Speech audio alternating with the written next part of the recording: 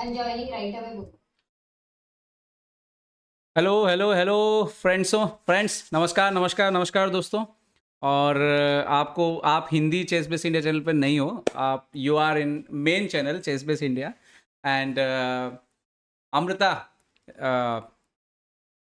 So Yes, guys, very sorry for because my internet. Amrita just wait I Like, no no no your तुम्हारा voice अभी जा ही नहीं रहा है। Wait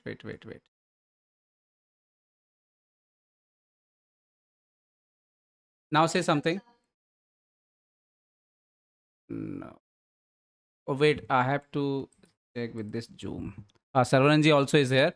So, friends, just wait for a few minutes. So, let me set everything. Let me set everything.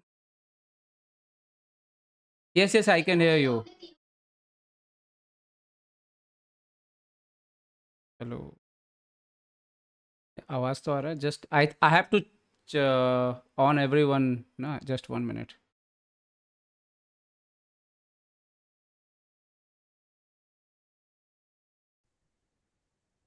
Yes, Amruta, say something now. See, now I will Yes. retreat. Now your voice is coming. okay. I can't hear you. You can't hear me. Saravanan नहीं सुनाई दे सकता है मेरे को. But can you hear Niklesh? Yes, I can hear now. I can hear both of you, and your voice is going there, I think. But Yeah. how this is possible? I think you check Saravanan voice should reach you. I Done, think done. yeah, done, all fine. Okay, guys. Firstly, very sorry because my internet has, I got a message that some emergency work and there was nothing I could do. Nobody picked up the call. So finally, thanks to Niklesh ji, we are here right now. And hopefully my internet is also going to be back. So we will be able to shift the stream in some time. But as of now, big thanks to Niklesh and Sarah. Sorry for the delay here. All of you, can you hear us well and is everything fine?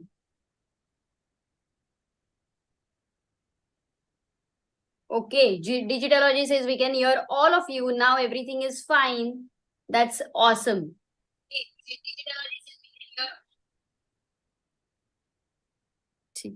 Just give me, Saravanan just give me a few minutes, so I will also put you top on the our overlay. Nikhilesh's all plans suddenly some pizza and everything is now gone for a toss. And Kadwa Chauth, na Nikhilesh? So that is fine only actually. That is we are doing for fun only. वो तो NG से पूछना पड़ेगा, तुमसे पूछ के क्या ही मतलब है. No, actually she's celebrating just for fun. Okay, I think looks like screen is okay. Screen Wow. presence is fine. Saravanan ji is here now. What What a start to the guys. FIDE Grand Prix round number 7. Grand Swiss round number 6. No, round number 7. I think Saravanan, can you please take over because we both are right now in a panic mode. I understand very much. So welcome viewers. This is the 7th round. After a very good rest day, we have all come back to the Grand Swiss being held at Isle of Man, the open section and the women's section. In the open section, our focus will be on two very crucial matches today. We have 8 joint leaders with 4.5 points from 6 rounds, which included the top of the world, Caruana and Nakamura, and apart from them, our own Vidit Gujarati and Arjun Erigaisi. Vidit Gujarati is playing black against Javokir Sindaro, a very young talent from Uzbekistan, and Arjun Erigaisi will be playing another huge Russian strong player, Andriy Esipenko.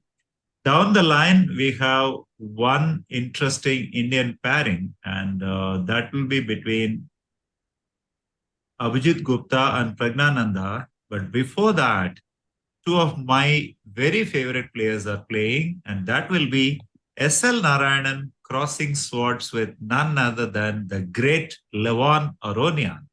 So many interesting clashes.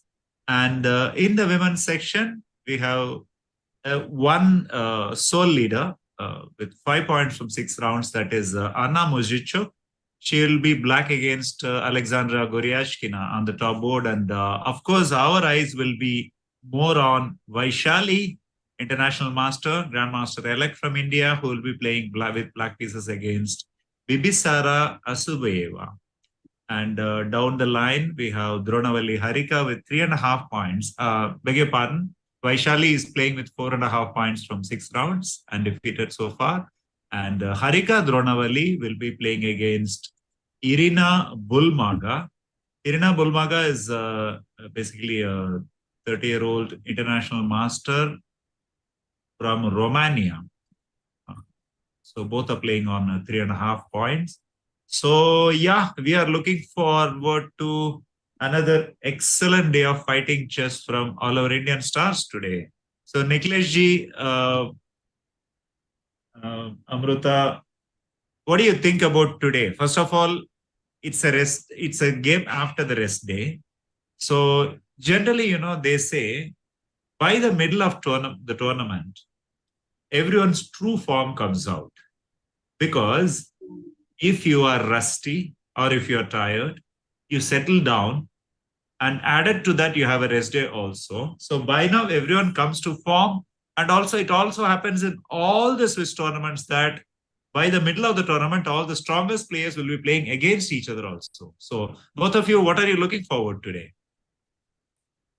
Amruta. Yeah, I think you're very right about that. Firstly, after the first half of the tournament, we get to know the forms. So that does impact sometimes the decision making on the board. You know your opponent is in form, so you don't go for something very rash. So you kind of get a feel about it. And Vidit, Arjun, both of them absolutely in contention for this candidate spot. It's a long way to go, but for us particularly, Vidit versus Hans game before the rest day was so mind-blowing that every day we are able to get at least one such game. So today also I'm looking forward to it. And Vaishali's form is, it's so exciting to see her games every single day. So after rest day, I am hoping that they all got good rest and they all went to Indian restaurants. That's what I know, inside news over there. So I'm sure they are going to have fun on the board. Niklesh? I think, what happened when I was writing report and I just was checking the players. Even so many strong players like even Ivanchuk and so many players are there. I can see they are means it's not only Gukesh is struggling sometimes. There is so many strong players who is there. David Navara is there. So many players are there. So this tournament, I think is not easy to score even half point. It's really tough tournament. And if you are in little out of form, everyone is ready to take points from you. Well, even if you are form, still they will take points from you. This is probably the strongest Swiss of the world for this year. So what else do you expect? Yeah, so true. So Nikhilesh, can we go to the first game? Maybe with its. Yes. I will put the first game, and meanwhile I will put the bars. So we will go to Vidit game. Okay. So let me put the Vidit game here. So it is another the most common openings of current era, that is the Italian, and no surprises there so far. Only thing remains to be seen is what kind of a setup that Sindaro is going to choose today.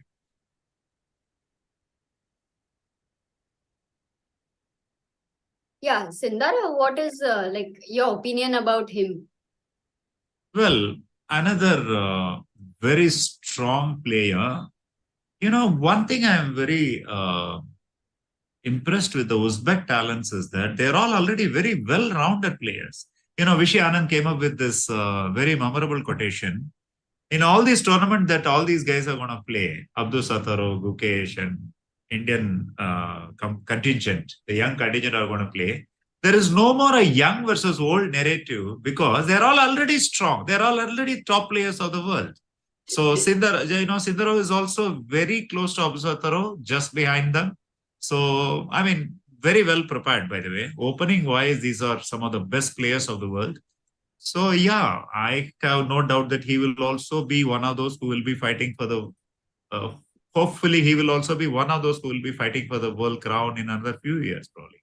So like in India, we have top four gang, we are talking about the young talents, Arjun, Gukesh, Pragg and Nihal. Similarly, for Uzbek, we have Nodirbek Abdusataro, Sindarov, and even Yakuboyev, who won the Qatar Open. These three for sure, yeah? Yeah, I mean, definitely. So basically, by the way, Uzbekistan is also a strong chess nation with a total of 22 grandmasters, basically.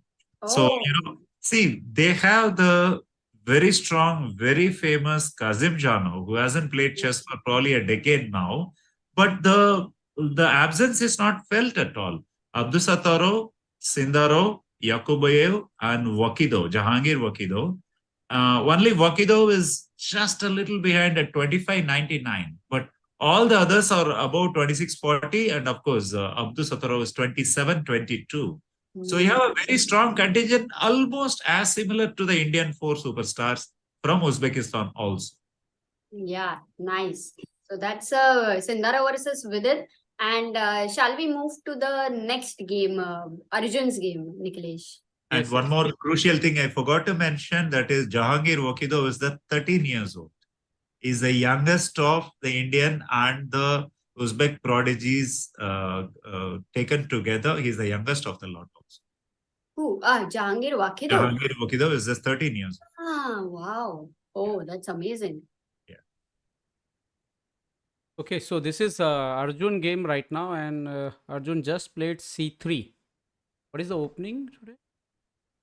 4, E5. Hello page.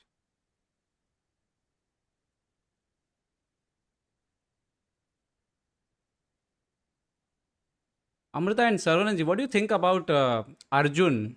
Means his last, I think last 1 year was not going well, and anyway he missed Qatar Masters in the final round, but still he played really well there. And again here in Grand Chess also he's doing, I think, much better compared to his last year.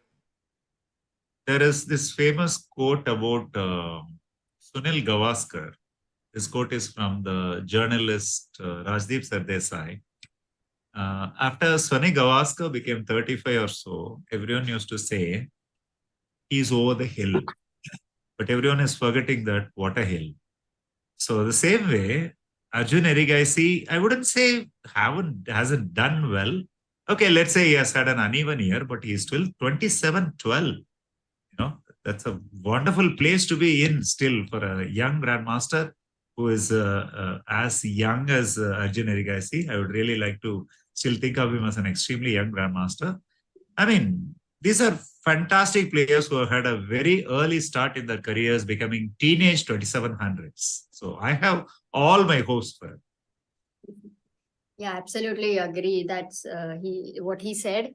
I do think that we overhype, a few months of bad performance is overhyped. That, ye player gaya, abhi iska gaya, that kind of a thing. And maybe it's just about when at least 3 years, a player is not performing, at that time we can speak about that. I don't think in chess we can talk about a few months of bad performance or a good performance also that way. Today is playing an early H3 variation in the developers. Instead of C3, you play H3 and then black plays BB7 and black gets the martial attack structure for free without giving up the pawn. It's an extremely complex position and it is just early stages. For some reason, Esipenko is taking a little more than normal time for a top grandmaster. Yeah? Yeah, already Arjun has about 20 minutes lead on the clock, which is quite significant right now. Yeah. So Arjun is better prepared. That's a little achievement over there. Esipenko has been like sole leader, I think 3 out of 3. Was he the one? Esipenko, while he was leading Just the 1 minute, tournament. Amruta, just 1 minute. Absolutely. No, I'm asking Saravanan. Do you remember by chance, was it Esipenko who was 3 out of 3? Or in the chat, if anybody remembers? There was, as much as I remember, there was none on 3 out of 3. I'm just checking the chart right now. Well, Caruana was on, Oh, yeah. 2 out of 2. Yeah, maybe 3.5 out of 4 then. Yeah, we can check that out. 3.5 out of 4. So in a way, he has been the sole leader. He has shown that he has been in form in this tournament. But now this is the chance for Arjun with the white pieces after the rest day. I would say this is a very critical round, right, for Arjun? Because he would be playing with either Nakamura or Caruana in that sense. Of course, everybody is playing the best, but in comparison, what do you think? Yeah, anyone who wants to go to the very top of the points table at the end of 11 rounds, definitely these are middle rounds are the most important because, you have to just stay with the pack, the top group. So that way, yeah, it's a very important game. And so we have Vidit Gujarati with a solid position, and Vidit Gujarati is also having a time advantage of 24 minutes, and Arjun has a time advantage of about 20 minutes. So that's good news for the Indians. And then if we go down the line, Niklesh ji, Yes, SL yes. Nath versus Aronian. Yes, just 1 minute and we are in the game. SL versus Aronian, correct? SL versus Aronian, and something significant already happening there. Look at the position. It's not a very standard position you will see in the game of a between two top grandmasters. And for some reason, it looks like SL might be struggling. Which opening do you guess? Like it came from Tarash or Queen's Gambit? I already know the opening. Do you want me to guess? Or, Oh, Ragozin. It came from Ragozin. This is a kind of an offbeat variation of the Ragozin with Queen B3 instead of C-cross D5. It almost like a Queen's Gambit accepted the position as deterred into. So my point is the very significant move is 12th move, Bishop G5. Yeah, at this point. This is somewhat of a significant moment because in this position, the commonly known moves are Bishop F4 and Knight A4 here, theoretically. So I'm just checking about Bishop G5, whether it has been played. Because, Amruta, if you're noticing, after F6, Bishop G5, F6, Bishop H4, now the bishop is kind of off limits, offside at H4, which is a little bit of a concern. Oh, but then the problem is, like, do you black for him later? Does he plan to go king h8 and e5 would be good for the dark square bishop to be shut up, but the d5 square will get weak in that sense. So maybe that may not be a good idea, right? Okay. Honestly, I can't say so early, but one thing is, if black plays knight d e5 here directly, okay, as we are talking, black has already played king h8, I think. King h8. So king h8 has already been played. Oh, does he want to go g5, g4? Aronian. Because Aronian can do anything. This idea is also good to just eliminate one knight by force, knight e5, and just then basically to free yourself, to get some elbow room. Basically. So you free the knight as well as bring the bishop out to d7. So knight d5 is quite called for, but then I don't know why he played king h8. Because king h8 gives the notion that he might play e5 also, he might play g5 also, he might play knight d5 also. So, and he has taken about 4 minutes to come up with the move. By the way, Bishop h4 was Narayanan's longest think at 12 minutes.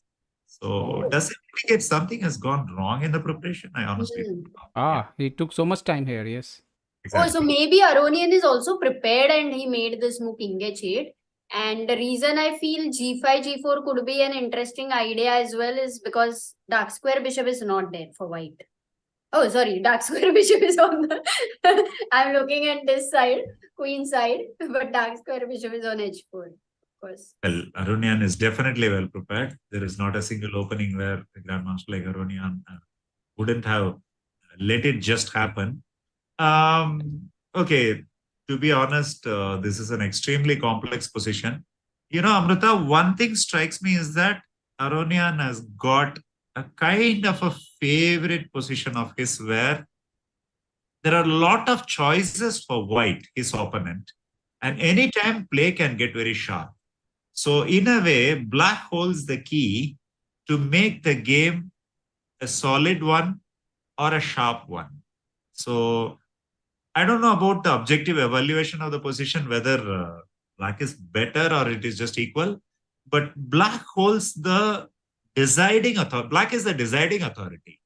He holds the trump as to which way the game will go, whether imaginative, sharp and all. That looks like a little significant point at this moment. This choice is with Aronian, actually. You are so right. Amruta, can I leave you in this game and come just 2 minutes? This game or any other game and Vidit game? Vaishali's game maybe. Vaishali game. Okay, just 1 minute. And you can take your time. Okay, yeah, I will come soon. I can't make moves, no? Otherwise you can No, go you and... can't make. I will come soon.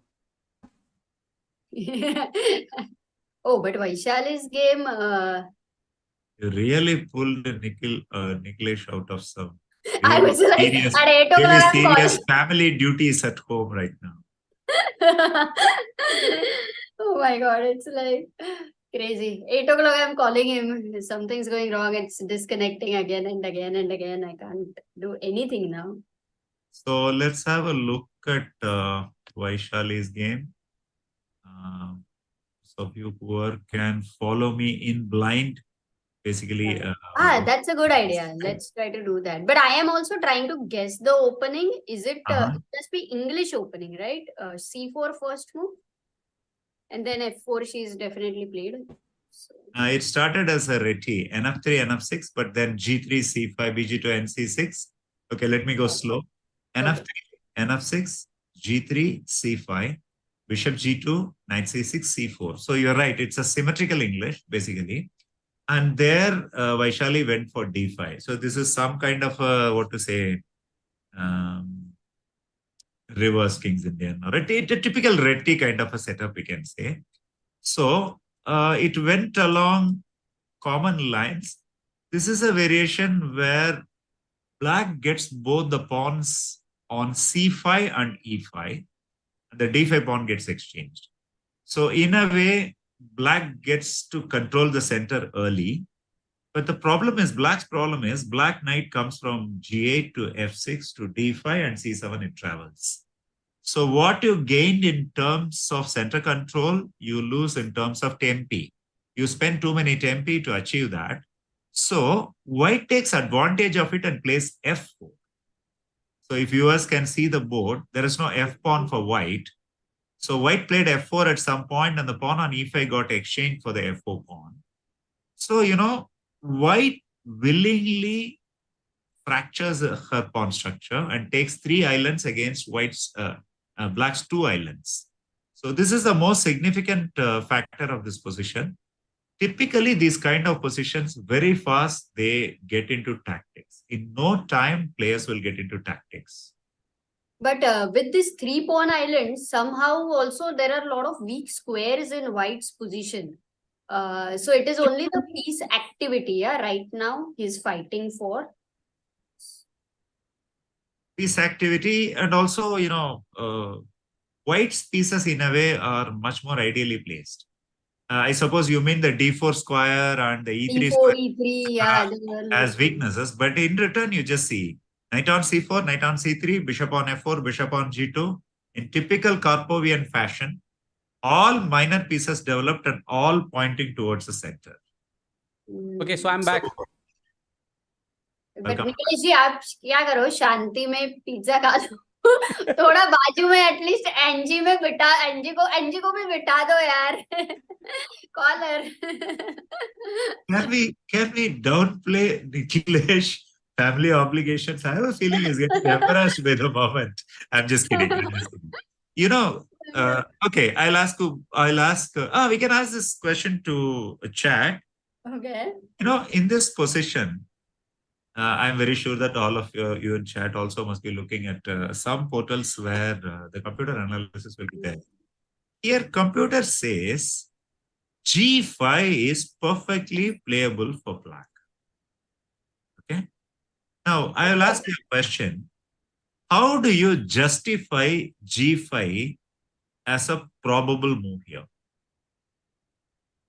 A question to everyone. Very good question. That is actually because when you said ki G5 is justifiable, there only I was like, really? Cannot even think of that move.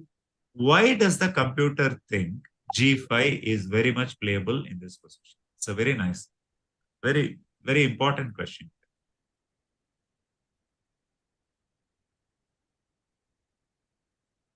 Come on, chat. Amruta, everything is fine for people, na? You already checked, na? All sound, Everything is everything. fine for the green bars. I will later tell you the trick, what to do on the Okay. left. Yeah. You have to choose if you know how to choose a filter. Do you know how to choose a filter? OBS में जाना, Okay. Air को right click करके मतलब filter उधर आएगा, तो उधर green screen Croma की के लिए ग्रीन Ah, डालेंगे. okay. You want to remove the. Okay, got it. Got it. क्या बात है? Okay, we have got some very interesting answers coming. Limited bishop, no immediate threat. White bishops need rerouting. Kicking out the bishop from the powerful diagonal, gaining tempo. Therefore, bishop is very active and the engine wants it to be kicked away. Dark bishop does not have a good position after that. You know, in chat, very often I think that instead of asking for moves and tactics, it will be fun also to ask general questions like this because, you know, positional chess is, what to say, when a player is developing or when we have spectators who love chess but who are not professionals, they always think that this positional chess is some kind of a mystery. You know, rules of tactics is very easy. I take this, you take this, I take this, I checkmate you.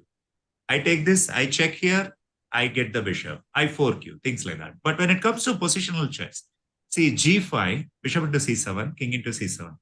Niklesh, is it possible to make the move for you Yes, here? yes. Now G5. Yeah, so G5, bishop G, C7, king C7, queen C. Black plays G5. Instead of bishop E6, G5. No. Ha. Black is threatening. I mean, it is black to play in this position after bishop and F4. No, Black, after bishop F4. bishop Okay, E6. okay. Yeah. Vaishali Bishop played E6 bishop played E6. already. Ah, So, okay. so instead of bishop E6, let's say G5. Mhm. Bishop C7, queen C7. Now, look at the position. What has black done? He has weakened his king side by advancing the pawn from G7 to G5. And he has also weakened, apparently has weakened the D5 square because now knight comes and sits on D5. It's a badsha there. Okay. So it looks like G5 is a weakening for all sense.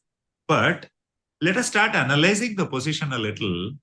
Apart from that one D5 square, actually white doesn't have much to show in this position. And when you played F4, when white played F4 early in the game, it means that white's king side will never be strong after this. White's king side will always have some issues. So, you know, G5 is one of those provocative moves. Yeah, come to D5, sit there. Uske baad kya hai? Uske baad, slowly, my pawns will roll. F5 will roll, F4 will be threatened, dark squares will be weakened. Just that strength of one D5 square. I mean, let's, or we can put it that way. Okay, you got D5, but I have got bishops, I have got dark squares. Let's have a game. So, you know, this is a move which doesn't confine to very strict positional play, but at the same time, it's typical modern chess. Trading one weakness for a strength, you know, and see, chess is sometimes not just a game of position and strategy, positional understanding and strategy only. It is also a game of, you know, hand-to-hand And combat. also, what is the style of your opponent you keep in your mind, and accordingly you take the risk. Excellent. Exactly. So very interesting G5. But anyway, Vaishali went for the more solid bishop E6.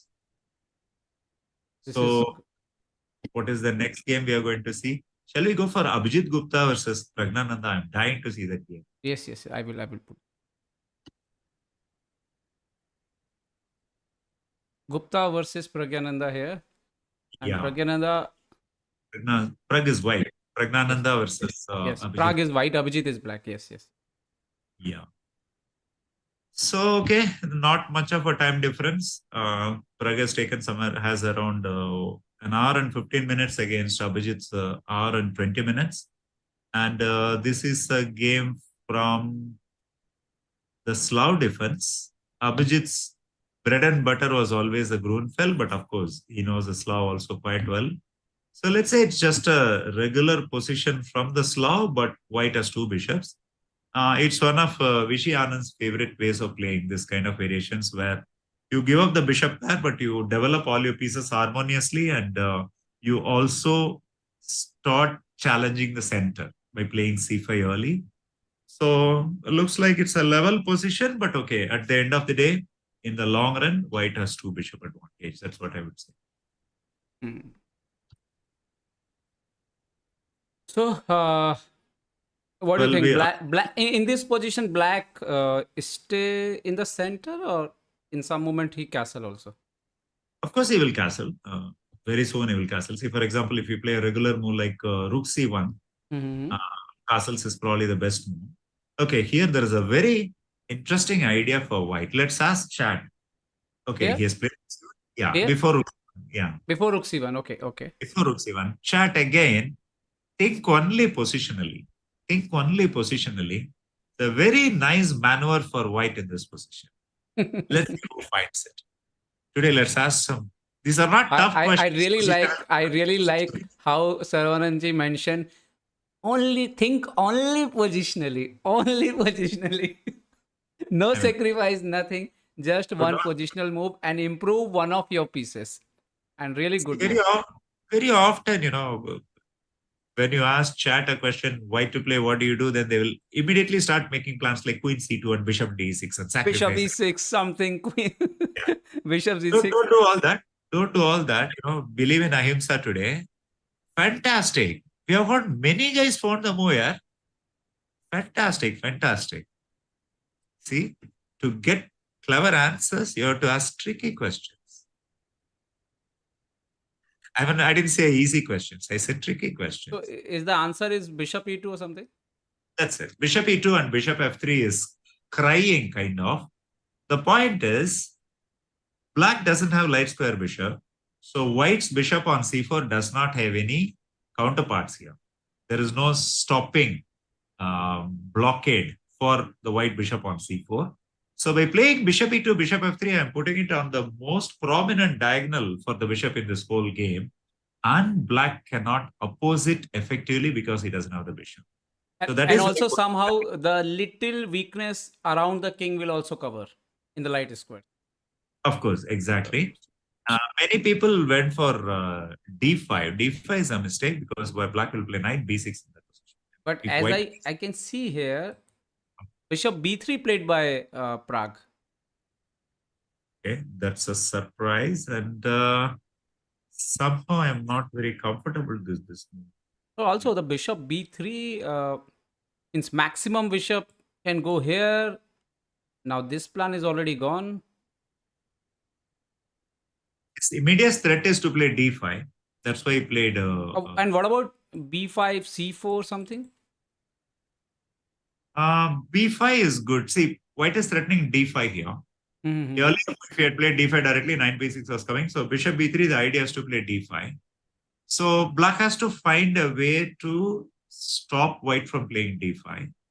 So as you said, actually b5 is a good move because b5, now if white plays d5, you can shut the gate with c4 and capture the pawn on d5. Because right now white not in the, if d5 is not coming, then white not in the situation to open center right now because nothing is happening to king. I think if b5... No, I missed something. Actually, d5 core, c4 is not coming because d6 is possible there. Ah, okay. I missed something. So d5 is playable, in which case probably white is going, black will go for ed5. No, c4. If Oh, you want to play c4? Sorry. Take c4, I thought d6. Something is happening. Maybe my internet. Chat, there is a fantastic move for black here. There is a fantastic move for black here. Can anyone find black to play? What is the best move here? My God. Black to play, huh? Let me Black see. to play, sudden action so early. Amruta, I think my internet is fine, but somehow this leeches is again reconnecting. Ah, that is leeches bro. Issue. Sometimes it happens. It will Okay. Khana kha lo Nikhilesh sir. I cannot share my I will be able to with- shift in a bit, so that will be fine.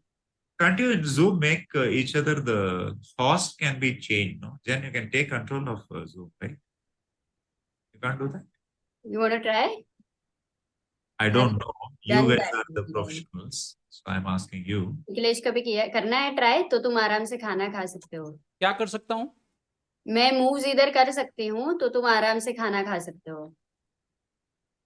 मुझे उसमें doubt है, कैसे करोगी अगर screen नहीं दिख रही है तो? स्ट्रीम दिख रहे. जैसे ही मैं स्क्रीन शेयर करूंगा, Screen Most- share, nahi.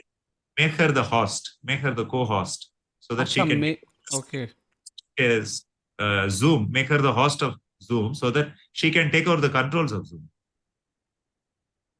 But Zoom I'll get the control. No, how do I make a move on? Okay, let me try. You are the host, Amruta. Now you can see what you can do. Try, Amruta. Yeah, but how I can make the move? No, I can't because the screen leeches ka window is different. That's Ah. a different one. Yeah. But now can't you load leeches in your own window and then take control of it freshly? Is it too much of work I'm giving you? No, if- not that way. If but, her it internet is won't be not good, possible. that will not come clear to me, the board. Okay. And meanwhile, many of your viewers have found the answer. Knight e5, great move. Fantastic move, knight e5 here. You got the tactic? So knight e5, ef7 check, king f7. Arey, this leeches have some issue. No problem. It take a bit. Sometimes refresh it or close it and start leeches again. Now he took. Now bishop c2. Now, can our viewers get the shot for black? Fantastic. Bishop c2. I will. Oh, nice question there. Awesome. Guys, are you alert? Actually, if we had chat chess moves, at least 50 of you should be able to answer this. Guys, do adjust with the bars and everything over here. We will be shifting everything. Plus, right now, technically, we have tried the green color without remembering that if we make the green screen, that's going to disappear everything. So, yeah. थोड़े blunder हो जाते हैं सबसे. It's not a blunder, I think. No, Which one? it's okay, I think. Which? नहीं. So Sam Pragnanda says- played bishop b3 and opponent played b5 already. Abhijit played b5. Yeah, so obviously d5 can't be done. Now, Sam gives a nice compliment. Great content and channel. I feel like my eyes are glued to the content on the screen. Thank you so much, Sam. Nice. So, Nikhilesh, whatever, we don't know what problem you're in, but whatever problem you're in, it's worth it. Just joking. Yeah, b5. So what is it? So Abhijit Gupta is playing pretty interesting chess. In fact, he did play well with Vidit, that game which we had seen. Towards the end, it went wrong for him. But over here, I think, is Pragnananda's opening preparation in a bit of trouble there? We can say. No, actually, instead of bishop b3, he had a better position with bishop e2 followed by bishop f3. So I think opening was all fine. I think this planning for d5 as a break, it looks like it wasn't the best of plans from what we are analyzing so far. So a question from Sriram. Yeah, it's a good question. General, why are players secretive on revealing their second's name? Is it because the opponent could potentially prepare for second also, who has been the most remarkable second in chess history? Well, obviously, when you know who is the second of somebody, then you can kind of expect a second specialities, you can expect what is the opening that the player can go. These kind of things. And second thing is, chess players are secretive people. See, some of the seconds that Vishy Anand employed in some of his matches, personally what I know, has never been revealed. And I don't even know whether he is willing to even reveal them in the history, even in the long run. So, chess players are secretive people, and higher the level of the tournament, the higher the stakes are. So it's a very common thing. In the history of chess, who is the best second in the history of chess? Actually, it's a very interesting question. When it comes to efficiency, from what personally I've seen, I've had the honor of seeing, it is Peter Hein-Nielsen in modern chess. I mean, imagine he was first the second of Vishy Anand starting from 2002 to 2012, and then he shifted to Magnus Carlsen, and ever since he has been Magnus Carlsen second, and both have been world champions in this period, so no doubt about it. But there is one more remarkable second trainer, and it was the trainer of Boris Spassky, if I remember. Boris Spassky had or Zach. It was not. Let me get the name. Just the name is just missing me. They always say that Spassky would have never become world champion, but for the works of his seconds. They say. Was it Vladimir Zach? I'm just trying to remember. The name will come. He is supposed to be. He was called as a maestro, and he is supposed to be the person who. Banderevsky. I got it. Banderevsky. Igor Banderevsky was Spassky's second. They say without Banderevsky, there would never have been a Spassky. He kind of not only molded Spassky's chess, he molded Spassky's character, which is very important. Remember in 60s and 1960s and 1970s, seconds were not necessarily the ones who were doing the openings like today. So it was more of developing other aspects of the game, and more than anything, a psychological stability. So, Igor Banderevsky, very, very respected figure of Soviet chess, took over Boris Spassky somewhere in 1960s, if I remember correctly. And there is not a single Soviet chess manual which doesn't mention Banderevsky when it comes to Spassky. This is the answer. Saravanan, I have one request for you. You should write one book, The Chess Stories by Saravanan.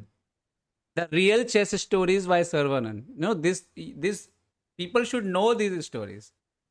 I think anyone apart from you in this world know this kind of stories. No, this has been documented very widely. But you remember everything, all stories, so many things. Kenna Sozanko's articles on Spassky, this has been mentioned. Anyway, nice of you. Thanks for the compliment. But yeah, you should think about it. And ChessBase India will publish it. I have ambitions to write books, but not as stories. I have ambition about other subjects. But yeah, okay, let's see. Anyway, let's move on now. So we are stuck with Spassky for a long time.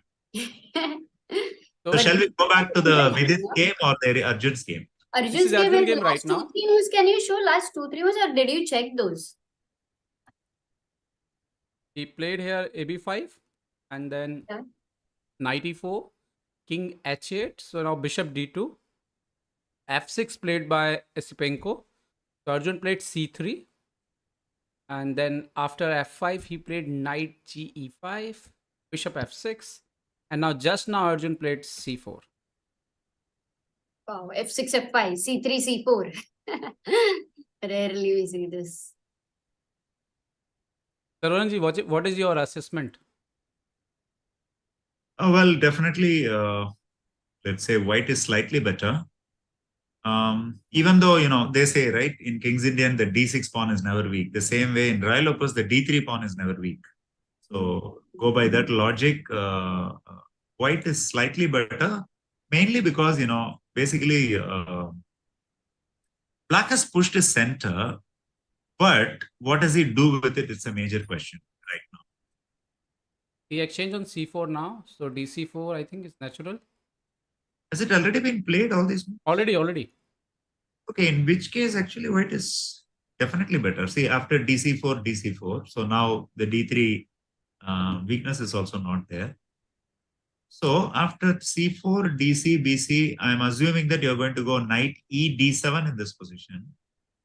But how did you play b takes c4? Was that kind of forced? Because I thought the d3 pawn is pretty. I mean, I was trying to sink in what you said, that the d3 is not a major weakness, but still it feels like it is over here. So there's no other option. No, it's forced.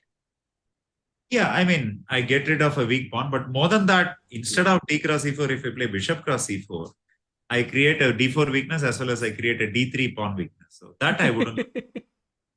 Yeah, now No. the For d3 pawn black, is a it was blackout. forced. I mean, for black, b takes c4 was forced. Yeah, of course. Black b2 6 was forced. Ah. Now, assuming that black will go knight d e7 here.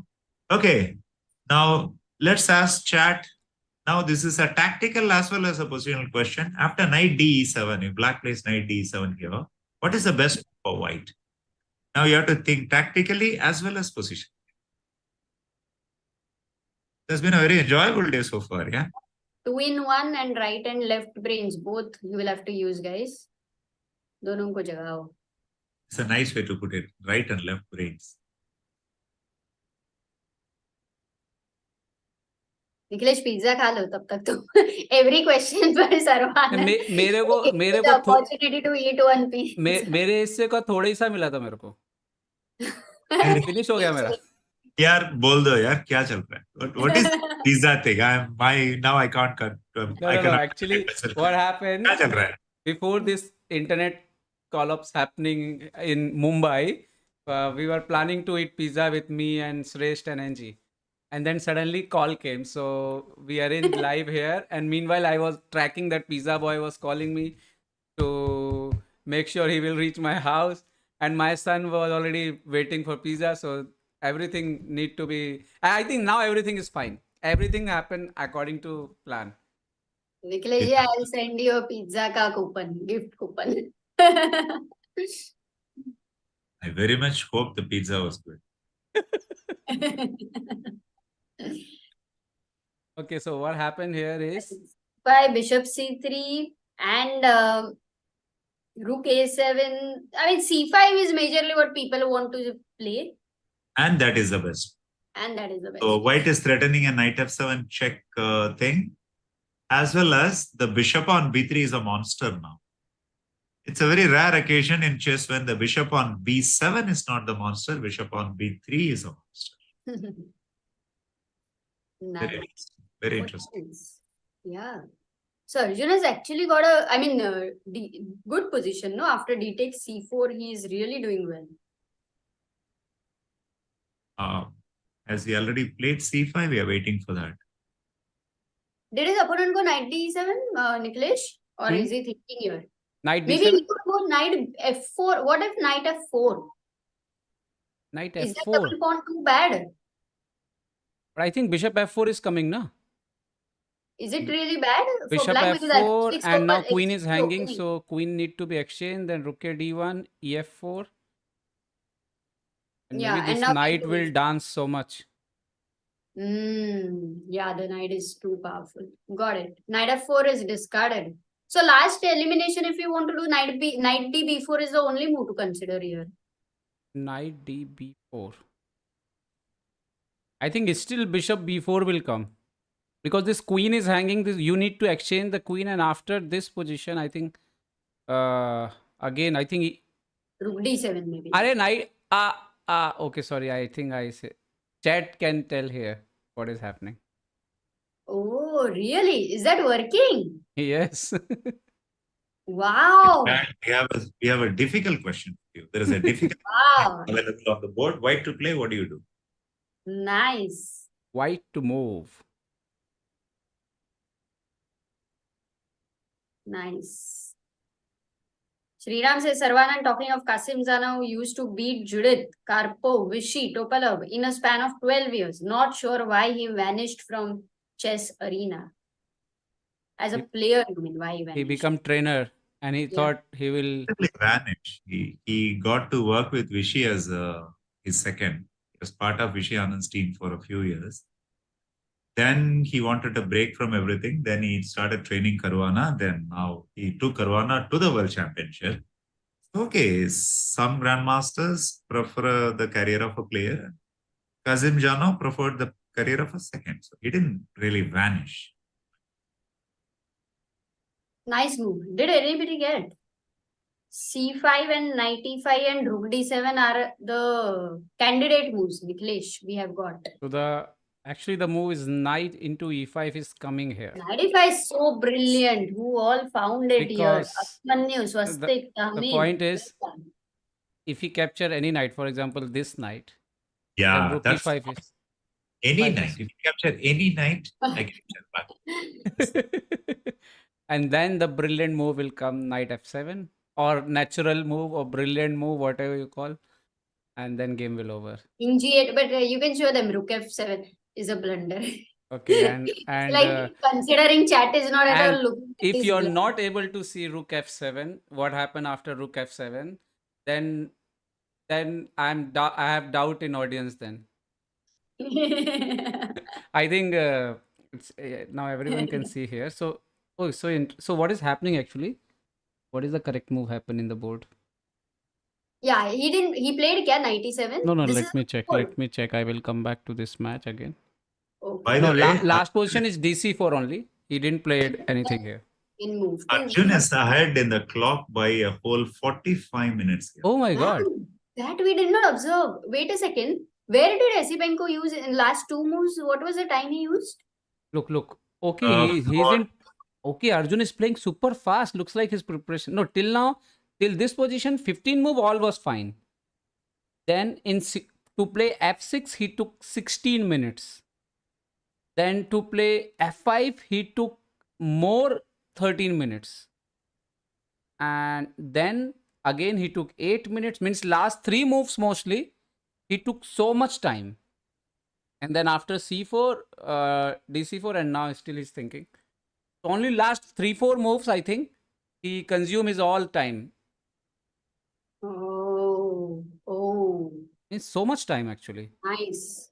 Great spot, yeah, Saravanan. This is important point. 45 minutes is huge. Means 15 to 19, he took almost 1 hour. Oh, no, not almost 1 hour. It's still, I think, 45 minutes. So much. This may be a very significant factor in this position. So, So we can also check Vaishali's game because we've got the news that she's slightly better against Bibi Sara. And that's a very critical game there. So, Okay, so let me... Sara, a very strong player there. After bishop e6, Bibi Sara played e4. E4. E4, matlab she gave the d4 square permanently. And Vaishali plays silently rook c8 to just unpin the knight and also support the knight. Now queen will be free. Saravanan, what do you think about this e4? actually, e4 is quite a common plan in this position. White will play knight e3 followed by knight d5. So forever there will be a knight stationed on d5, which will be her bigger strength. This is a theoretical position. I played it myself. So this is not necessarily unexpected. Yeah. But what we were analyzing, the g5 thing, that would have been very interesting. Instead of rook c8, you mean she could consider g5 over here? Yeah, g5 was possible instead of bishop e6 as well as instead of rook c8. The current position, I don't know. I'm still Something like this. I'm not sure about this.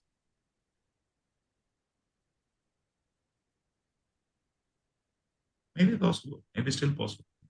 Yeah, it is another game. Yeah, this looks. Exactly. But tell me something. Why has E4 changed the evaluations for the Indian so much? Like, if you are saying that too, it is a very common plan. So, why in this situation is E4 a little premature? Like, should White have been a little patient? Or after Rook C8, how is Vaishali's overall position changing so drastically? By drastically, I mean, you mean that it has become equal, right? That's what you mean. Yeah, No, I it mean, was white it. had a very white had a slight edge, and now black is having a slight edge. So in the like the gap has been huge in that sense. Full Right? 1 point happened. Full -1 shift here to there total. Oh. धोखेबाज meter. Well, see, it's not the same position where E4 has been played. So that way it may be different. See, basically, whenever a move like E4 is played, the computer always frowns on it because D3 is a permanent backward pawn after this, and D4 is a permanent outpost for this.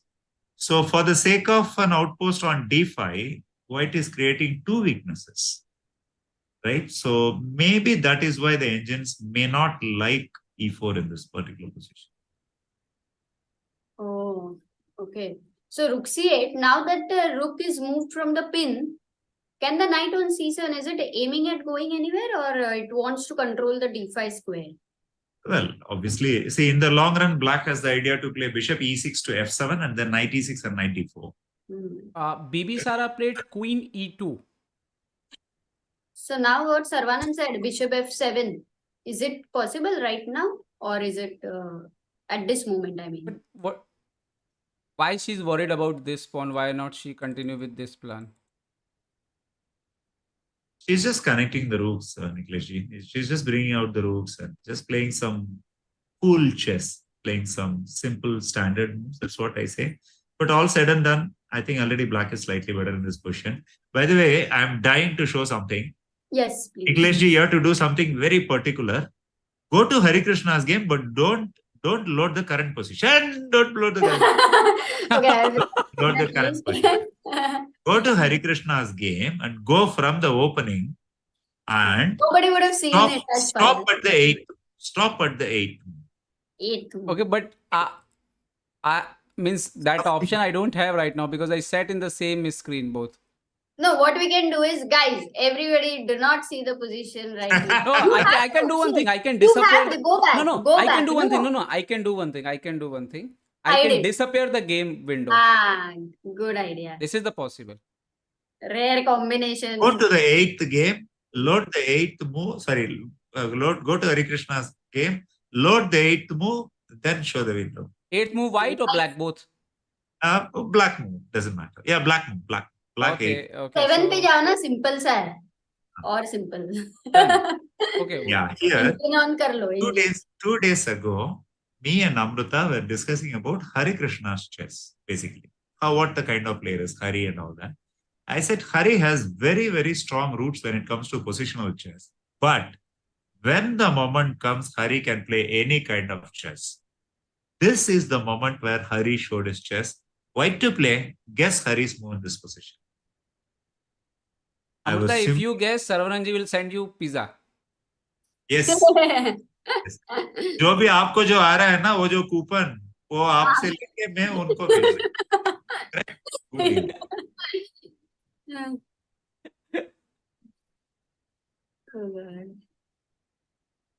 Okay. I think my excitement gave it away. Many people are immediately finding the move for white. Yeah, it's. But Amruta, don't watch the chat. No, I didn't. But my first, I'm not. The point is what the way he has, built this all up. It seems like the next what I'm considering has to be wrong because it Look, cannot. I will help you. I will help you. Like bishop g5. Play like a Amruta here. Oh, are you serious? Yes. Play like a Amruta here. Four. How do you know so much about Amruta's chess? This is because I she's my boss, Saravanan ji. No. My No, I played against her. I played against her. She beat me like that. But was she already your boss when she beat you? No. Even she was not. It was an honest game. Full honest. G4 played by G4. Oh, nice hint, yeah, Niklesh. What a move, really. And people got it. They didn't consider bishop g5, which was the most natural pin the knight wala move. See here, before G4, if white gives one move for black, bishop c5 and d6, the position is equal, almost. Because generally when the white queen comes to f3, it would have come because black plays bishop c8 to g4 and captures bishop at f3. But yeah, the queen is already on f3. So in this position, time matters everything. Once again, Zigbert Tarash, time, space, material, and activity. Activity is the key when you are behind in development, especially, that bishop on d6 is an ugly fellow. He doesn't know why he is obstructing his own pieces so badly. So before black makes those adjustments, white has to pounce on the king side here. So, g4 is a fantastic move. First thing is, it shows black that I'm ready for a fight. That's what I really like about this move. Every day in Bhopal, I found so many bishop d6 type of people who jam the road without any reason. Bishop d6 type of people. That is a good one, Gukesh. What are you? I'm Bishop d6 type. Okay. Oh my That's god. really a very good joke, but very unfortunately, I cannot tell who the people are because it's not a very... No. So many people in the traffic in there. Whenever I'm driving, I found someone who put his bike or something unnecessarily. Acha, that way. Okay. Now, what I was going to say was a joke, practical joke which happened. Yeah. Okay, Oh. and I think he listened, Murjin. He played bishop The c5. traffic is clear now. Yeah, what was your joke, Sarah? So, a very prominent international master was playing with another prominent player, not an international master. So this happened in National Rapid 1991 Delhi. Okay. So the prominent international master in a crucial position suddenly saw his opponent uncork a brilliant combination and he lost the game. And afterwards, the international master came to know that opponent got the combination by suggestion from out of the board by one of his teammates. Oh. Okay.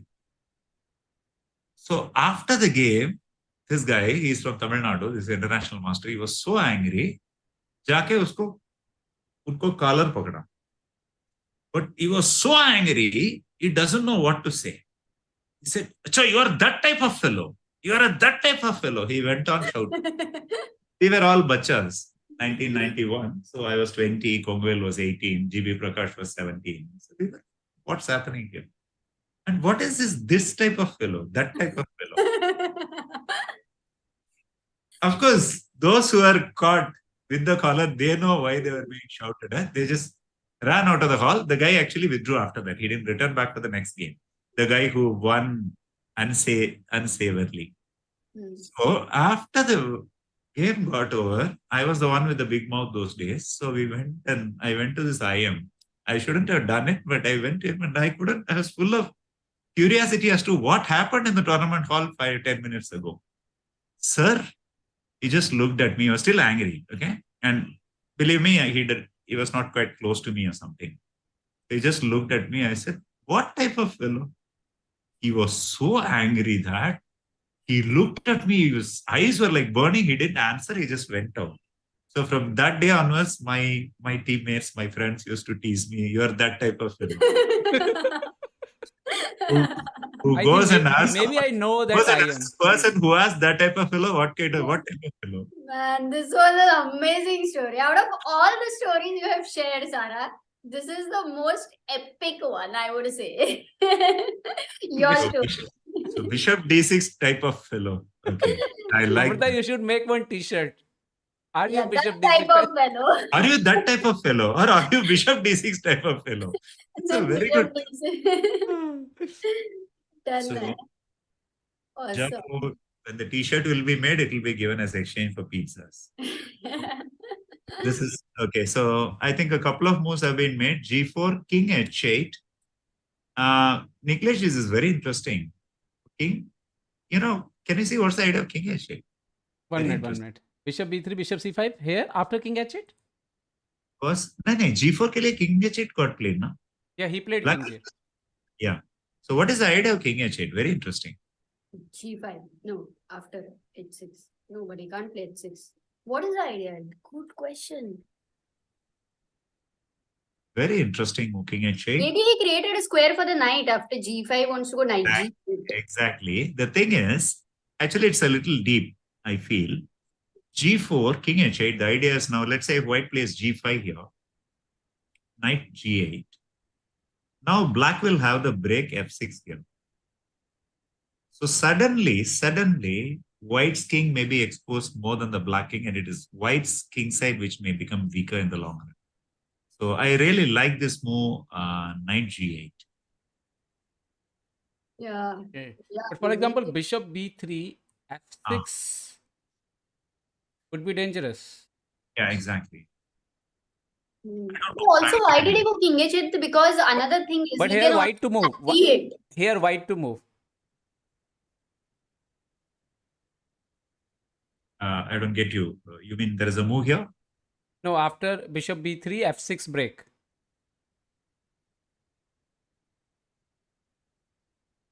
Are you able to see my screen? Yeah, of course, of course. We are Nice. just thinking. I mean, G6, no? behind this move, I'm just thinking. Acha.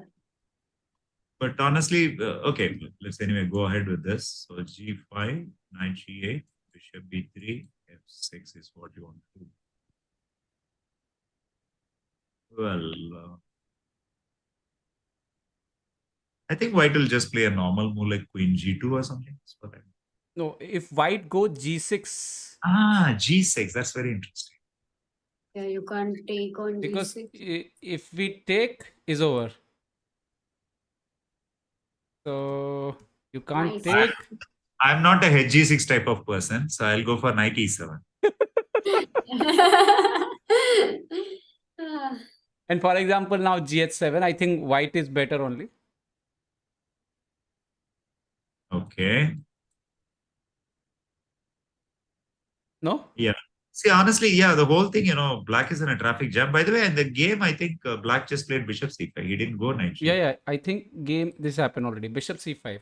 King gh8, bishop b3, bishop c5. Then Hari's thinking. Okay, but that was a great question in this game, Sarah. Maza. Thanks.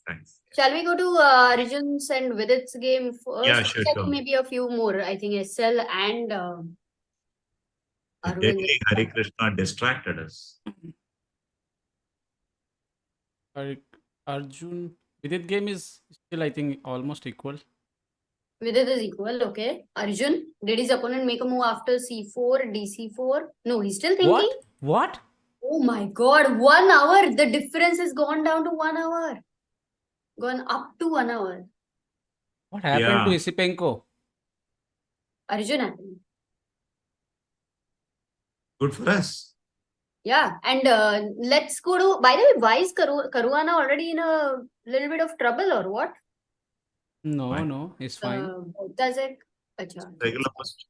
You will have to click on the windows. Yes, I'm sorry. Bars will get updated. Okay, this is fine. Pragnananda, can we see SL Narayanan versus Aronian and Pragnananda's game as well? Yes. 1 minute, I'm coming. Narayan versus Aronian. And Aronian is little bit. But what happened after Queen c4? Vaishali's opponent made some move, which is, I think, again a little weak. We can go there after we check this game. Narayan's. Saranji, you are right. That h4 bishop is actually missing the ground. So king h8, the idea was to play e5, not to play g5.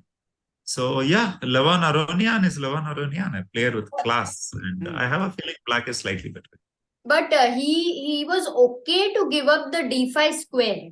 So basically he's saying that your h4 bishop being out of the game is more important to me than you getting the d5 square. Is that?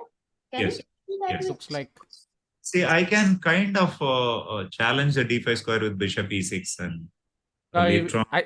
Yes, bishop e6, knight d5. Then maybe queen f7 or something. Yeah. Got it. Nice. I really missing these days when I started doing live. I'm really missing to do live commentary on Kramnik classical games.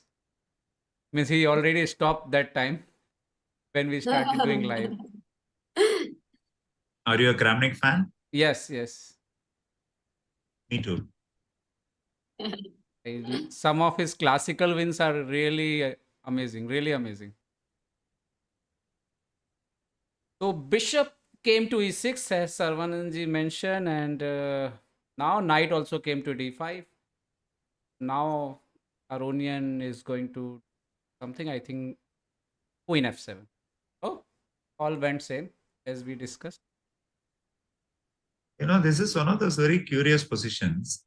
White has a knight on d5, but actually it is white who is in trouble, because that knight can easily be challenged with knight e7. Black is going to play knight e7 for sure next move. Whereas for the bishop on h4, you know, there is no life for a very long time in future. Let's say, he has to play bishop g3, then some knight d2, f3, bishop f2. Bishop h4. All this just to get a life, not to actually achieve something. Yeah, sorry, you're saying something. I'm saying bishop h4, internet is fully disconnected. Your internet is disconnected? No. I'm saying bishop h4. I'm saying bishop it's like h4. my today's internet. Yeah, got it. This is today's Amruta. Oh my God, absolutely. So Ruchir Tandon has asked, Nikhilesh bhai, 97 will be a plan. yes. Yeah. No, I think Saravanan, and why not to play rook c8 first, rook c8 first, and then go knight e7? No?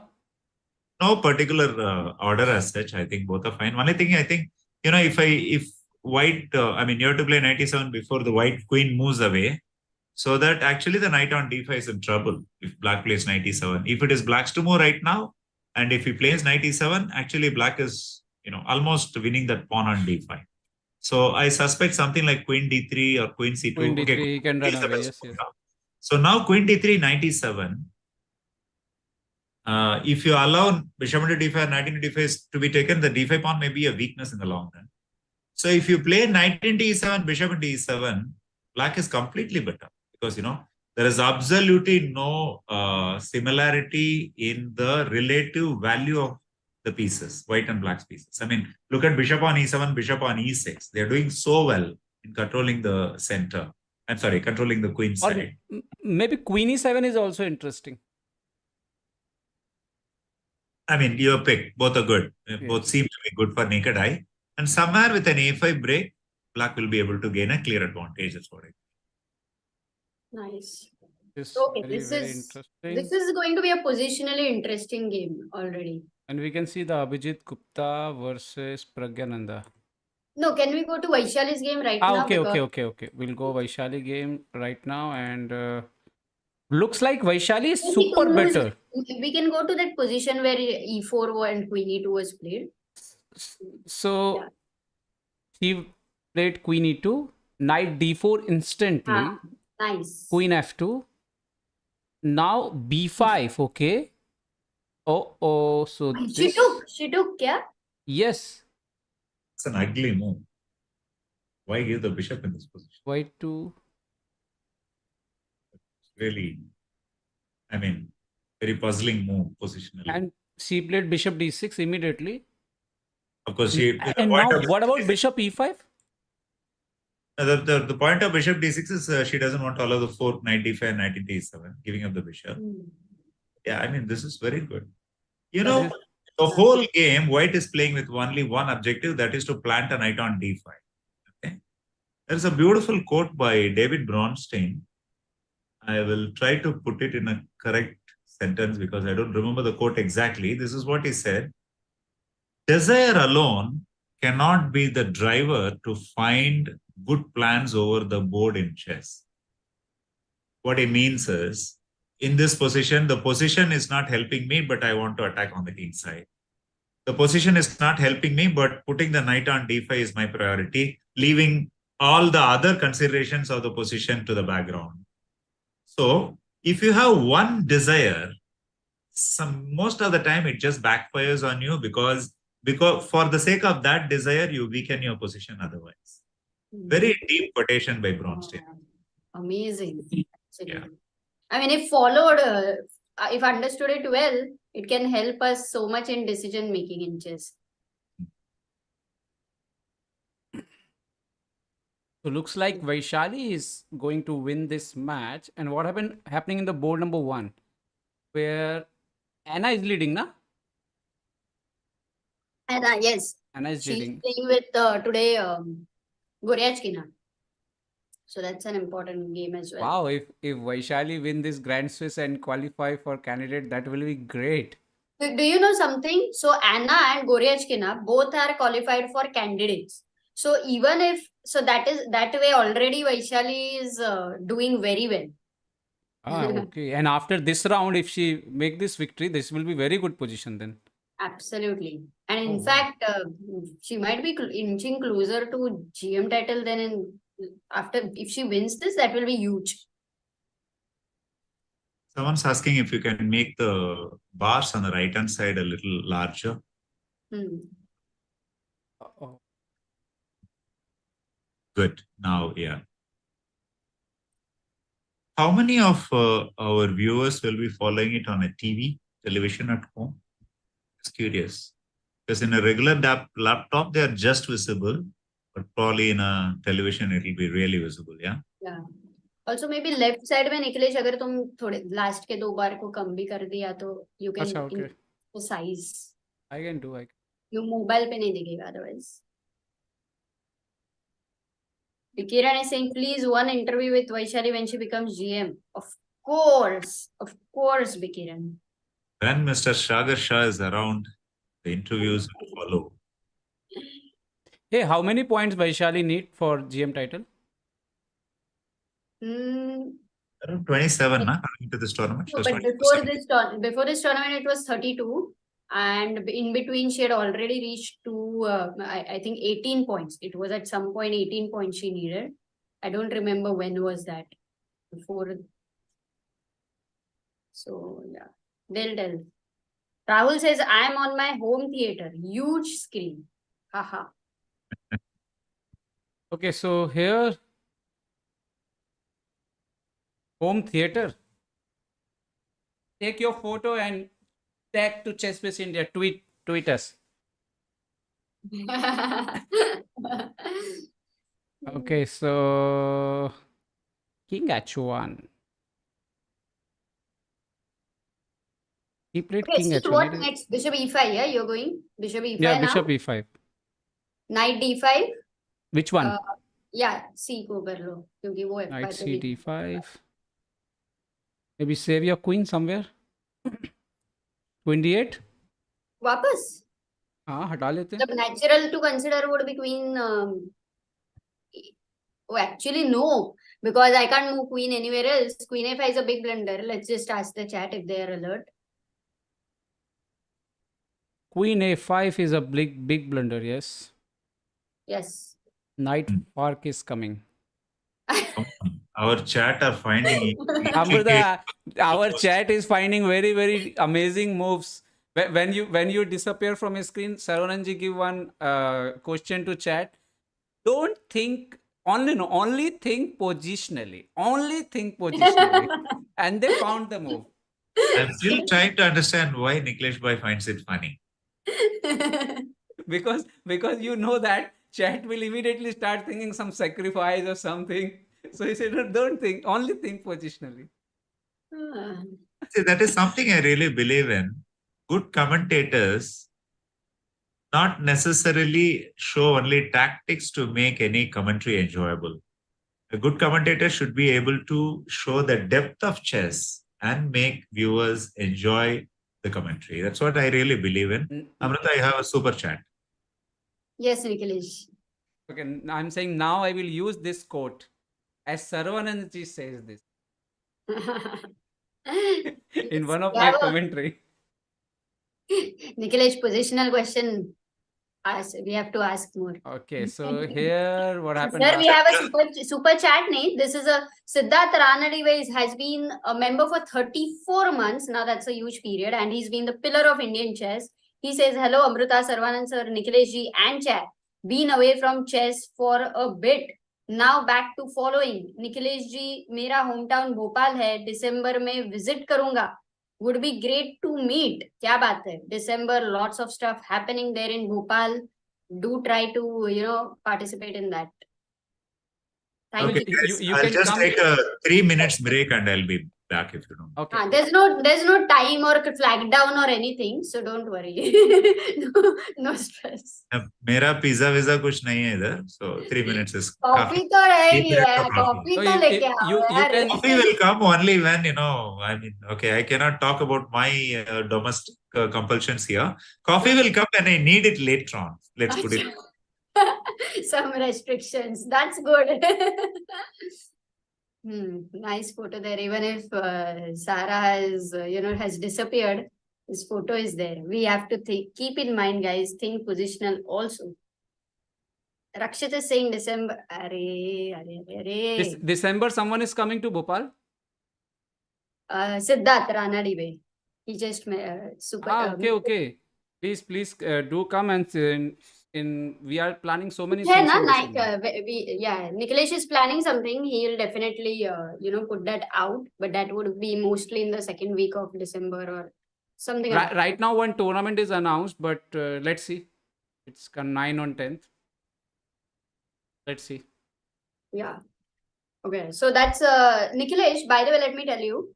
I think my internet issue is solved. So whenever you are bored, that time we will shift. Whenever you are tired, right now also you want to go and spend some time with your family, let me know. You will only need to tell me 5 minutes before. So, Okay. Don't worry. We are fine. Whenever you want. So you need to check also your internet is properly back. Yes, it is. I have put this live stream only over there. Okay. So it looks good. So Amruta, Sagar is traveling these days and you are in home. Yes. You are in home and office. Yeah, na abhi aadat ho chuki hai. So you never scare alone? Earlier I couldn't stay in one room also at night. That's why I'm asking you, because I know about those things. So I beat my fear. That's great. Okay. Yeah, I beat my fear. So yeah, one by one. Oh, this is very good. Okay. Yes. So, I think, but still one pair is there, na? Which one? Yeah, that one. अरे यार सब याद कैसे रहता है भाई? वो वाला है बहुत ज्यादा है. वो अभी कम कर रही हूँ पर. Public, if you can guess, that will be funny. When Saravanan has disappeared, Nikhilesh has asked a question, and what is the question? Look, it had to do in Olympiad. That's the reason. In Olympiad or any important tournament, everyone of the team always is scary to Amruta, because Amruta want to tight down everything. This should be this thing. This should be this. But Amruta is scary to one small animal. अरे यार, how do people get it, man? Ayush एकदम ही फटाफट. Maybe he's also scared.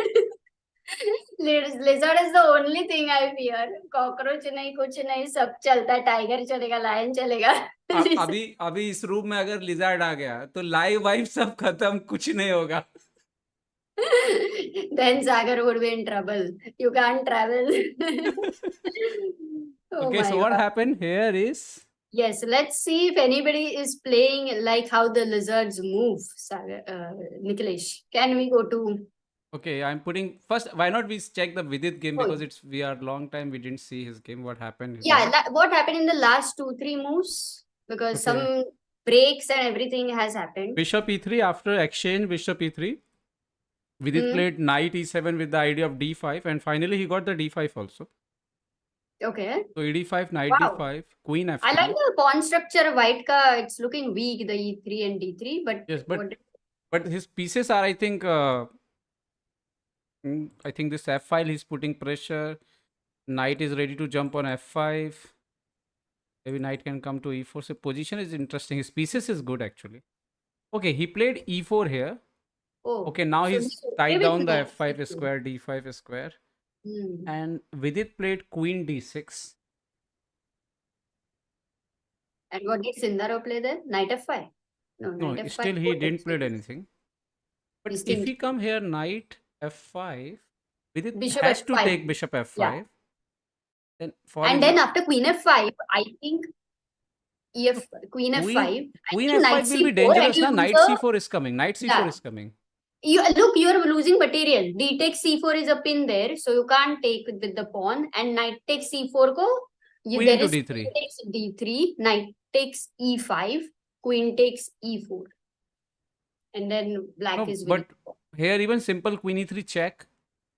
King H1 ko, queen takes E4. Yes, Nice yes. intermezzo. Nice. है ना?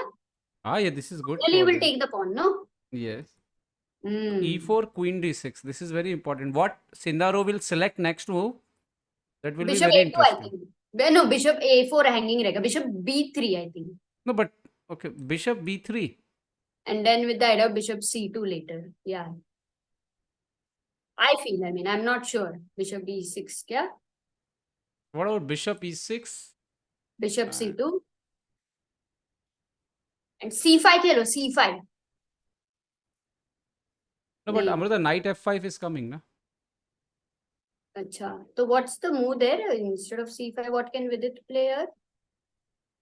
Any nice move? Bishop, anything which is like, can we No, guess? actually, he's keeping this C5 check in his hand, I think, for if Knight will come to F5 or something. Hmm.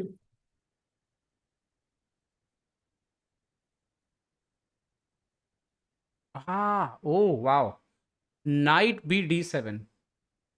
The idea is if you come Knight F5, Queen B6 check, after Bishop into F5, Queen B6 check and Queen B2 even coming.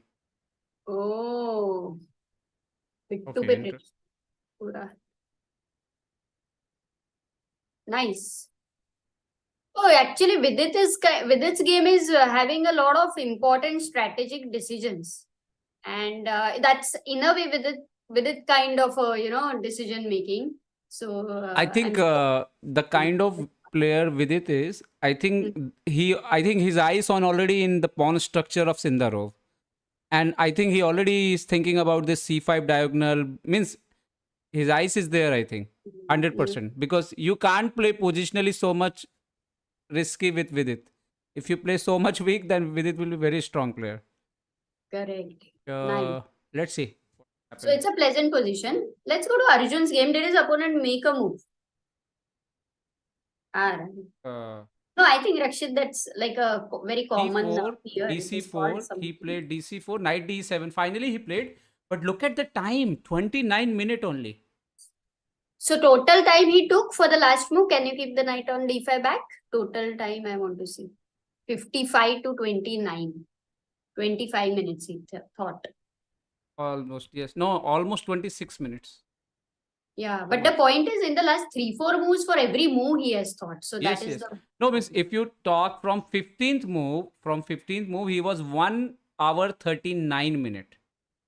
And in 19th move, means in 15th move, and in the 19th move, he's remaining only 29 minutes. 1 hour 10 minutes he used from last 4 moves, 4 to 5 moves. So Arjun should definitely take care that this gap remains. But I don't know about gap, but I think Arjun can if he continuously play some strong moves like C5 and naturally. And I'm sure Arjun is also using this time when his opponent is thinking. So that is really important. He already analyzing so many variations. So I think this is the time. C5 is nice. Yes. Okay. Go Arjun, go for C5. Can we check Gukesh game today? Yeah? Yes. Gukesh. Where is our Guki? Maybe today also will he play Rash? Actually, that is my question. Will he play Rash or not? Because I don't think he's going to change his style. He will. Okay, but today is look. Rakesh Rao ji. क्या ही entry किया है? He asked on the subject of being scared when alone. Tell me, is Sagar sir, the husband, scared of you? Rakesh ji, ये सवाल सागर को होना चाहिए ना. मैं तो ना ही बोलूंगी. But very good to see you here in the chat. Guys, Rakesh Rao, the very, very famous journalist, top journalist, he's covered since, when Anand became world champion. And even before that, his interviews with Leander Paes and Sachin Tendulkar, it has been all epic. मतलब जितना बताए कम ही है. but famous, Rakesh, very famous journalist. Rakesh uncle, you promised me something. Don't forget that promise, huh? So remember that promise. Anyway, I always tell Rakesh uncle that you meet every day one of the legend of every sports. So I am very happy that I know you. I'm happy because I know you and you know the world. Yeah, he's a celebrity journalist, we can say Celebrity that journalist. for sure. And very down to earth, and he's always teach us so many things whenever he meet us during the any coverage of any tournament. Especially we always met in Delhi Open. This time I think Delhi Open is cancelled or something, postponed, something happened. नहीं है ना जनवरी में at least हाँ, shift हुआ. क्या बात कर रहे हो? Yes, yes, yes. It replaced with Indore Open, I think. Something happened. I think Rakesh uncle knows maybe more. We will check. Okay. So this is Gukesh, and he's played a. I mean, I think the opening was such where he couldn't really play rash. Yet, whatever, as much as rash as he can play, I still see him doing that, but with his king safer. Today he decide to keeps his king safe. Yeah. But I like his position because nice pawn storm over there. He's going to get the b4 break at the right time. b2 is going to be weak. The knight on g6, eyeing on the f4 square. In general, Gukesh's position definitely looks great because of the space advantage he has on the queen side. So today only yeah. I was giving some example to one of my student, and I was telling them what Rakesh sir is writing. He's smart. Yeah. Rakesh uncle, you are very close. Please remember that thing. If I openly say that then नहीं बोल सकते क्या promise? अच्छा फिर promises will not get fulfilled. Are you the नहीं यार, person? फिर तो लोग राकेश अंकल के पीछे पड़ जाएंगे ना यार, फिर बहुत सारी भीड़ इकट्ठी हो जाएगी. Okay. मैं भी बाद में after the stream I'll call you, Nikhilesh. मेरे को बता देना. No, you don't need to do Guys, anything. you'll keep it one stream. तभी तो Nikhilesh reveals the secret. For that thing, you don't need to do anything. You are in right place in Mumbai only. For that thing, I have to run for Mumbai. He promised me. He will call me something like, Nikhilesh, tomorrow morning reach Mumbai. Something like that. We have sir here. Sir is strict, Nikhilesh. Right now. Sara sir is back. Okay. So here, I think, Saraji, what do you think about the position of Gukesh? Well, give me a second, please. I think when Saravanan ji came, we came strictly to the chess suddenly. Back to chess. Exactly.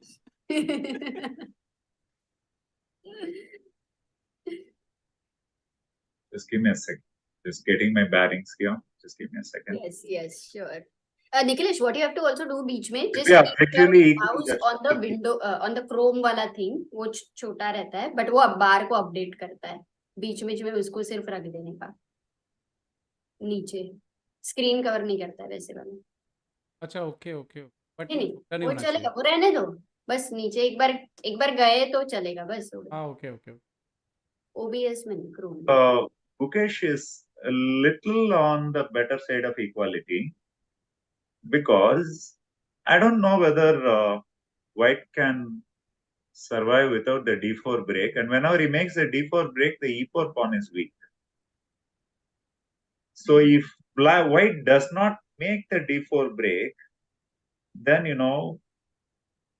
black has small plans like queen e7, rook a8, ultimately coming for d5 and all that. So I have a feeling that Gukesh has already achieved his equality and maybe going to take over, thinking of taking over the game, right?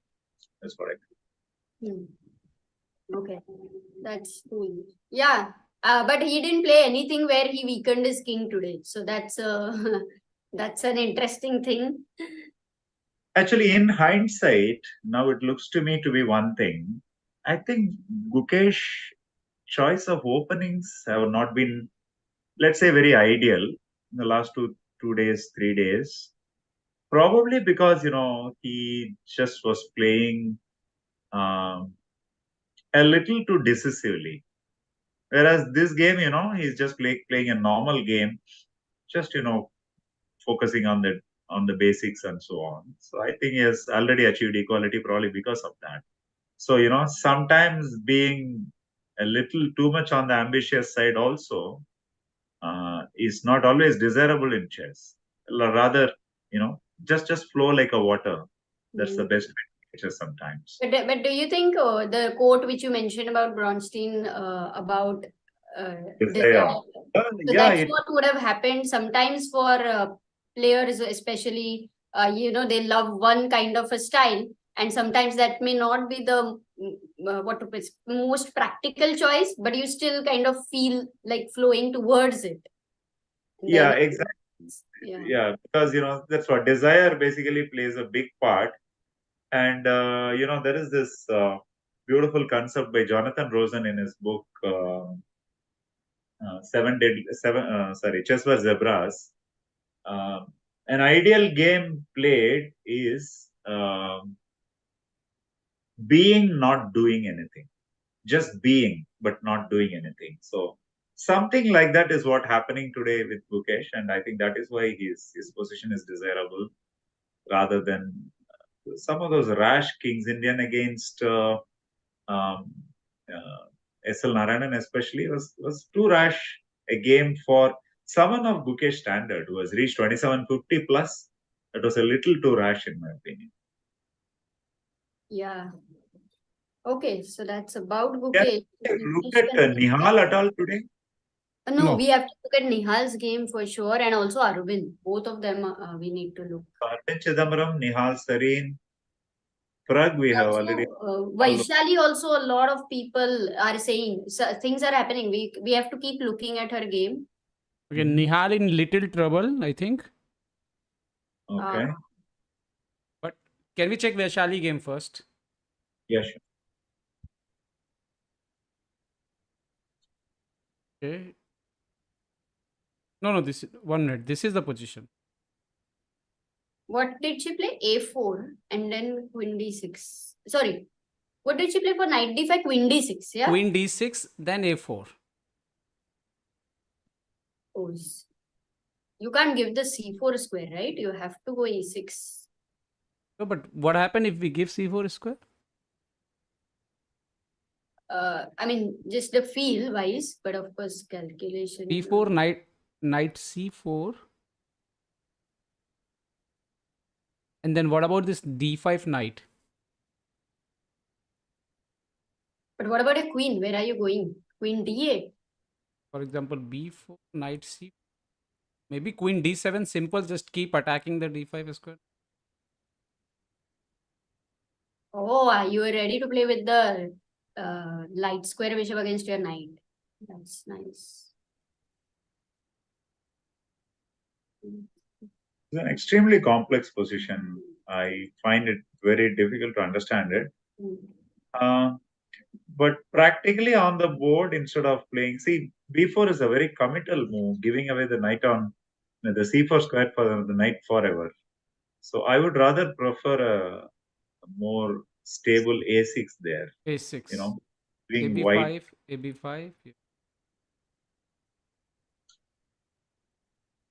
Okay, this is the point is play like this. So opponent, you will allow your opponent's rook to enter and do something in That's F5. rook A7. So this can get complex if tactically, is it very precise? Like rook A7, threat is knight E7 check now. So maybe rook F7. Okay, so rook A1, rook F A1. No. Okay. A7. Now the threat is this. Yes. So what do you do now? Well, King F8 will not, I don't think is a good now because. So what about King H8?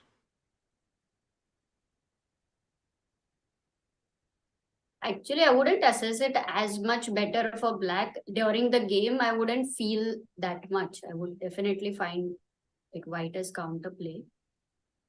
So, A4 is a good move, practically by BB Sara. Mm-hmm. And currently the time is equal, but How many moves there? Vaishali, now What? Vaishali is thinking. Your voice is, we can't hear you. Are you saying something? My voice? No, Sarah. Sarabhai, say something. Yeah, I can hear you very well. Now we can hear you. You can hear me well? Now. Yes. So for A4, A6, I was seeing something curious. A4, A6, AB, AB, Rook A7, Rook A8. Question we are analyzing. The final में Rook A7, Rook A8, Rook A1, Rook A7, Rook A7, Queen Okay. B8. Here Queen No, B8. Rook A8 here. Rook A8. Okay. Rook A8 here. Okay. Same ही हो रहा है मतलब Keep convert. the Rook on F8 for defensive purposes. Got it. Now That for is Rook A1, I go Rook A7, Rook A7. Rook Chop, A7. chop. Queen B8. Let me ask the question, where are you going with your Rook here?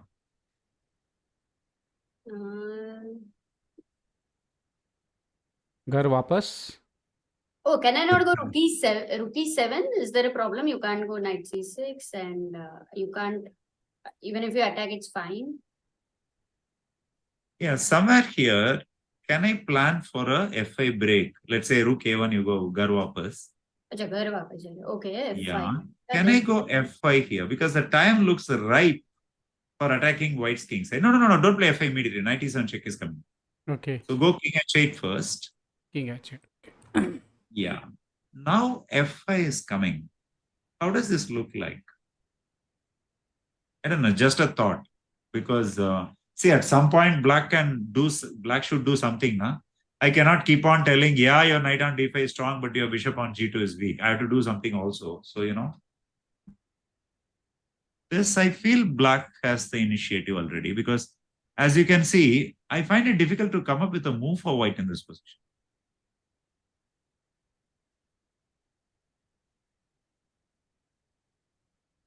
Anyway, that's just one thought. So let's move on. Probably black is slightly better, but she still has to win the game. So I think we should just move on with that. Yeah. Yeah. So this is the Nihal position. Yeah. Our man is in trouble today. I do not like that bishop on f8 and rook on h8 at all. Right? But I mean, c5, c6 seems to be... bishop e7 rook 8. I mean, your king on c3. Is there a possibility that it is good, in fact, but can the same thing be reversed, like to make it weak anyhow with the double bishops in the air? See, first what I'll do is I'll play knight b2 now. Let's say if you play bishop e7, I play knight b2. I ask a question to your pawn. If you push a3, that's another weakness you have to worry about in the long run. Or even I can even play knight a4 and bishop c1 and win the pawn on a3 immediately, maybe. I don't have time for f5 and you will play f3. Okay, you are not opening. Even if you play f5 also, so what? Got it. It's winning a pawn. So a3 I can't go. So for knight b2, if you took a b3, you lose the a file immediately. Right? No, you don't lose the a file. You play a b3, you can play rook 8, a8, let's say. Correct? So ab3, rook h, a8. And now, what do I do here? Knight a4? Yeah, knight a4 or just chop, right? Rook into a4, rook into a4. Sorry, rook into a5, rook into a5. And now, can I do something like, let's say knight a4 now. See, now your rook on b4 can never move. Rook on a5 can never move. That doesn't sound too good to see, It looks a little of catch-22 for black. Hila nahi sakte. Itna aasan se. Agreed. Completely. Kill nahi sakte. Sorry, what's the right word? Kill nahi sakte. Okay, so can we check any other game? Yeah, sure. So Nihal a little bit in trouble. What about Yeah, let's go to Arjun and Vidit right now. Today's Vidit. most critical games are three games which are on the top. I think Vidit, Arjun, and Vaishali. These three are the most critical. Now Arjun is taking time so much. He took almost 33 minutes. Here. What Oh. is happening? C5 is what we saw, right? He should Yes, go for. C5 we saw, yes. I think you know why he is not playing c5. C5 is also a very committal move. एक बार push करें तो you cannot bring it back. So probably I think he is weakness बन सकता है. Yeah, so c5, let's say black goes knight d5. C5, knight d5. Guys, white to play. White has a beautiful move here. Come on, find out. Beautiful. White has a very nice move. Again, it's not a tactic. It's a small tactic. Not a tactic. It's not a tactic. It's a small tactic.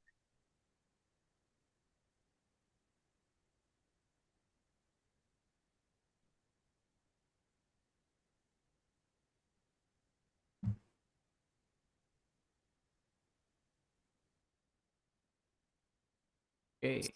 So guys, don't be so positional this time.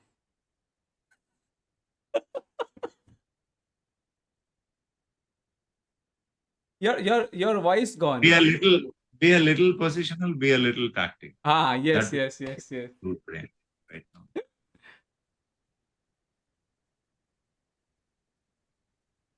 So Saravanan, these days in chess, so many things are there. For example, in even one tournament, you can learn a lot. Means even one game, there is so many positions, so much analysis. And Yeah. I was thinking that was the also time when even one book about one tournament, for example, Zurich International, and that book becomes so famous that people, I think so many decades, people only study that book. So how time is changing so fast that even in, for example, in this tournament, we are not able to check, I think, every game. So many possibilities are there. So how knowledge is like flowing everywhere. If you are eager to learn more, everywhere knowledge is available now compared to, I think, that time. Correct. You know, in fact, the first 100 years of chess, let's say starting from 1900 to 2000, this is just one aspect of chess. 1900 to 2000, how many other books have been written about chess? In my opinion, in the last 23 years, more number of good books, better books have been written on chess, in my opinion. See, for example, as you said, Zurich 1953. I'm not very sure anymore whether it has the same value today. See, for example, San Louis 19, was it 19? San Louis 2006, this round robin world championship won by Topolo. In my opinion, those games for the current generation of players, they look much more exciting because, you know, less flawed games, more theoretical interest in terms of opening. You get me, no? So slowly, in a way, classics are losing their relevance. This is something I very strongly feel. After I started training youngsters, my views about classics has also changed. Of course, I am still a classic lover. I love my classics. I like stories and all those things. But at the end of the day, when it comes to educational value, training value, to become more skilled and knowledge about chess, you know, classics, in my opinion, are losing their value. Only for that purpose, not otherwise. Classics still are classics and very romantic and very enjoyable. That's a different thing. But someone who wants to learn the game, someone who's pursuing to become a grandmaster and more, classics are losing their value. A sad thing in a way, but you know, see, it's just like telephones with round dials have lost their value. Tape recorders have lost their value. iPods have lost their value because we have mobile phones which are equally good as iPods. It is the same logic, I mean to say. So that's why I'm thinking like the future generation training methods are going to change, I think, in totally, I think, in new way, maybe. Very much. Already it is changed, Yes, yes, Nikhilji. yes, yes, yes. Already training in chess has changed very, very drastically. See, today, for a very young boy, actually there is not enough time to read my great predecessors anymore. You know, it's a 5 to 6 volumes of such voluminous information. Where is the time? And second, what does it give you ultimately? It's not very sure.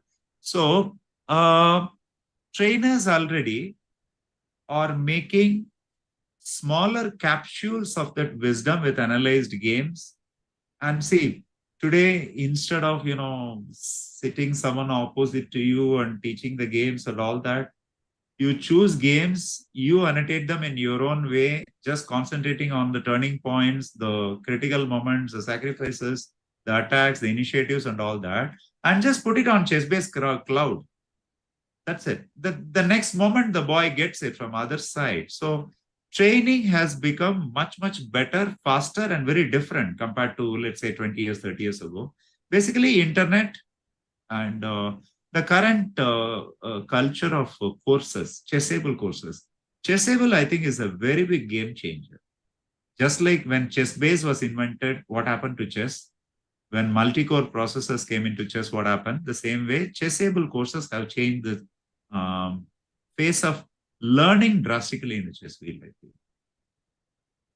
It's really so many things, but okay, one thing is never going to change, my dear friends. You want to become something, your attitude, your love for the game, your hard work, everything will be same. Methods will change, but these things will always needed. So the move is bishop f4, Yes, which was bishop very f4. cutest one. I really like the romanticism behind that. So obviously knight f4 cannot be taken. See, bishop c3 is probably equally good, but I like bishop f4 because it almost forces black to play e4. So after bishop And if they f4, play e into f4, yeah. Now what I do is I exchange the queens with queen d5. The point is after queen d5, bishop d5, in effect, white is a pawn up because white has 2 against 1 on the queen side, whereas black's pawns are doubled on the king side. This is almost already a decisive advantage combined with the fact that, black's light squares are weak. e6, f7, and g8 are weak. So all said and done, I think our man is doing very well today. okay, so let's see Vidit, what will happen in Arjun position after he's still thinking. Now he's in Vidit, 53 minutes. Vidit game we can go. Vidit is black. and Position. Vidit has achieved equality, I believe. Okay, white is probably pushing a little because of the open F file, obviously. He just plays queen e2. That's a little bit of a puzzle, isn't it? Instead of queen e2,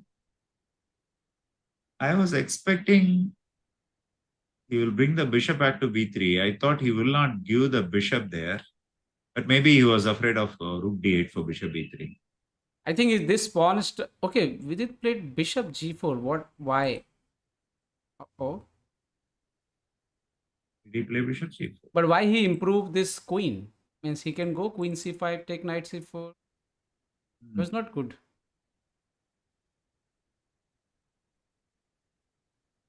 Now So this queen. bishop g4. I think Nicholas, you just wanted to develop the rook on a8. So just bishop g4, queen e3, rook a d8, and Okay. yeah. Yep, maybe. No, but Okay, this is actually we were analyzing that here we can again queen c5, king h1, and take knight c4 simple. And bishop e6 or something, means this position was okay. I don't know. I was thinking like this way, just simplify, remove that bishop. well, he has equalized. That's the good news. Mm-hmm. The worrying thing is black doesn't have a plan here. That's what it looks like. Or does he have a plan after He rook went d1? knight hf3 back. Oh. This I was not thinking. This is a very... So means Vidit proved that your knight was not good. You means you went knight h4, now knight f3 back. So now I think I'm 100% sure, means it's fully equal now. Yeah, the problem was black was threatening rook a8 and knight into c4, so white didn't want to take any chance. I mean, for now, for rook a8, he can play rook a d1, right? Yes, yes. No, he cannot play rook a d1. a4 pawn is hanging. So for rook a d8, what are his choices here? There is a clever move in e3 here. So the point of queen e3 is For example, rook a knight cross d8. c4. Rook a d8, queen e3. E- Yeah, the point is if you play knight into c4, knight into c4. Then we will If lose you the take e5 on, pawn or something.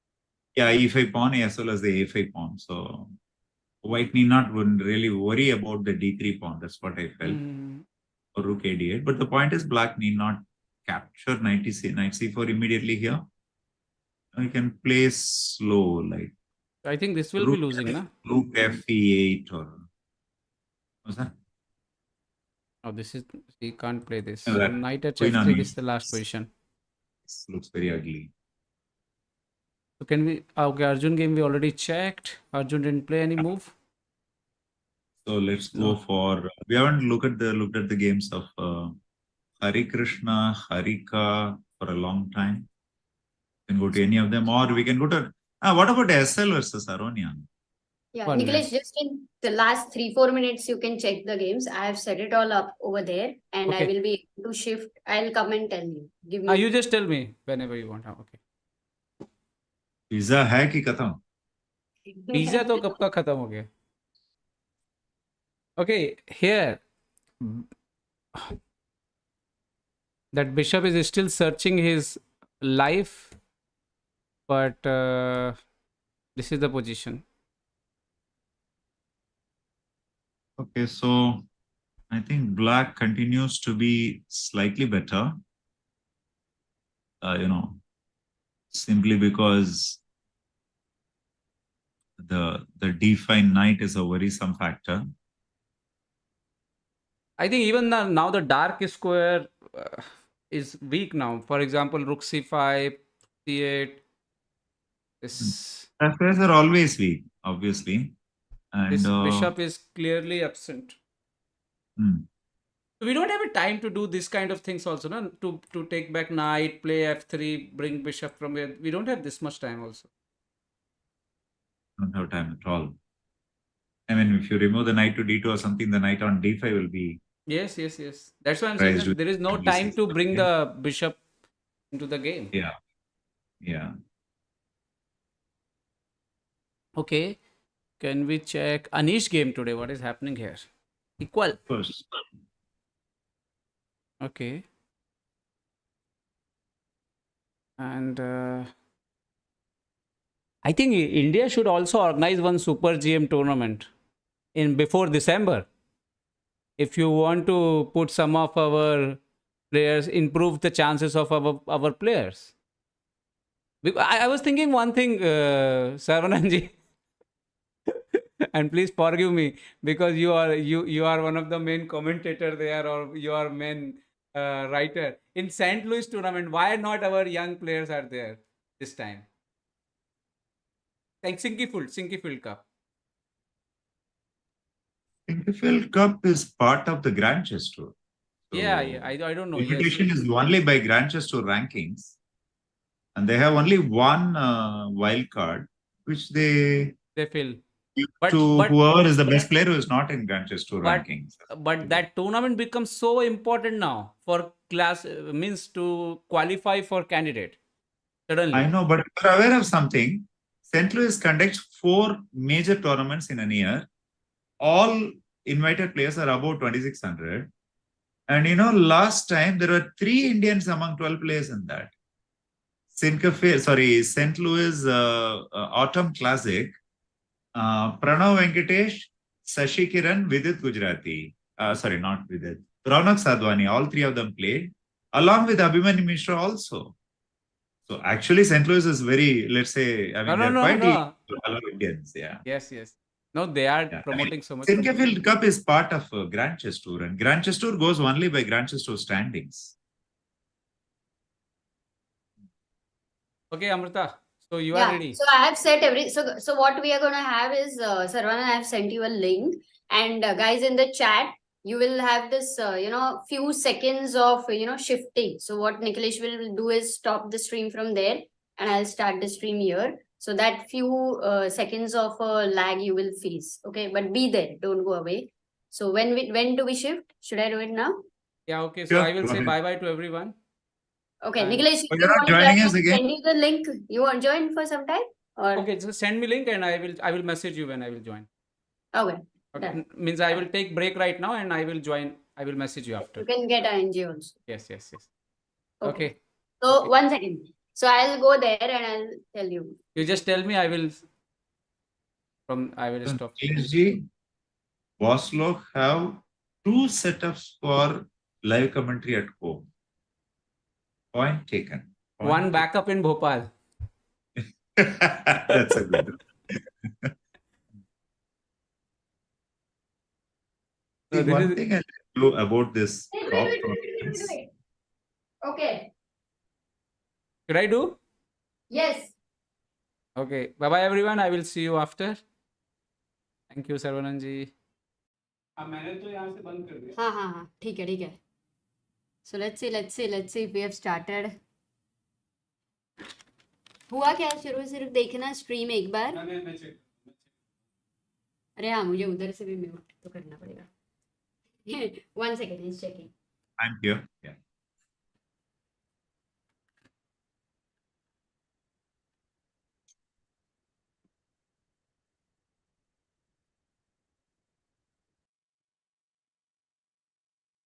Done? Yes.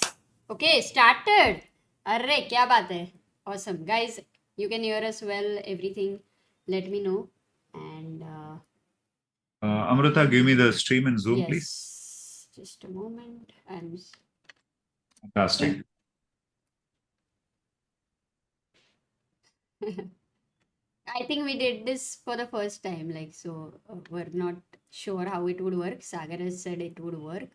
So yeah, it did work. Yeah. How did you get the bars immediately ready? No, I had That's kept everything ready. It was only the fantastic. yeah. Good job. So in your absence, we had a joke at your expense. Oh. Oslo keep 2 places for streaming at home ready all the time. That's the difference between bosses and others. Oh God, don't listen to Nikhilesh there. Never listen to Nikhilesh. It's my joke. Come on, not his. Acha. Come on, Sarah. Didn't expect that from you. Okay.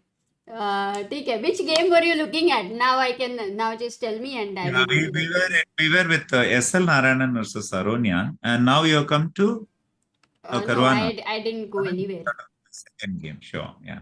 Yeah, second game. Just to have a look at it, Caruana's game looks unclear right now. Nakamura with the black pieces. Pragg is trying to press with the double bishop. Oh my God, which is huge. But I think Nakamura would be able to fight. Vidit's game with the black pieces. I don't know if he had checked it recently. Then we'll go to another game. We're checking in your absence, Okay. and let's say black has kind of equality, but still not out of trouble. That was our verdict, yeah.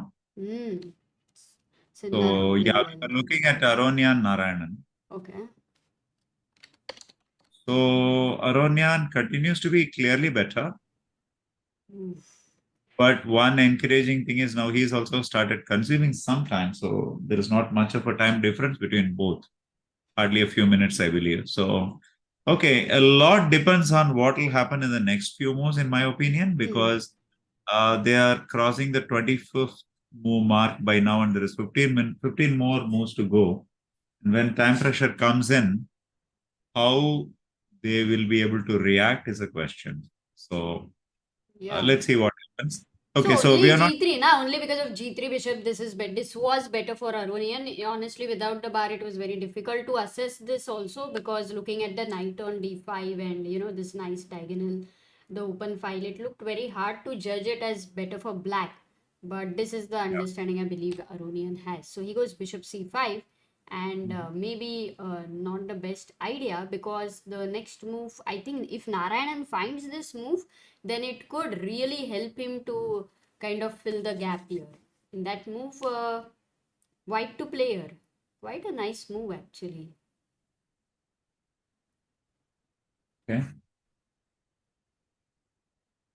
So Guys, try to find with the white pieces. Oh, also let me check if the chat chess. Let me also start that.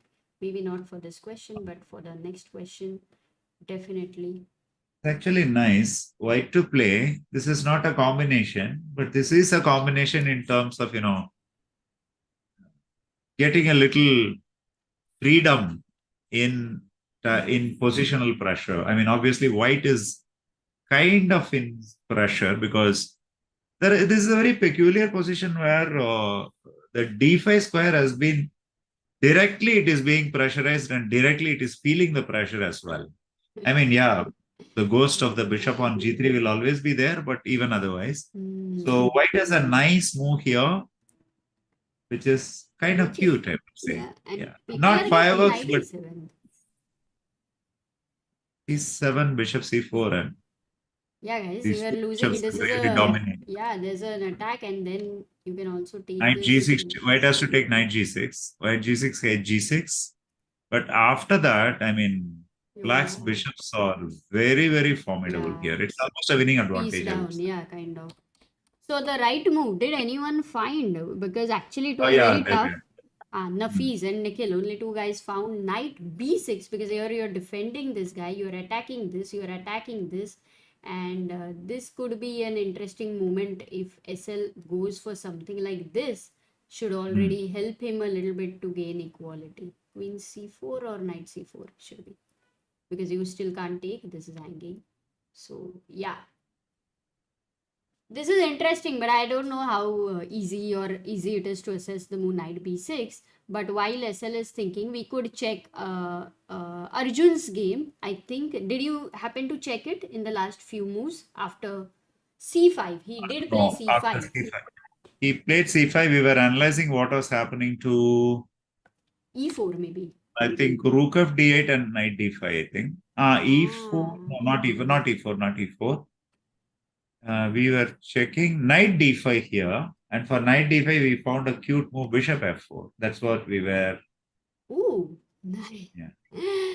Oh, Chat is telling you, is there a nice. WhatsApp chat somewhere on the Wait a screen? second. Thanks, guys. Normally I muted, but no, it's muted. So not really.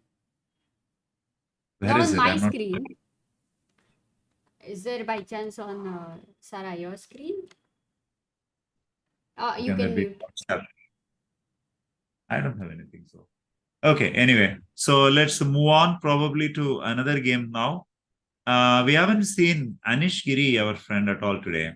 Yeah. Shall we have a look? Let's go to Anish Giri. But many moves happened here. Did you check? E4 was played in Arjun's game by Oh, really? Esipenko. Okay. And Okay. he found a nice move.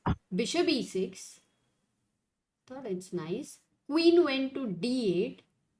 And now he gives a check. Is he winning an exchange? Rook f7. That's a simple fork there. Bishop takes f7. Rook. He's not winning an exchange, Because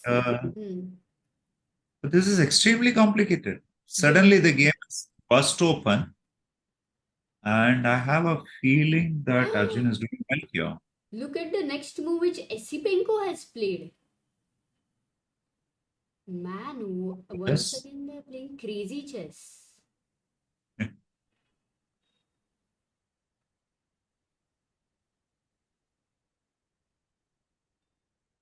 Any guesses? I'm trying to have a look. Honestly, I'm not able to see anything here.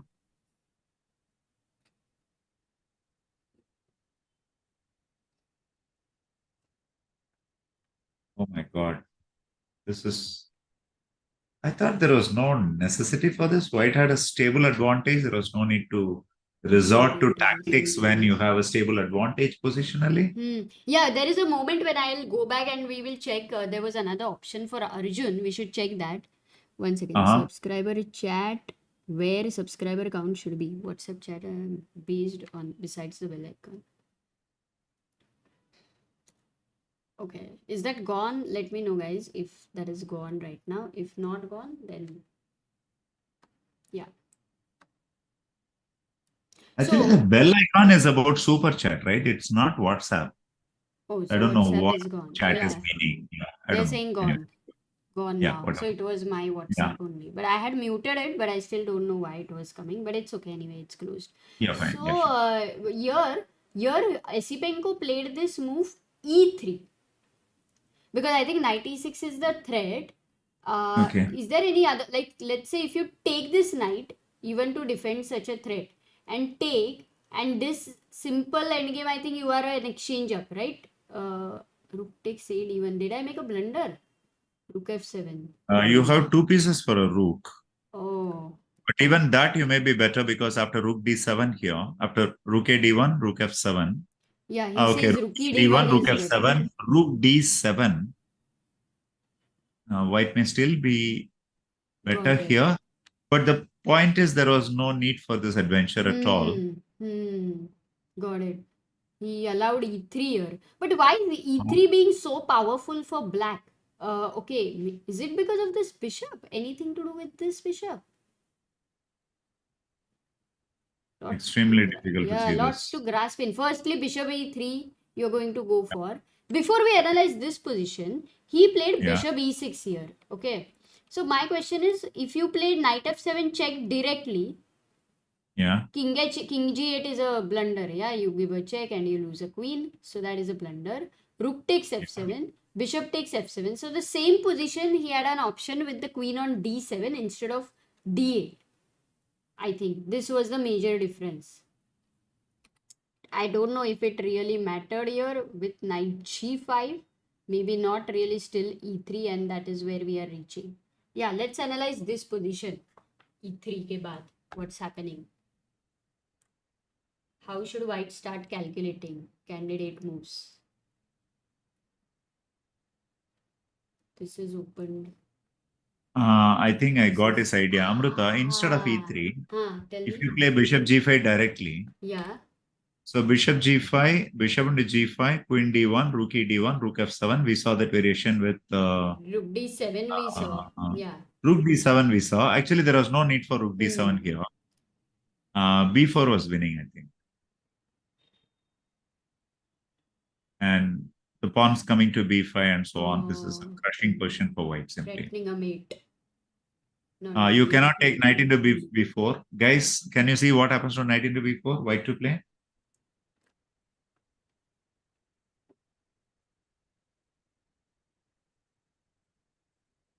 Oh, acha, got it.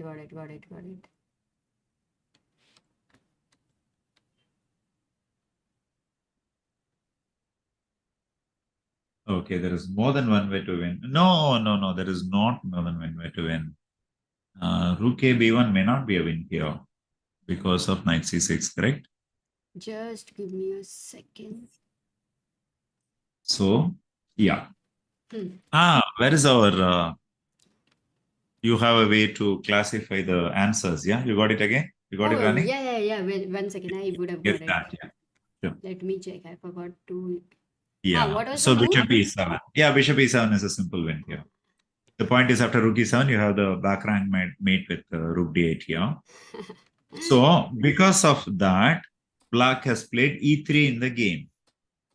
Okay. So now what has happened for the sake of the pawn, at the cost of a pawn, so let's say e3, bishop into e3, and now after queen d1, rook... rook e d1, let's say. Rook e d1 is better. I would like to keep the rook on a1 anyway. Now, black has h6 actually.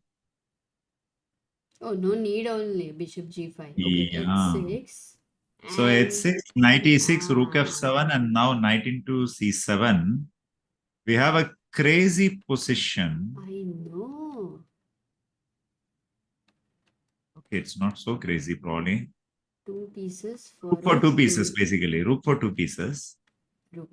But And also two pawns. rook and 2 pawns for 2 pieces. And they are advancing. Pawns are advancing. Yeah, they're advancing, but the question is still nagging whether was all this necessary at all for Arjun? I mean, he looked like a position in control, so this is a little bit out of control, I feel. But I think a move like e3 can be missed, right? It's a Yeah. very strong intermezzo. Yeah, very true.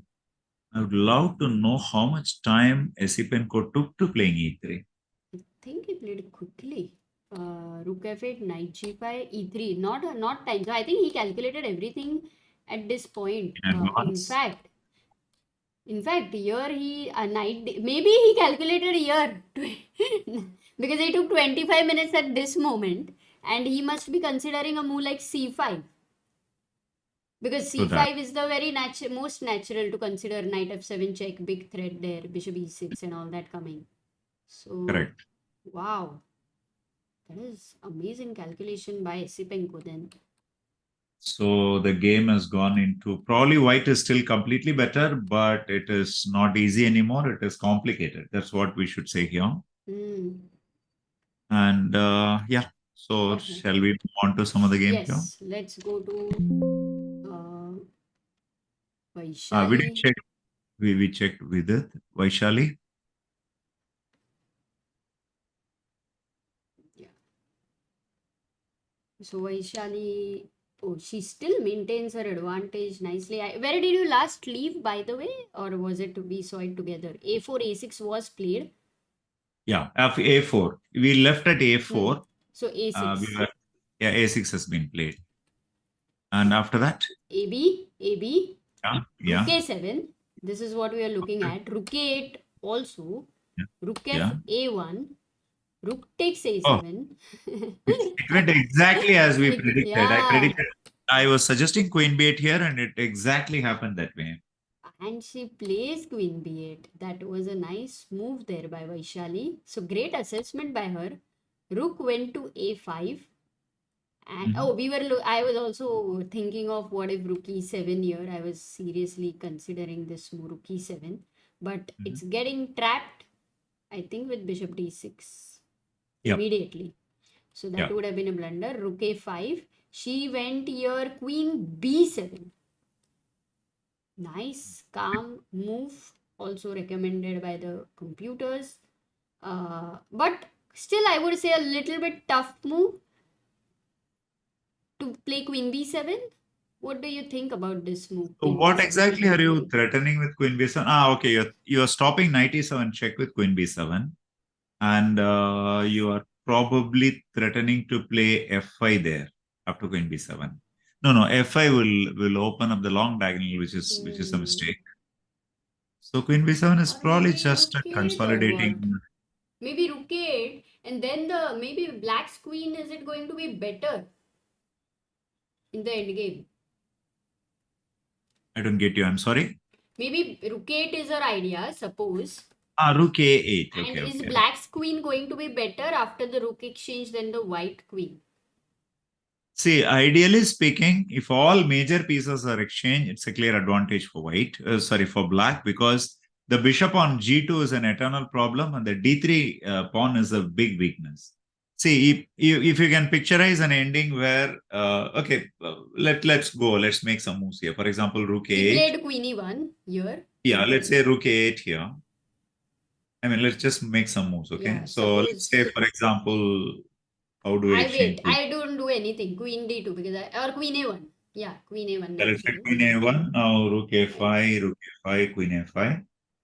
So let's say Knight C6. We're just making some moves, okay? So let's say Queen A1 Queen A1 back, and Queen A7, Knight A7. A position like this, let's say. Okay. So if all the major pieces are exchanged, white is completely lost, because the bishop on G2 is a very bad bishop, and the pawn on D3 is an eternal weakness. Whereas it's very difficult to attack Black's pawns on B5 and C5, which are the only possible weaknesses in this position. So Black's task is simple: exchange all the major pieces. That's it. So I think now we can understand Queen B7 nicely. The idea of Queen B7 is to play Rook 8 and exchange rooks. This Well, endgame, you are saying that it is a. Do you? I mean, I understand black is better, but there are some endgames where you're better, and to convert it is really a huge task. Would it be one of those endgames, or you think that it's not such a big task for this endgame? it will be a lengthy task, but it won't be a difficult task. That's what I feel. It will be Mm, lengthy, but after all, you have to bring your king in and all that. But ultimately, black will win because the d3 pawn, got it. b pawn, and everything. Yeah. Okay. So yeah, we got Vaishali still better. By the way, important point in VD game says Rakshit. So what's happening there? Why is it an important point? Rook h3, bishop h5, g4, bishop g6, rook fd1, and now with it goes knight fd7. He finds a very nice positional move here. Great timing with knight fd7 there. Wants to go to c5. This is going to be a. It seems like right now white needs to go bishop b3, because if he doesn't, then knight c5 will put him in some trouble. With a4 attack, d3 under attack, no time for b4. But can you go bishop b3 here? Because anyway, this is a tempo, and now you sit on. And if I take, is there nothing which is related with the pin here? Knight b3 is coming because it's Yeah. important to play b3 because stopping queen c5 check. But why is knight f4 short is coming. White has a short, black has a short knight f4. Oh, nice move. Wow. It's such a nice move, really nice. Yeah, I mean, maybe I'm just entering into the zone. I like so quick with it. Knight f4, and no, it's really great. If this, then It's a this threat. check. It's a threat anyway. Black was Mm. threatening knight f4 anyway after knight into d3. So yeah, black is just winning a pawn with this. That's it. No, but if knight f4, let's say, you move your queen away, where queen actually, oh shit, h2, queen h2 only move. I can't even take the a5 pawn later when I go back queen e7. That's the problem. Exactly. Let me ask the chat, guys. Very easy question for you here. Black to play, very easy. And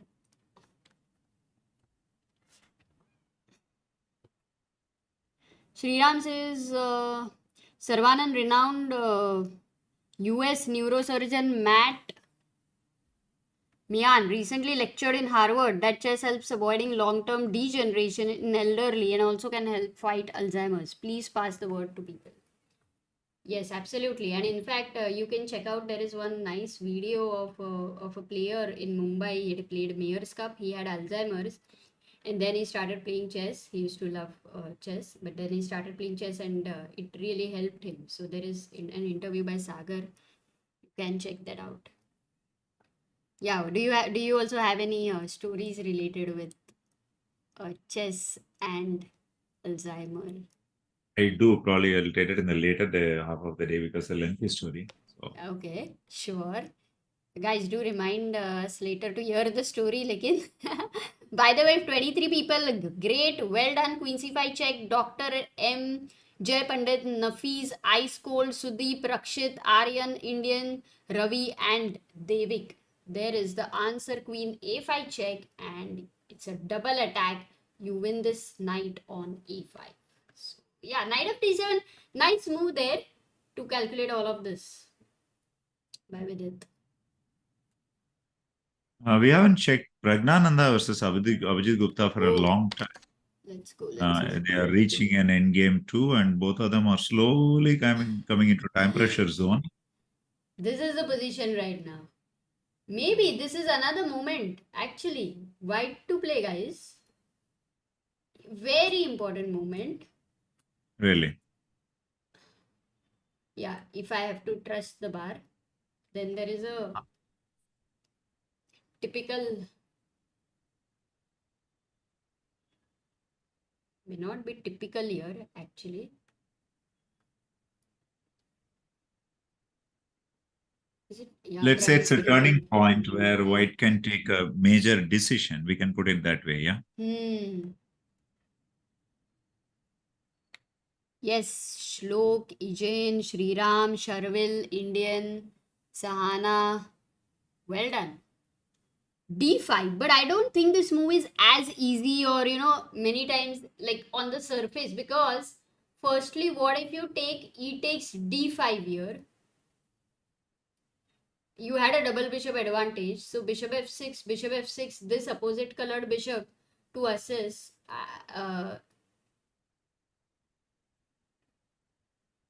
Actually, I was looking at bishop f6, bishop into d5.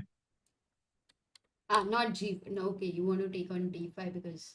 Yeah, because I think g4 will be mine in the long run. And if rook e2. But rook e2, bb7. Okay, Let's say 7 rook is a7 forced. or rook b8, which is better. Okay, let's say Rook b8. rook b8. Rook b8. So rook b8, bishop into a6, rook into b2. Okay, I think it's just equal, right? I don't know why. In which case, playing d5 may not be a great idea, even though it liquidates your weakness.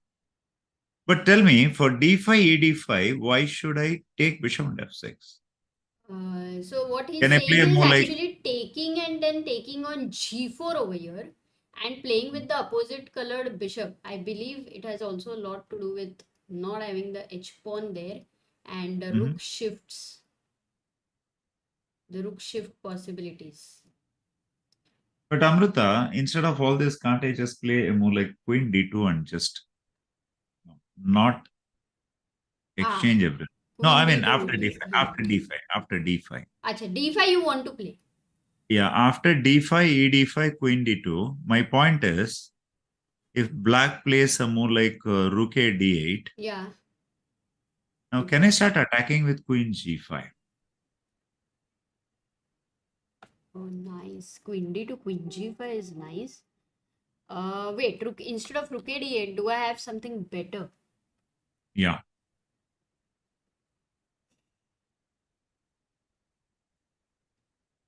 So in the same situation, let's say you are not threatening bishop d5 anyway. Because if bishop d5, knight d5, queen d5, queen d5, that should be okay. That endgame should be okay. So Yeah. let me follow the moves of computer. You can try with this idea. Rook a c8 I have played. What do you want to do? Now queen c5, queen g5? So unfair. Yeah, it Wow, is. All the first 2 hours of tension and stress I had to take internet. Though Nikhilesh उधर pizza नहीं खा पा रहा था, मैं तो relax बैठी थी. So unfair again for him. The guy orders pizza one day, and that particular day you decide to spoil this. Yeah, let me go queen g5 here. Queen g5. Yeah. Any But threat there? what was the point behind rook a c8? I don't understand. But anyway, let me... Anyway, but the point is, I would not understand. It's impossible, because who is going to think like this? Like rook c5, come on. I don't find it. I mean, No, I'm playing long-term compensation here. Let me play bishop c5. Instead of rook c5? Rook c5, let me play bishop e5. I'm sorry. White plays bishop e5 now. And then rooks get I have exchanged. compensation. Yeah, rook c1, rook c1. Now we have a move. See, the cute thing is I have a threat of bishop d5 or something coming. Now, not immediately. Yeah, but it's in the air. basically. Yeah. And even rook c7. Actually, rook c7 also. Okay, so Rook that's c7 why. Is a mistake? For example, if you... No, rook c7 is the main move, I think. So rook c8, if you play rook c8, that's what I thought. So rook c8, rook into c8, queen into c8, bishop into d5 is possible, right? So this is what I am backing on right now. Yeah, you are right. I mean, knight into d5 is of course a blunder. So here also, if black still aims to go accurate, then a move like bishop d8 would help him, because what are you going to do? Let's say, do you have any threat? See, I always have equality in my hands with queen and bishop into d5 here. I can always equalize with bishop into d5. Your queen d5 is the problem. Queen d5, bishop f6, I thought. Queen g5 wins a piece. I'm sorry. So then I'll have to take bishop f6 immediately. I'm sorry. So I'll have to take So bishop bishop f6, So and bishop this is f6, going to queen be d5. equal. Queen d5 should be equal in the long run. I suspect it should be equal because let's say bishop b2, I have rook c7. Here. Bishop b2, I have rook c7. Rook f8, I have rook a7, and it should be just an equal position. Or maybe even Yeah, it white is might be a wee bit slightly better. I don't know. But in the But game, I mean, I have this always. Okay. He's not gone for this. He went d5. And after e5 is gone, queen d2, the move you were suggesting. So Not bad, black huh? has to actually Abhijit Gupta, the way he has to defend, I wouldn't say it is so easy. It is definitely intimidating. But if he is able to get out of this this next 3-4 moves, finds the best moves, then black should be able to hold. I mean, literally hold. Exactly. Yeah. So that's about it. So that's doing well for Pragg, but at the same time, probably with precise defense, Abhijit Gupta might be able to hold the draw here. Yeah. By the way, just because we got this news in the chat, MVL is having 1 hour, and Guen Thai Dai Van is having 1 minute in this position. So MVL has played super fast because they have reached move number 36 and MVL is winning. Nice news, Anirudh. So shall we look back at Arjun's game, because that's very close right now. Okay. So all that has happened. Yes, bishop e3, queen d1, but he took with the a rook actually. Rook a d1, h6 was played. Rook d7. He goes rook d7. Oh, he didn't go knight d6. No, h takes g5, and rook takes c7. Like that bishop is like nobody cares for me at all.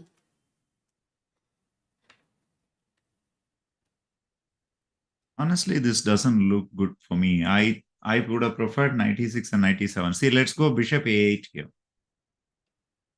Okay. I'm assuming you will play bishop e6, right? Yeah, okay, bishop e6. Now I have f4. I'm happy for f4. You don't want to take the b2 pawn, by the way?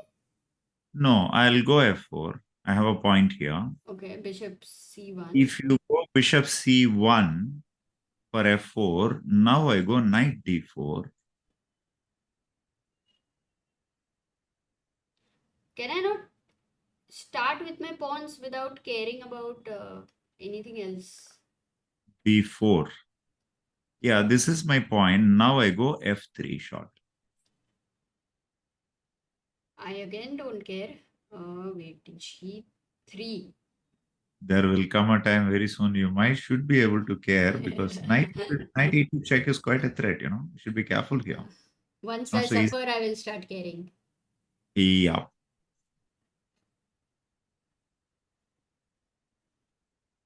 So can you feel that actually these are unnecessary complications? I have a feeling. You're right. And the f3 pawn in the long run is a big irritant. Exactly. See, here you cannot go king h1 also, you cannot go king h2 also, and even king f1 also doesn't feel very good if after knight e2 check is played. So this has happened till bishop a8 also. Okay, I mean, and we are at this position in the game. 13 minutes to Esipenko. He has to make 12 moves. Arjun is having 37 minutes. And instead of bishop e6, do you think he will have something better? Like, let's say if he goes bishop c4, my first question is, what if can black take this, or is it a mistake taking this b2 pawn? Oh, it is a mistake. So bishop into b2 might be bet with. See, the thing is, you're just trading the g5 pawn for the b2 pawn, right? White just plays bishop g5 here with a lot of pressure. Yeah. Now e7 is attacked thrice suddenly. But I thought that, what, I mean, the feeling was like, this pawn, the desire to push this pawn was so high that suddenly to assess that okay, this pawn is lost and winning this pawn, g5 pawn can be better. It was difficult for me honestly. So bishop g5 and this knight is attacked. The knight will have to move, and then suddenly your pieces jump in. That's the point. Getting all the activity. This is basically really a blunder, probably. Bishop into b2. Got it. See, the point is after you say b4 is desirable, but the point is b4 cannot be played because there is a knight on c6. Yeah. Yeah. So I play f4, you play bishop c1. Now I play knight d4. Suddenly, kind of black pieces are springing to life, springing back to life. At least I think I'll go bishop c4 where e2 square is guarded, and for f4 now I will have. Oh, f4 is not a good idea. That's what the computer says here. Why is that? And it's different exactly. So the change, which is that bishop goes to d2 this time, and you can't take on b2 because rook e7, and we recover the two pieces, and then we have an extra pawn there, a passer pawn. So that's the reason. Isn't it losing? Rook c8. Doesn't matter anyway. I have this check. Calculation. So you can't take on b2. This he can find. I mean, but then if you don't go f4 over here, then black is in a situation to, like, what else do you think of? No bishop b2, no f4. Then you have to come up with a move. Good move. Okay, just rook d8. Oh, that's so simple, yeah? Bring in the rook on the just open activate file. your rook, yeah. Just activate your rook.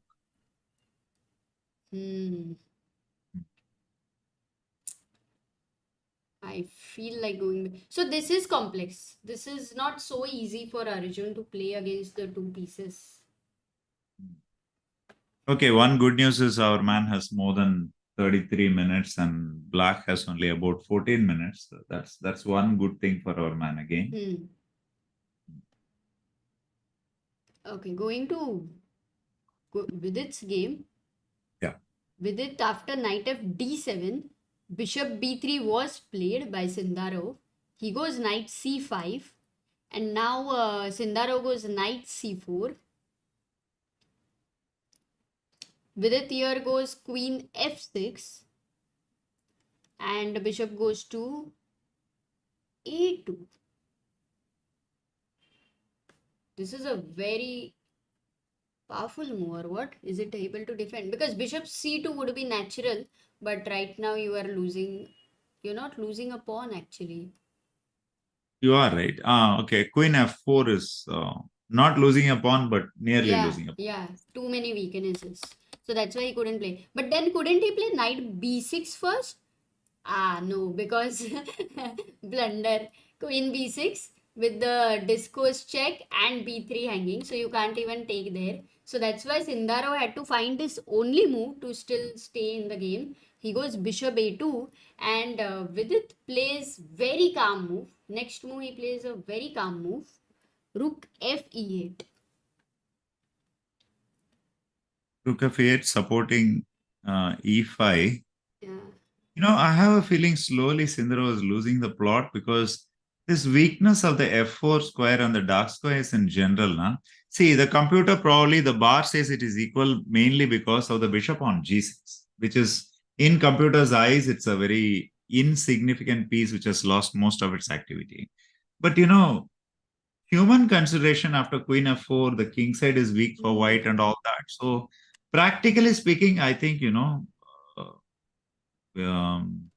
Vidit is better.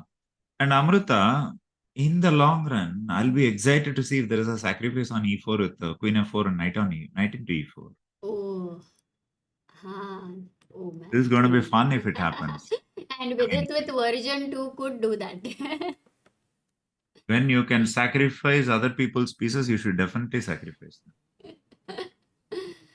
Nice. Okay, so with its position very much in control, should be initiative. He should have the initiative, but only thing I think for white could be a counterplay. I don't know. One thing you mentioned about this bishop. The other thing I feel is this bishop on the diagonal and the f file open and this knight on f3. Something black just must be alert for. And I don't think d4 is now ever a consideration in the future. Like, it's like normally in Italian rhino base, d4 is one of the plan, but here I think it's like never a plan. Actually, when we started discussing this position in the very beginning, we thought that d4 will never happen, and that is black's problem, and that is why Vidit has equalized this position, if you remember.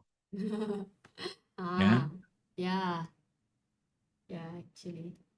So good. That's a good news for Vidit now that he is better.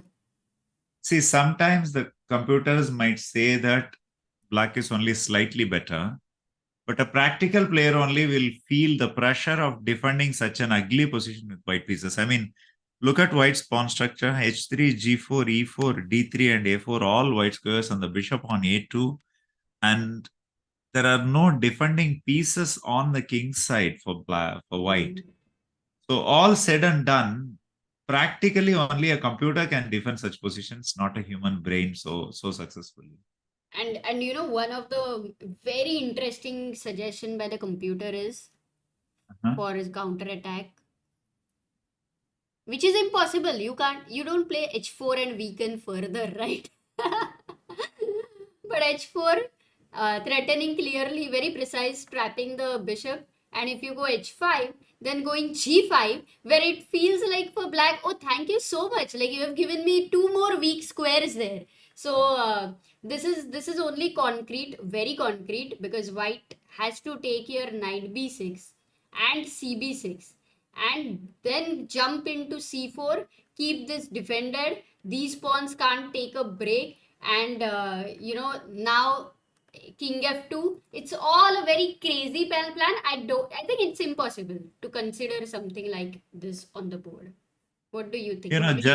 Just after Dingler and Nepo World Championship, Sagar came down to Chennai and took many videos, with Vishy. So he came home and made a video with me in which he wanted to talk about books on World Championships. So we had a very nice chat, and at the end of the chat, I showed him a book by Matthew Sadler, Silicon Road to Chess Improvement. In that, I showed him some positions where unexpected moves of computers can be very good training material for youngsters. That was very nice because, sometimes to think like the computer and come up with similar solutions actually is very good training for young players. So I don't know in this. See, probably if you don't mind, if you can go back 2 moves before, when white plays h4, before this, if we keep the position before white's move here and tell a youngster, this looks like minus, but actually it is possible to find some practical defense. Come on, find white's best move. You get me, right? So this is a very interesting way to train, probably.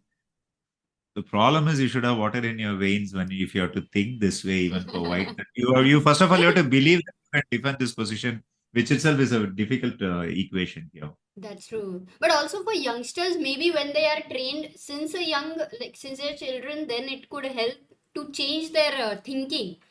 But I think for adults, it might not be the same, because there is a fundamental way of thinking, and I doubt how much it can be changed even if you solve such positions.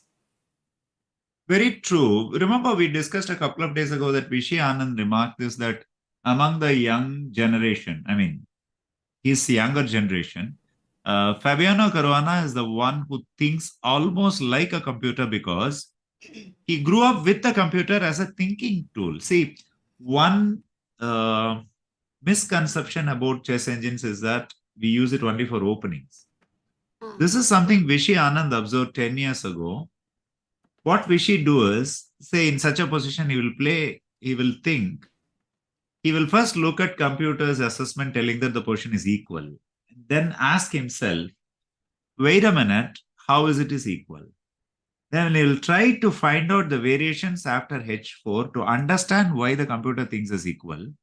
That way he claimed that there is this huge possibility right now, that is 10 years ago, there is this huge possibility right now to understand the engine's thinking, and in the process, to broaden your thinking barriers, the barriers of your limits of your thinking. That was simply wonderful because the whole world was telling, wow, computers are great for openings. But then comes Vishy, Vishy and his wisdom. And he finds a way to do one better than the rest of the people. Lovely. Amazing.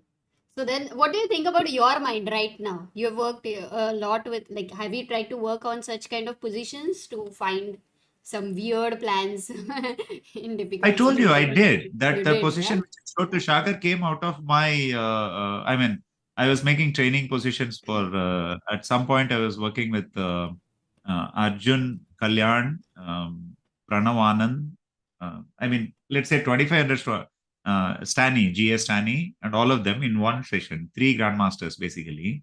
So I thought this will be a very good challenge. And actually, Pranav Anand found the answer. Nice. So basically, that's what pushing the barriers of your thinking process using computer moves. I think it's a wonderful tool. I don't know where I'm putting it correctly, but I really find it as a wonderful tool for training. Beautiful, guys. This is the way you can also train, try to train in that way. Sriram is asking Oh. whether the big book of world championships, whether I've seen it. Yeah, I have it actually. I don't want to bust your balloon, but you might get disappointed with it because there is not much of analysis in that book. It's just a book with records. But the most interesting is a lot of very nice photographs. If you are someone who likes vintage chess photographs, you might like that book. By the way, Rakshit has made a point. Sundarav has to make 18 moves in 10 minutes, and in fact, now he's down to 7 minutes. So he has to make 18 moves for this position. That So is I not think easy. we can conclude that only computer can defend this position. Probably our man is going to win this game. And many are talking about Vaishali losing some of her advantage. Shall we go there? Yeah.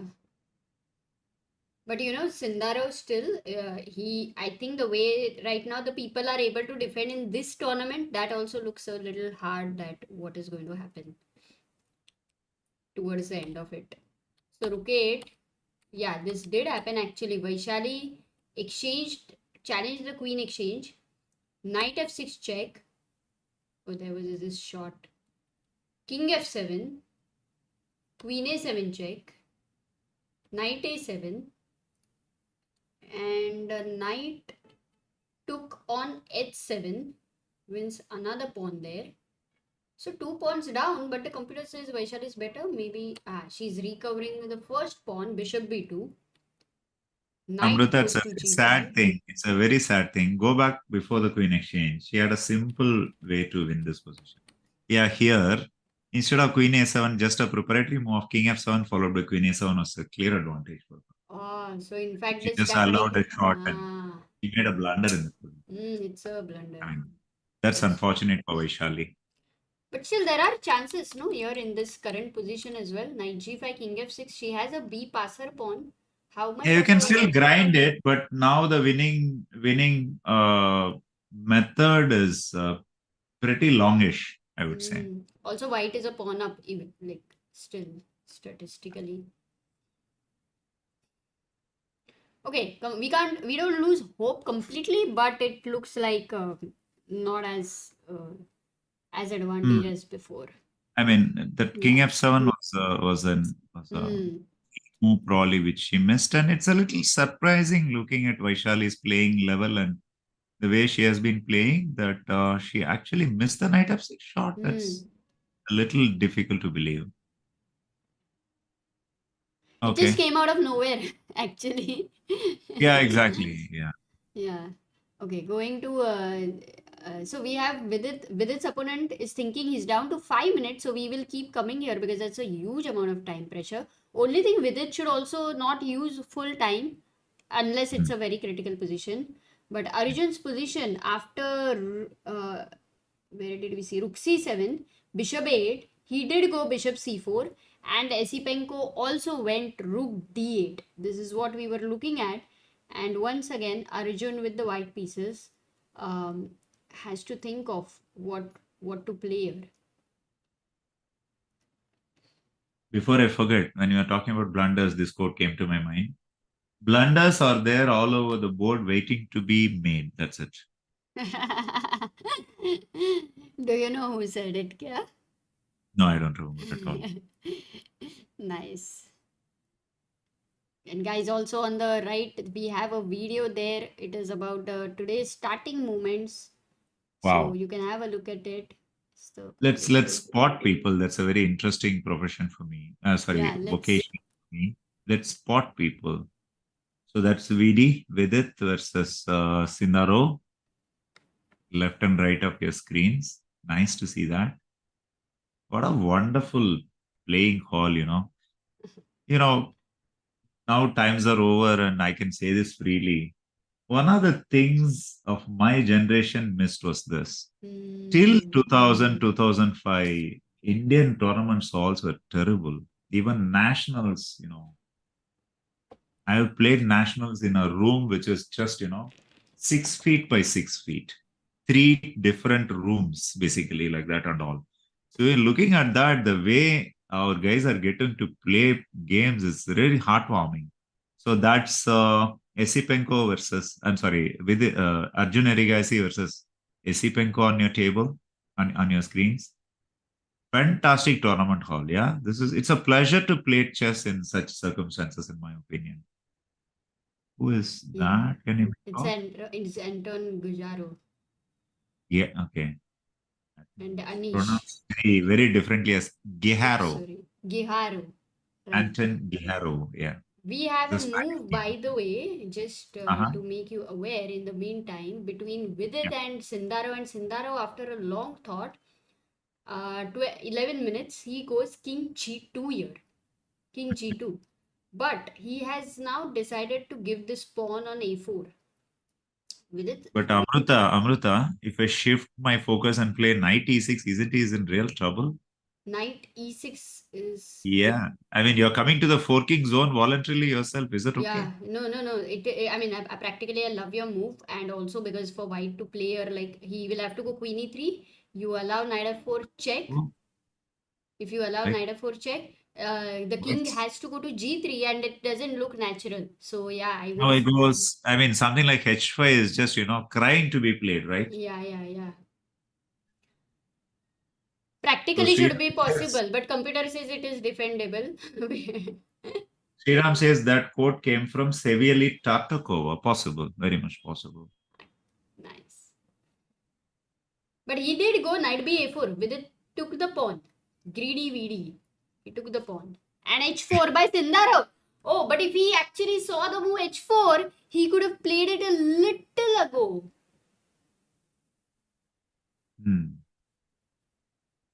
So after h4, it looks like isn't h5 forced here? No. Not really? No. Okay, then let's go for my original move, queen f4. Come on. Yes, there is a threat queen g4, so you can't. Let me. And now with the king on g2, you don't even have queen g2. So this king g2 move is like anything.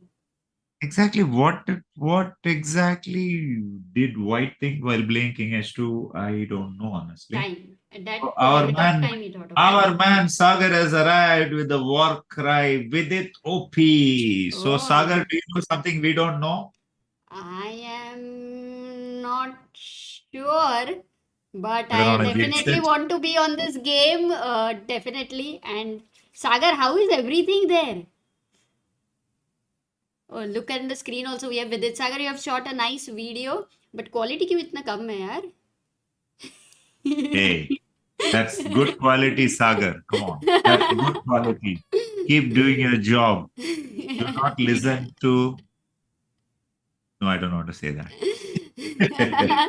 I think black is just on tops here. Probably Sagar Bhai is kind of indicating that Vidit has already won this game. Oh, acha, he can? No, I wouldn't want to trust anything there until I see my result, see the result. But h4, queen f4 is a nice move, and literally, how do you, like, I can actually think of only king h3, to be very honest. So Sagar Bhai says Vidit Bhai is on fire. Okay, take care. Thanks, Sagar. Hello. So Yeah. we had a flash that Harika blundered. Maybe we can, for a minute, we can have a look at if it's true or not. Also, Vaishali gets advantage. That's what they are saying. King G1, last move, blunder by Bibisara in some sense, but she has now allowed Bishop D4, pinning the knight, and if King F2, pawn push B4. That's the whole point of this passer. But what if King E2? Still doesn't matter. You push your pawn B3. How do you stop it?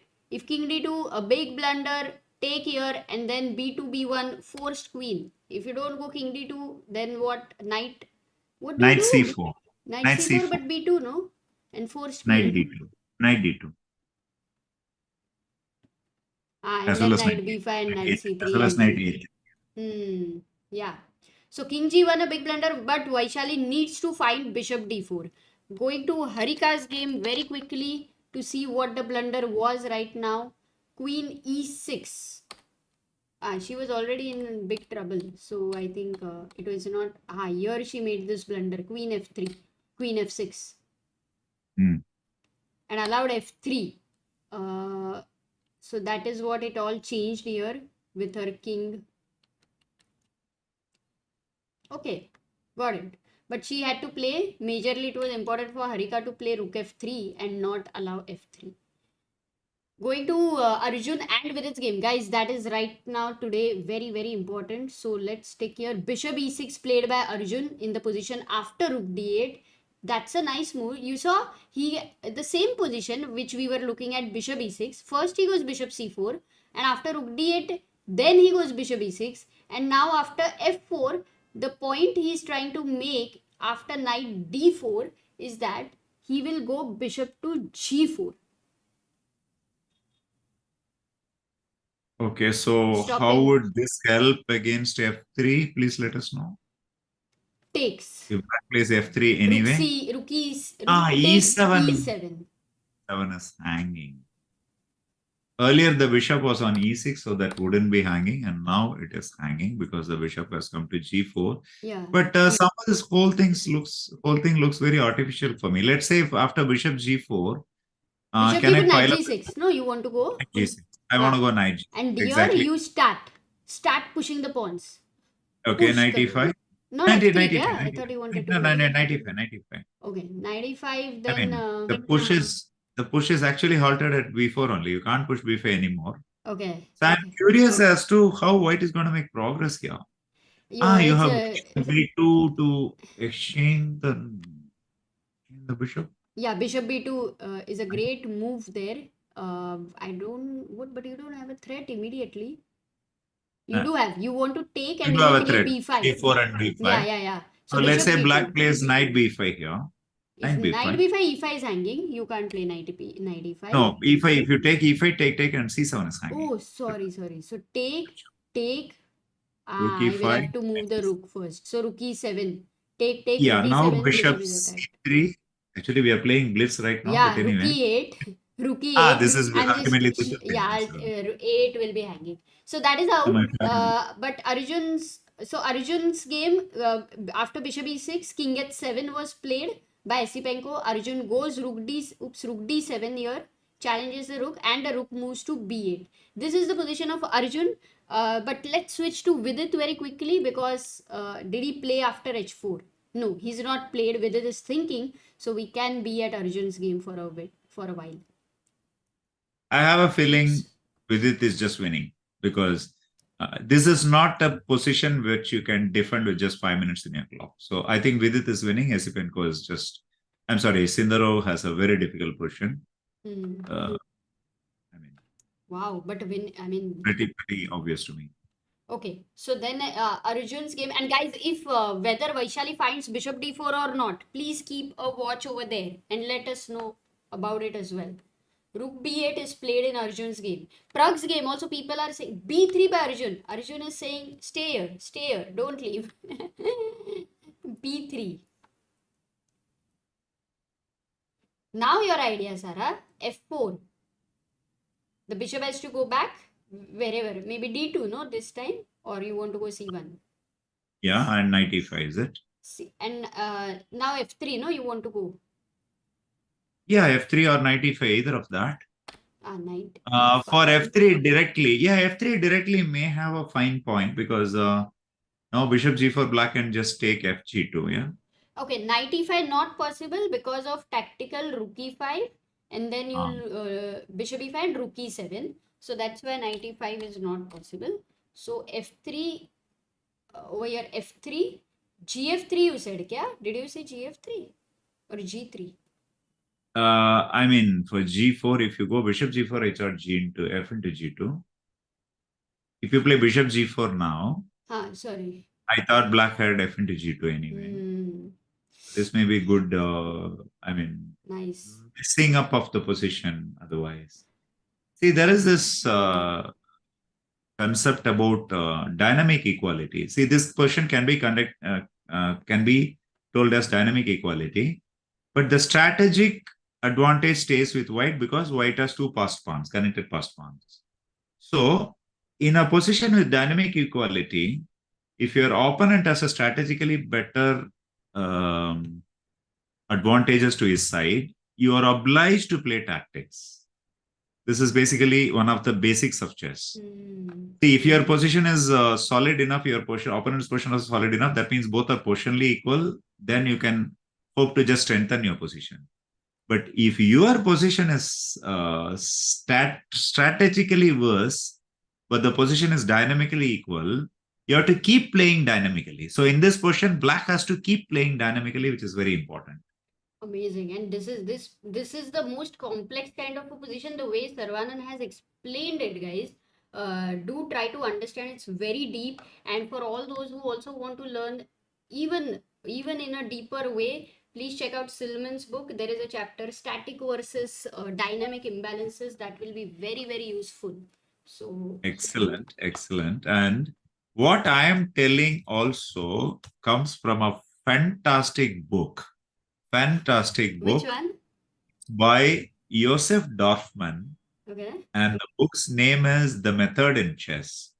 Yeah. Very, Wonderful, very wonderful book. And for some reason, the book has been out of print. I've been searching for it for about 20 years now. I borrowed the book and read it from a friend. I mean, if ChessBase India would, somehow get the printing rights and print that book, it will be a real help to humanity. Do you know the publisher? Okay, we'll find out. We'll check it out. In US, there was a guy who was selling old books, and I tried to borrow with him. The guy is very intelligent. He knows that this is out of print. He quoted $200 as the price for the book. That was too much for me. So I had a cheap airline with which I flew from Iceland to Chicago, paying just $250. And the price of this book was $200. I said, no way. Because because if you use this book, then you improve, and then you win the prize, which is of at least $2,000. So this is just like 10%.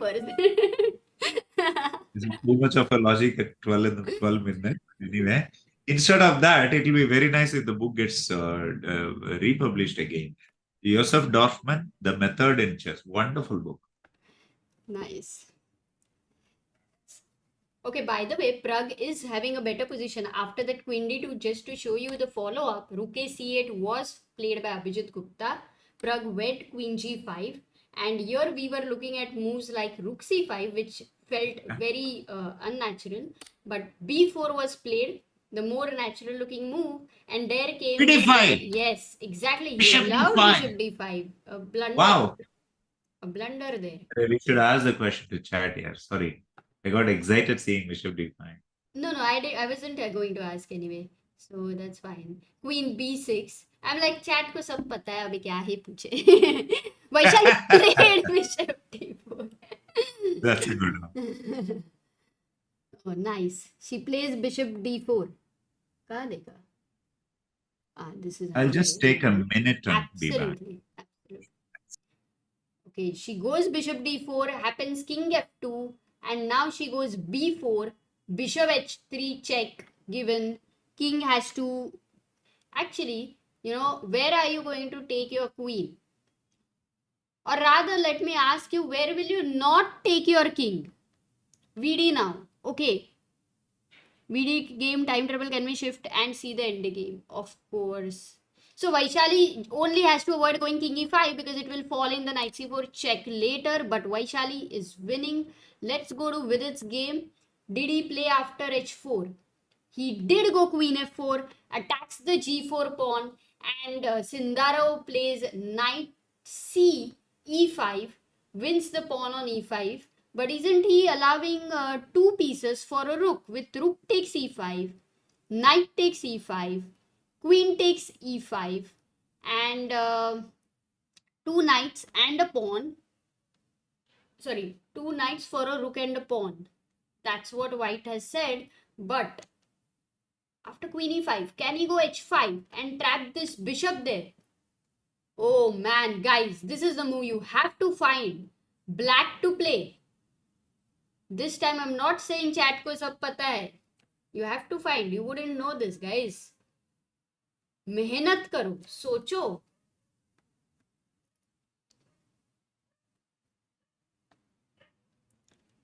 Guys, you are in VD's place. Imagine this move you have seen. If you have calculated, it means you can actually have a possibility to become a sole leader with the win. Try to be in Vidit's shoes. My friend Anuradha has shared the method in chess book ka link already. Oh, she's watching. Thanks, Anu.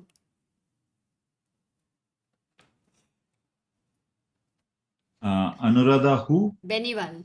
Anuradha Benival. Yeah. She was a FIDE Yes, press officer in Olympia. press officer during. She took very nice By the way, interviews. she's an author, and she's not just a chess author. She's an author otherwise also. Yeah, she's an author. She's a trainer in London, and in some point of her life, she's also acted in movies. Really? That's news. First chess player, if you know them, who has acted in a movie. Nice. Actually, yeah. Yeah, by the way, let me show you the answer. Oops, let me update it here. Wow. But look at this. A very strong race between knight d3 and rook d3. Going back to the board, most of you want to play knight takes d3, which is not the right move. H takes g6, and you have lost this piece here. What is the material? Exchange down. Black is an exchange down. I don't know if it is enough compensation, but the move is rook takes d3. Amruta, there is another point there.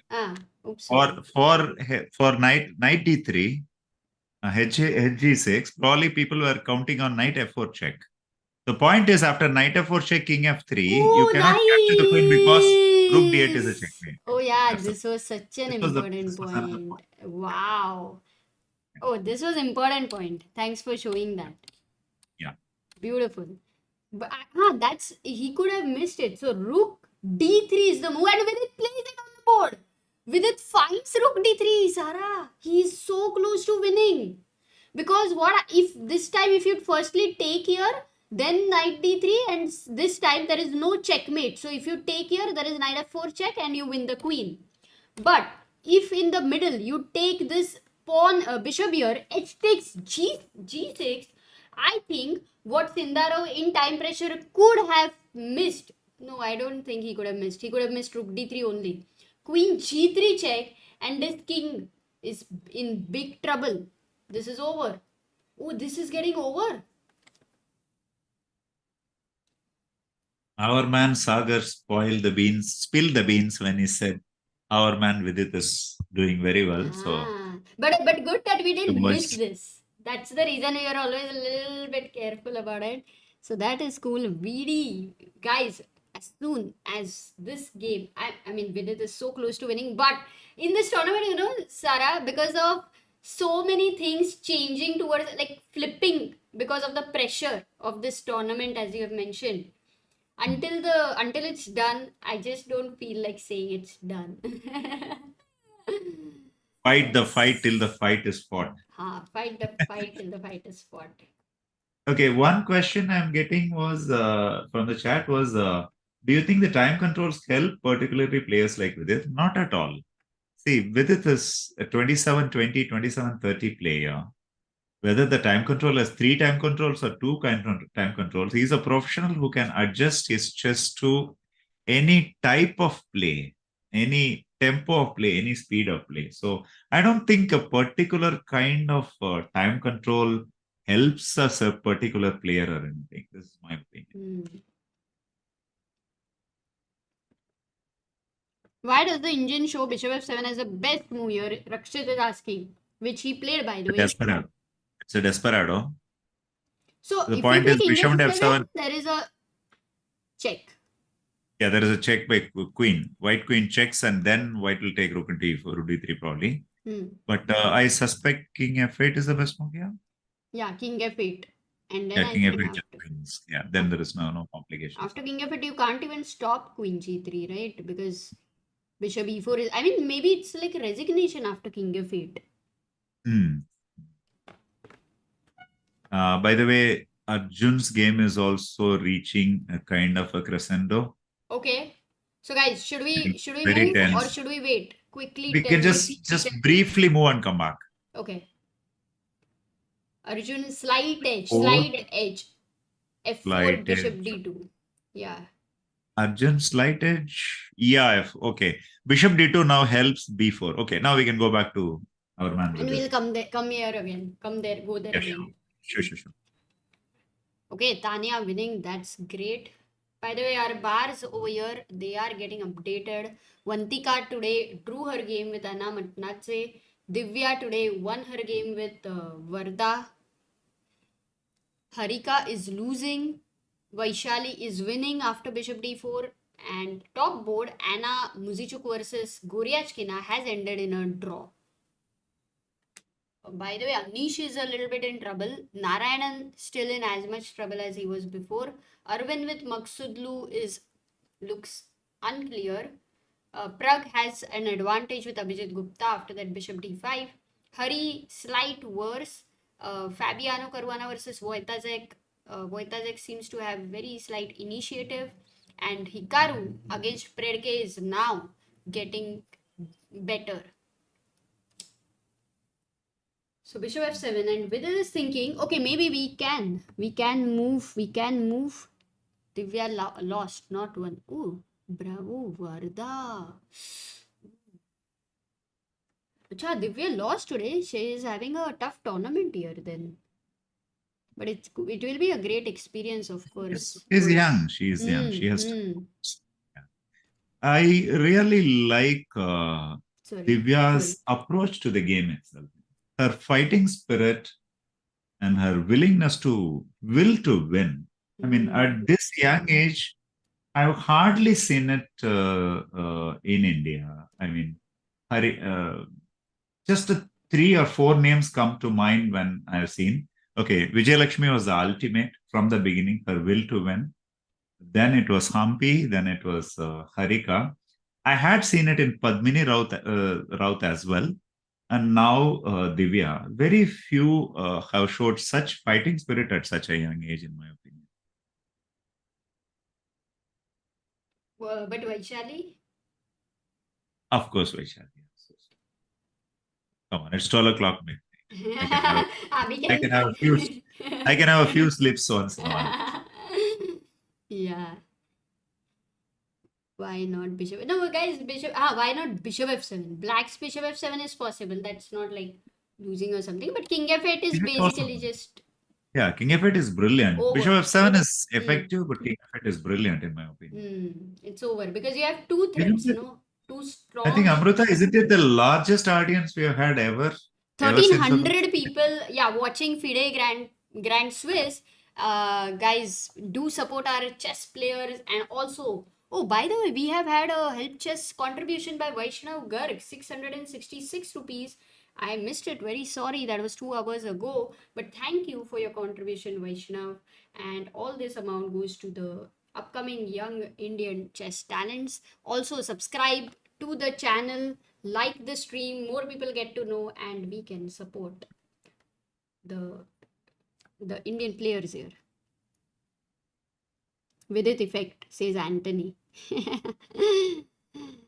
Rakshit says 1400 watching. Can we have 1000 likes for VD's win? Chalega. Jose asks, how many chess books have you read in total? Saravanan sir. Oh my god. What What a kind of question. It is does one ever keep as count many of hair them? as you have on your head. I Not can't so say that bad. for Sag. In fact, I can't say that. As many hair as I Have a have. why am I having a suspicion that this is below the belt in a certain way? But anyway, I'll let you pass. Look, Sarah, the reason this is not the official stream is you can crack any joke without fear, you know. This is something else, something, Amruta. You know, this is my personal individual opinion. Wherever you are, whatever kind of a stream you are, you enjoy it the best when you are just being yourself. Yeah. And I have come to realize over a period of time that, whatever compliments people have given me and whatever congratulations have come my way, I've not been a serious commentator, I've not been a prominent commentator, but have come my way are all because, when you are a natural and see, this is the way I talk, even if you're sitting opposite me and we are just discussing the game in private also. When you do that, but at the same time, try to make it as much informative and try to show the audience as a chess player what you understand about the position to the audience, what you understand, try to transfer that knowledge and enjoyment. Whenever you do that, I have a feeling that, people enjoy it. It does not matter what kind of a stream it is. So in that matter, honestly speaking, commentary, which is a little bit of, forceful or how do I put it? Too dramatic, melodramatic in nature somehow doesn't come across as very natural for me. I mean, I know this may not be a politically correct opinion, but I mean, you're saying that, this we can crack any kind of jokes. I feel all commentary should be that way, All should be Everyone that should way, be but it is there. not just based on commentators, it is also based on the platform. It is also based on what is required from commentators. So that's Exactly. Even in every platform, the commentary should be that way, I feel. See, for example, this way of informal commentary, even in the official platform, Vishy Anand and Peter Swidler do that. And everyone enjoys it. Did you see Vishy Anand's giggling fit in Tata Steel commentary this year? The guy was laughing full-fledged throughout half an hour on the penultimate day, and the audience went wild, and we all enjoyed it so much, So she's you should let your hair down word and you be don't yourself. want to miss, like what every word is like gold. And Peter Swidler also. I mean, yeah.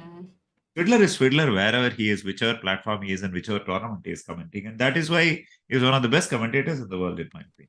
Absolutely. Rakshit, yes. By the way, we have received another chess donation. Thank you, Anirudh Sharma, for contributing 250 rupees. Oh, that's very kind of you. Thank you, guys. With it down to 6 minutes, it's like, the last moment you feel a little nervous. I mean, like nervous and not in the sense like you want to make a mistake there, but sometimes it's like, just sinking in there. Of course, Vidit knows that he's winning. He's dead winning, and he plays King F8. And I'm betting on a resignation. Okay, Amruta. Yes. Actually, Vaishali just followed whatever you suggested, the whole line. We made a way for the white knight to come and hold the pawn at b1. In fact, it is just simply winning after knight b5, knight c3. So she's just winning here. No.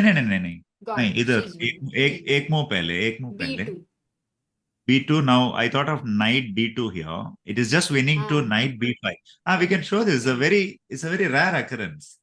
Knight B5, knight B1, knight C3, bishop C3, and a very rare occurrence where opposite color bishops on the board and one of the sides wins by force. Very rare occurrence in chess. Nice, thanks to these pawns. So Vaishali is winning against Bibisara, actually very strong opponent. So that is going to be a great result in women's on top board. And here for Vidit, after knight king f8, no resignation. Sindaru goes rook takes d3. He still hangs in there. Knight takes d3 by Vidit, and now Sindaro has played queen e3. But yeah, materially, of course, two Bishop pieces e4 for check rook, is but right now, yeah, bishop e4 check. Should be winning, just no? massacre. Finish, It's take. just massacre. Yeah. Amazing. And what's the like top? How many players were there on 4.5? Top 4 boards were on 4.5 actually. So Arjun, let's also have a quick look at Arjun to see what's happening there. He still maintains a slight advantage and not many moves after bishop d2. Bishop e5 has been played and rook d7 and bishop f6. So same position. Last move they repeated. After It's a queen little e3 bit with worrying, isn't it? Why is our man Arjun is repeating it? Maybe they will go for a draw. I thought he's just better. That's what I thought. He's just better, right? See, after bishop d2, bishop e5, instead of repeating, sorry, even rook d7, I suppose, right? Yeah, he went rook d7. Yeah, rook d7, bishop f6. No, he didn't repeat, Amruta. No. Now if he goes rook d6, here he And didn't. now if he goes rook d6, this is Okay. repeating. I'm sorry. But, I thought he once can't I it was. just push b4, b5 He now? did. He played Go b4. on. Finally, these pawns are my dream, and they are being pushed. Nice. Okay, did Vidit make a move? For queen e3, no, he's not yet made a move. So Vidit is thinking. Arjun has played b4. Esipenko is down to 3 minutes and he has to make 4 moves. So that will definitely cause some pressure. If let's say on 40th move we have been seeing already bishop a6. A weak move here by Esipenko. Time pressure is showing up. Arjun has now clear advantage. What's the win here, if I can ask? It's not winning How as is such, he but winning? he has to move the bishop from e6, and the point is to attack the. So let's say bishop b3 here. Okay. You're indirectly protecting the pawn on b4. Because after knight into b4, bishop into b4, rook into b4, bishop c2 check, I can just capture rook into e7 next. Nice. And then you lose this. Yeah. So that's indirectly protecting b4. Tactical. It's way tactical. So he didn't play bishop b3. Arjun goes rook d6 here, which is also fine. Rook d6. Yeah, knight before, now you're basically x-ray attack on a6 bishop now. Yeah. Takes, and then Bishop you into lose b4, the rook bishop. b4, now a6. So 3 minutes for Esipenko. Actually, quite a tough position for black also, right? Tell me what happens to bishop e5 here? Rook into e5, short. Okay. Oh, nice. So many Rook d5. pinning ideas there. You have to be careful with it. And hanging pieces, especially in time pressure, are, all the time you have to be so careful. These are in Hindi land, these are called as mosquitoes, machar. Small tactics which are irritating rather than a huge, instead of facing a huge attack, sometimes the small tactics are also equally irritating. Yeah, nice word. Oh, Vidit played queen e4 check in the game. Queen takes e4, bishop takes e4, king g3, and he can't take on f7 yet because of rook a4. I mean, it will go on, so he doesn't take on f7. Okay, maybe just something like knight into b2 is a simple win. Yeah, maybe this knight b2, because why to even give this pawn on a5? So knight d b2, and then these two can never be kicked away. Plus you'll have these passers. So. But I thought I will take knight a b2 so that I can start rolling the pawn right away. You don't like that? Rook takes a5 is No, not. f7 is fine. F7 is fine. Sorry. First I need to move that. So now I just start pushing. So this is only good, na? I like this better. I also like this better. I can do anything here. b6 first, and this is something just winning. So Vidit is, maybe now we can say Vidit is winning. But did you see one worrying factor? Vidit has less than 1 minute on his clock and he still has to go how many moves? He has 3 minutes. Actually, both of them 12. 3 minutes and 8 moves. 12 moves. 12. Right? Okay. I'm stuck at... So 3 minutes and 8 moves. A wee bit of a worry. A wee bit of... You can go wrong, I mean, with such a time pressure still. Exactly. Prasad Duri says Vaishali seems like the dark horse in this tournament. Your thoughts? I thought she's one of the favorites of the Hmm. tournament. Yeah, dark horse of the tournament. You know, there is this theory in chess. If there is a 2600 playing and the rest of the players are all 2450s, then the 2600 is a favorite. But if there are a bunch of players playing, let us say 10 of them rated between 2520 to 2460, none of them is a favorite, basically. All are favorites. So going by that logic, I think she's one of the favorites of the tournament. And see, you have made 3 Grandmaster norms and you are going towards the Grandmaster title. It gives you a confidence which only a chess player knows. Many times in my career, when I was young, below the age of 20 and all, if there is a huge tournament coming up after 6 months, that would be the first thought which will come into my brain when I get up from the bed. And it will give me a motivation to start working right away from 7 in the morning, 6 in the morning, because this is very important tournament is coming in 6 months and I have to work for it. You know, that push of ambition that you have made 3 Grandmaster norms, she will be a Superman in her mind right now. I have absolutely no doubt about it. Sorry, Nice, Superwoman in nice. her mind right now. Nice. Nice. Also, the way she played Qatar was like, if you saw, brilliant. I mean, wouldn't have been easy even for Pragg to play in that form in Qatar. So yeah, by the way, Arjun has gone bishop d7 last move, and 1 minute for Esipenko 38th move. He has to make 2 moves. Arjun still has a decent advantage here, but you know, the computer keeps suggesting at some point to take a break with h4 and try and win the f4 pawn.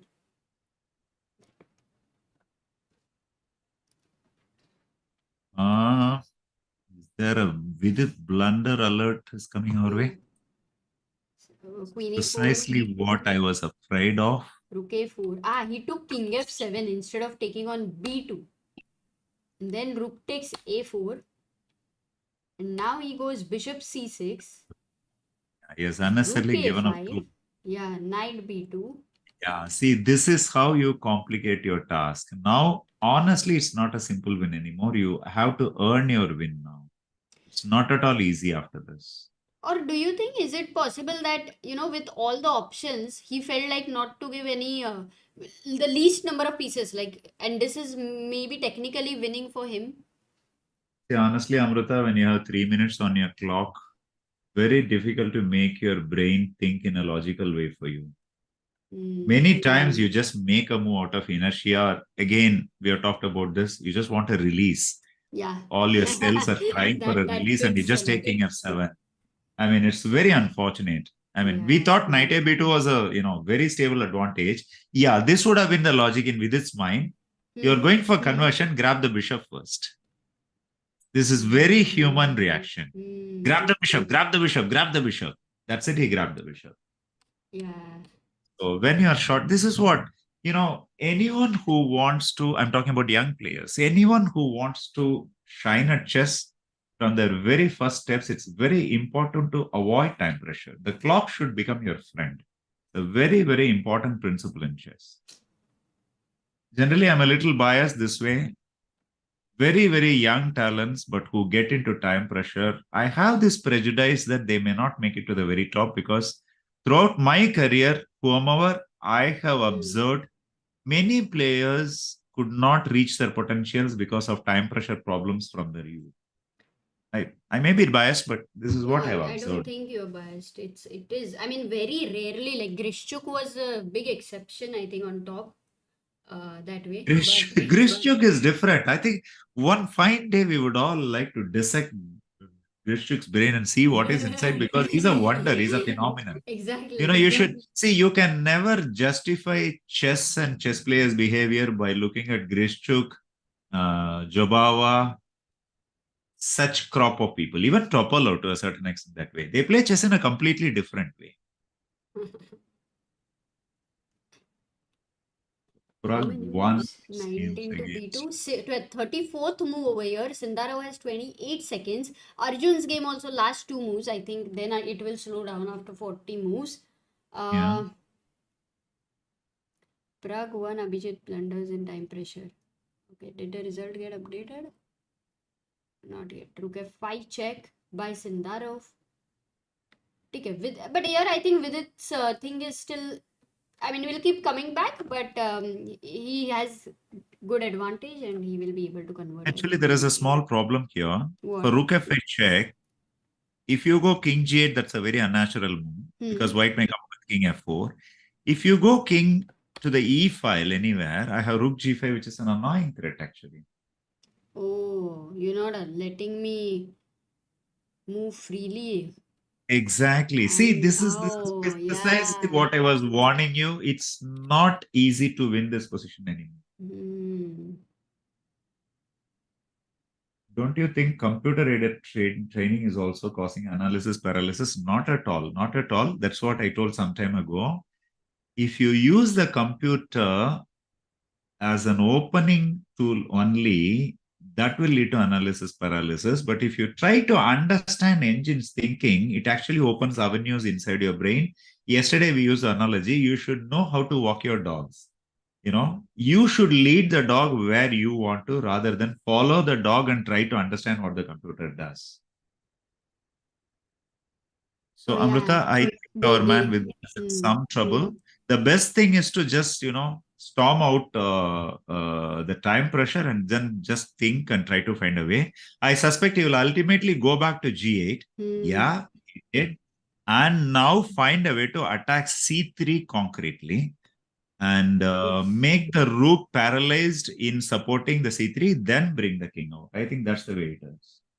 Yeah, but this is work. Now, this is work he needs to do. I thought the game would be over. Like, I was just waiting that the game would be over now, but it goes on. Grand Swiss. So, what's our man Arjun doing? Let's go to Arjun's game because here after. Oh, he did play H4. The move we were just talking about. H4. Oh, I didn't see that actually. Okay. No, I said that computer keeps recommending that again and again. So he does go that. G takes H4 and now wins the F4 pawn. This bishop definitely feels a little more free. Rook goes to A2. That was the last move, 40th move, played when Esipenko had 2 seconds. But he has not made any mistake. He goes Rook A2, a decent move over there. And he's thinking, Arjun is thinking over here. Like, I mean, they will relax a bit, I believe. If you could recommend only one book of chess to the world, what would it be? Yeah, that's a if nice you are someone who really want to enjoy your chess, there is absolutely no competition to Soviet Chess Primer. If you really want to enjoy your chess, okay, there is one more Soviet Chess Primer, and there is another called Beauty of Chess. Python strategy. No. That's a complicated book. It will come to it. Just escapes my attention just now. Okay, one is Soviet Chess Primer by Ilya Maislis. If you're a student of the game who want to learn the game, then Encyclopedia of Chess Combinations will make a lot of change in your chess, and also Mammoth Book of World's Greatest Games. It gives about 140 games played in the history of chess. All 140 are gems. These 3 books come to my mind. Another book is just, it's a pity it escapes my attention. I'll come back with the 4th book in my mind. My 62 memorable. Okay, let's go. Yeah, my let's system. Go. Okay. No, not okay, my system. Not my system. These are like, if you have to recommend only one book, then beauty and enjoyment comes first, in my opinion. So 5,360, 260. Oh, that number I never remember, but I love that domination book. Domination in 4. I know what you're talking about. Henry Kasparian's book. Yeah. Henry Kasparian, 3547 endgame study, I suppose. Okay. Yeah, Rook A2. So let's quickly have a look at if Pragg is playing. Pragg won. Pragg won that game after Queen G5 and Bishop D5, if you remember. Yeah. Knight d5, queen e4, knight f6. This was 32nd move. And here Abhijit Gupta made a big blunder in time pressure. It seems, yeah, he had 40 seconds. So, I mean, he was down to 3 seconds when he made this move. And why? The Just name of the why book is blunder? Joys of Chess by Christian Hess. So if you want to enjoy chess, it is between Soviet Chess Primer by Ilya Majlis and Joys of Chess by Christian Hess. If you're a student of the game, Encyclopedia of Middle Game Combinations and Mammoth Book of World's Greatest Game by Nunn, Ems, and another author. 3 authors. Yeah, these are the books. Sorry. Yeah, sorry. Carry on. Nice. No, I was looking here. Bishop f6 is a blunder, but white to play. Pragg found this move and Abhijit Gupta resigned here. So tactical move, white to play, guys. Can you check? Can you find? Cute again, yeah. Oh, he really blundered this actually. But time pressure. Time pressure again. Yes, Rahul, Prateek, Jay, Jain, Divyam, Joe, Anonymous. Well done. Bishop d5 is the move because if you take queen takes e5, there is a problem. Takes, and Wow. that's hanging there. Bishop f7. So you win the exchange. That's what he must have missed. If you take here, then it's simple. Takes, and you win this piece. But many of you had also mentioned rook takes d5, and that's not something which is working out because after rook takes d5, bishop takes d5. What did you say? It's a counter blunder. Queen takes e5, and that's just opposite colored bishop. Maybe this is what he saw, but then he missed bishop d5. Okay, so Pragg wins his game. Actually, it's the first win, no, for Pragg in this tournament. Really? Yeah, all Please were don't draw. tell me. First 6 were draws. Really? Yes. That's a surprise. In a I way, mean, knowing yeah, Pragg and yeah. his Pragg style, that's a surprise. But hey, it all happens. Yes. If Vishy Anand can draw all 11 games in a tournament in his career, Which tournament was anything that? can happen. Moscow Memorial 2013 or 2014, I think. I'm not sure about the. No, not Moscow. London Classic. Yeah. London Classic. Moscow Memorial, Moscow Tal Memorial is where Anish Giri drew all his games. Somehow people somehow remember Anish's draws much more than anybody's. I don't know for what is the reason there, but yeah. Actually, it's very unfair. Yeah. See, one of the problem with such brandings is that players of a lesser standard, chess lovers, you can say, or who are beginners and all, they get, they start believing such brandings. Anish is a fantastic player with a very deep understanding of chess. Anish's understanding of chess is extremely deep. Some of the games, for example, there is a game, Anish versus Liko, I think World Cup 2008. One of the deepest positional chess games I've ever seen in my career.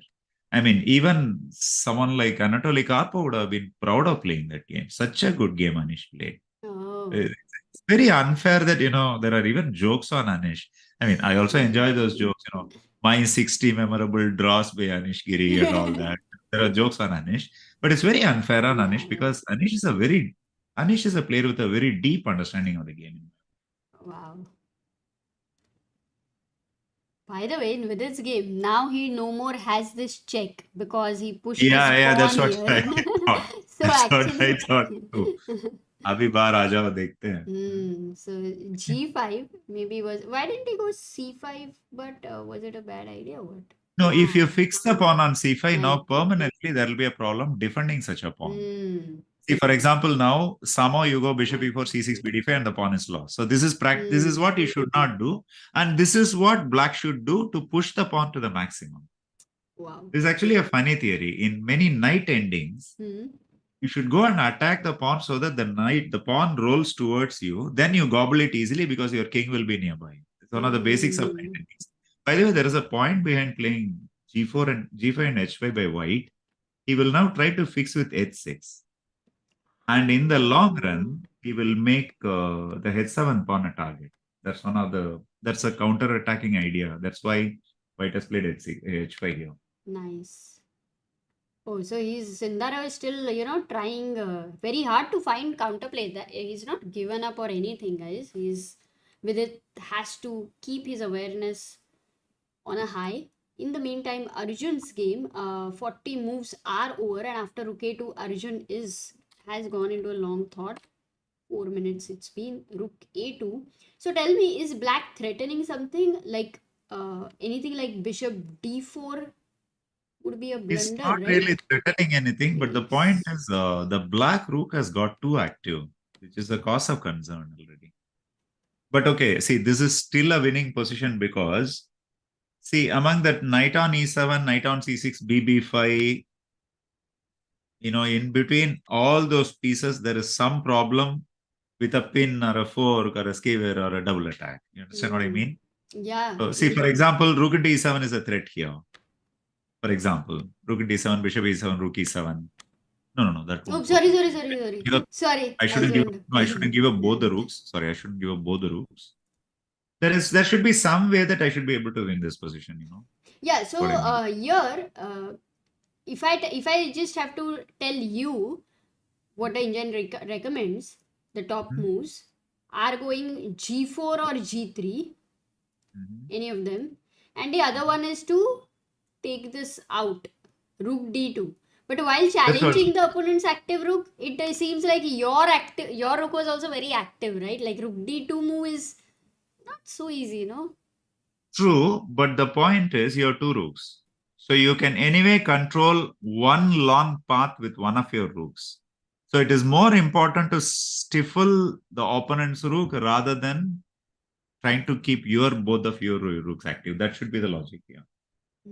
You got what I said, right? So, Yeah, that's a I good mean, one. shut down the rook on A2, you at least have a rook on E1 very active.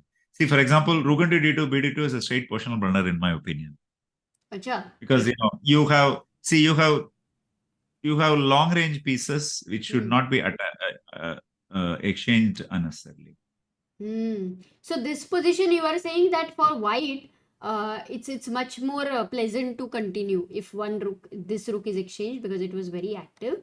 Then the other ways, if you don't exchange, and this is what let's say the engines are recommending, G4 maybe, because it kind of should force somewhere or at least keeps this G5 in hand. Really like this move. Yeah, the point is, in the long run, if HG3 comes out or something, black's king can be targeted with a mating attack here. That's the point of playing G4. See, for example, now king G2, rook H1, and suddenly black king might get into trouble, Man. We were always That's one looking of at this diagonal, which could be weak for Yeah. white, but this is so fixed here. This three guys, so And nice this idea. falls under the category of the second weakness, theory of two weaknesses in an endgame. Yeah, I have a problem. Black has a problem with the b4 pawn permanently, but then suddenly there is a problem with the black king also. That's the point of playing G4, I think. Beautiful. So Rook A2. So maybe Arjun definitely needs to think. I mean, this is a critical moment for him in some way because a wrong move could lose the advantage he's having. So it's a good. Also, it is very difficult to find a move like G4 on the board, to be honest. By the way, it's 40 moves over. I think that's why Yeah. he's taking it time. Yes. So And which means we can shift to some other game. yes, I mean, let's go to, because it's Vidit is definitely going also to take going a to long. think. Vaishali's game has progressed till this point. She's a piece up. There are 2 pawns Bibisara is having. But do you think it is any kind of a position where Vaishali needs to be very, very careful, or it is very simple to This convert should be a this? simple. This should be a simple, very simple. See, So, for example, put the knight on E5, bring the king to D4, do that things first, and then find a way to penetrate with your black king to the king side. This should be black side. I don't see any way that. I mean, I yeah. don't think there should be any problem. So Vaishali is winning. What about Pragg is winning? What about Arvind? No, Narayanan. He was playing with Aronian. Let's have a look Aronia. there. Queen C7 was the last move by Aronian. Oops. This famous quote by Kasparov. The chess world is a very good place when Levan Aronian wins. Let us hope today our man doesn't lose. But anyway, Aronian But is a what is great player. the what is the meaning of this quote? I didn't get it. According to Gary Kasparov, Aronian is a player with a fantastic potential. Somehow, candidate cycles, world champion cycles, he never became the challenger. See, for example, 2000, his best shot at the candidate was 2012 World Championship candidates held at Khanty Mansisk, which was thumpingly won by Vishy Anand. But in such times of his career, if Aronian had managed to win candidates or get through to the candidate cycle, in Kasparov's opinion, he was one of the best players in the world who deserved a chance at the World Championship. Yeah, so true. So true. Because he also won the World Cup, I think World Cup twice, right? If I'm not wrong. I don't remember. I'm poor with numbers generally, so I don't. No, one World Cup I remember because in 2017 he had the finals with Ding Legion and I and Sagar were covering that in Tbilisi. So that was Sure. amazing. Yeah, sure. Queen C6. So Aronian is winning. What about Arvind? And Nihal? Arvind versus Maksud Luder. This is One question. Are newbies getting biased by engines? Not at all. In my opinion, the current generation of youngsters, they actually use chess engines very well. They already have learnt it very well. I'll be back I had in a 1 minute. conversation with I'll be RB back in a Ramesh. minute. Sure. I had a conversation with RB Ramesh about this. Ramesh fundamentally doesn't really believe that engines are a great learning tool, but at the same time, Ramesh also doesn't want to have a bias that it may not be useful.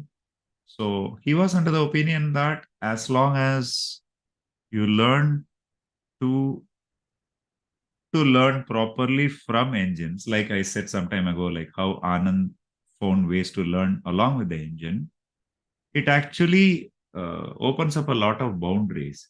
See, for example, when we were children, we were very strictly told that Rylopus is the opening you should play because with white pieces when you black plays e4, e5, because it gives you so many pawn structures to play against, so you become a stronger player over a period of time.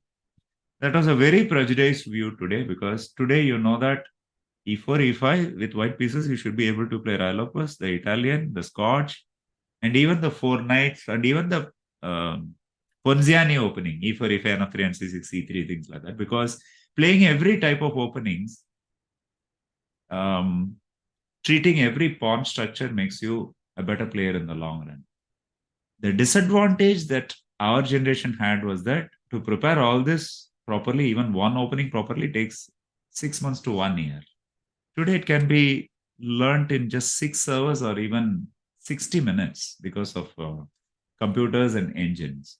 So, engines, computers, internet, all have made chess much easier to learn, provided you know how to learn.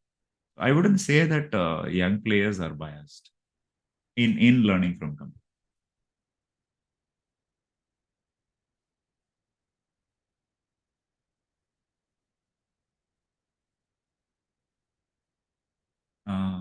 Amruta will be back soon, so till then we'll have to wait for the game to be changed. So be patient, guys.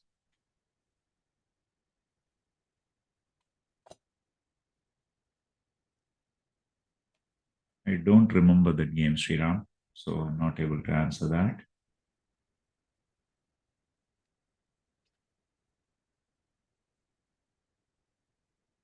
Yeah, Gukesh Amruta. also won today. That's Yeah. so that's his first win, kya? No, I don't. I'm not sure. I have to check. No, he won the first 2 rounds, I think. I mean, initial rounds he won definitely. Oh, look at this. Arjun plays G4, 41st move. There you go. Nice.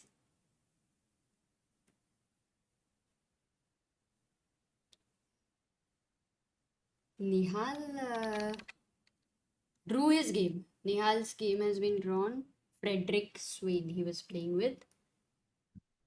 Did Oh, he did was in trouble, right? He was in trouble and he drew. That's a good result for Nihal, isn't it? I didn't. Remember that doubled pawn, ugly rook on a4. Oh yeah. Yeah, yeah. Exactly. So he drew that, which means that's a nice result for our man, our boy, whatever. Yeah, how did he defend? Oh, his opponent did not think that he's better, it seems. Slightly. Yeah, You know what, it's easy Amruta? actually. It is Gukesh first win of the tournament. He drew first 4 games, lost the 5th and 6th rounds, and today was first win for Gukesh. That's unbelievable, but it's true. Wow. I mean, for Pragg and Gukesh both, the first win comes on the 7th round in this event. But for Pragg, it comes more, let's say, I mean, for Gukesh, it came with a jumpy performance because he lost 2 games, whereas Pragg had drawn all the games. You know, in such a tournament, even +1 score after 7 rounds, that is 4 out of 8, even is still even a good score. You know, it's a very strong tournament. Yeah. By the way, do you know something interesting? First two boards, Fabiano and Hikaru, as of now, it says that their games should end in a draw. I mean, just looking at the evaluation. Really? Now, third and fourth game, if Vidit wins and if Arjun also manages to win, then you know I know where it is this is going. I know where this is going. Two young Indians, young Indians leading the table after 7 rounds. Fantastic. To start with, Sagar Shah will be on cloud 9 first. I'm just joking.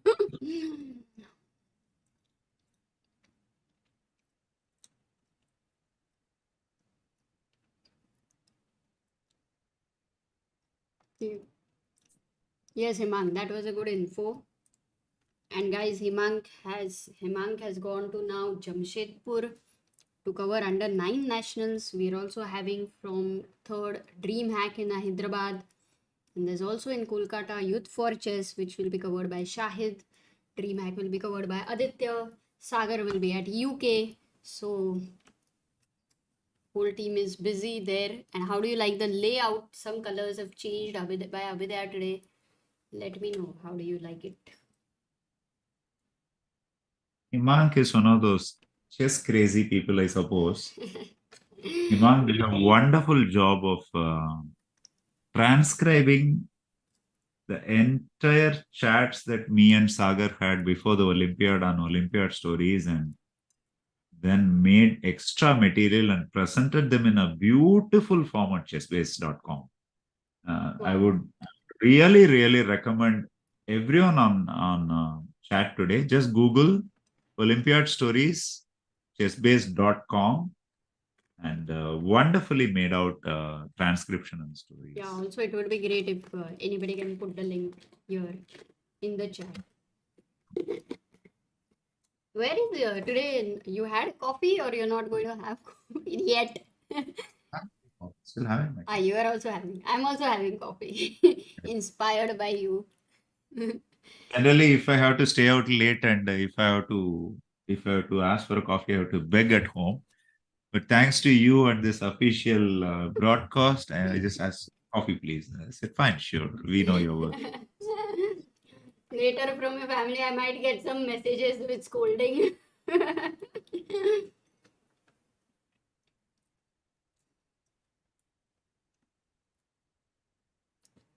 It's nothing going wrong with anyone, guys. Basically, one tournament, a few mishaps, a few tournaments out of form. All very common in chess. Chess is an extremely difficult game. Extremely difficult game. So, and no players, this is very interesting. No player's trajectory ever in chess when they are young will be linear straight race. It will be in jump and then either a period of plateau or even a little bit of a slump. And then again, there will be a jump and all that. That is one. And second is, it's simply not possible in any sport I'm taking chess as a sport here. It's simply not possible in any sport to keep on winning. There is a law of averages, and there is something called, let's say human limitation, to be honest. So no one does badly or anything. Someone doing badly means it should be a slide for years and years. That is doing badly, not for 1 or 2 tournaments or just for 6 months. Maybe in college, I can like give you an usually- inside. I can give you an inside information about this. Gukesh trainer Vishnu Prasanna says there is a psychology, there is a methodology to playing consistently. If you are playing consistently well, you should keep on playing. And the moment you get stagnated, you should take a break. So what happens when you take a break? You're not only stagnated, you will not be recovering also. Then the whole world will think that you're doing badly. It is not doing badly. It is just taking a rest and coming back. That's it. So we should learn how to, not to take losses as disasters in any, losses just for, let's say in a tournament or a period of time. They are just time to rejuvenate and come back. That's it. By the way, very interesting question by Harmony. He says, who among the veteran Indian IMs, Raja Ravi Shekhar, Lanka Ravi, Koshi, were the most talented in your opinion? Most talented? That's a very interesting question. But only he's mentioned very few players, no? In a way, Raja Ravi Shekhar, Lanka Okay, Ravi, I understand the Koshi, generation he is there was a telling. more. Generation we're telling. Okay, among them, Koshiji is my closest friend in spite of the years, age difference and all. A very remarkable person and a personality. Anup Deshmukh. No, Anup Deshmukh Talented. was later. The most talented was probably Krishnamurthy Murugan. Very unfortunately, due to certain incidents at that time, he quit chess early and went out. Krishnamurthy Murugan was a remarkable talent. With today's opportunities, he would have become a 2650 player, in my opinion. And the generation before him, T.N. Parameswaran, in my opinion, was a very strong chess player.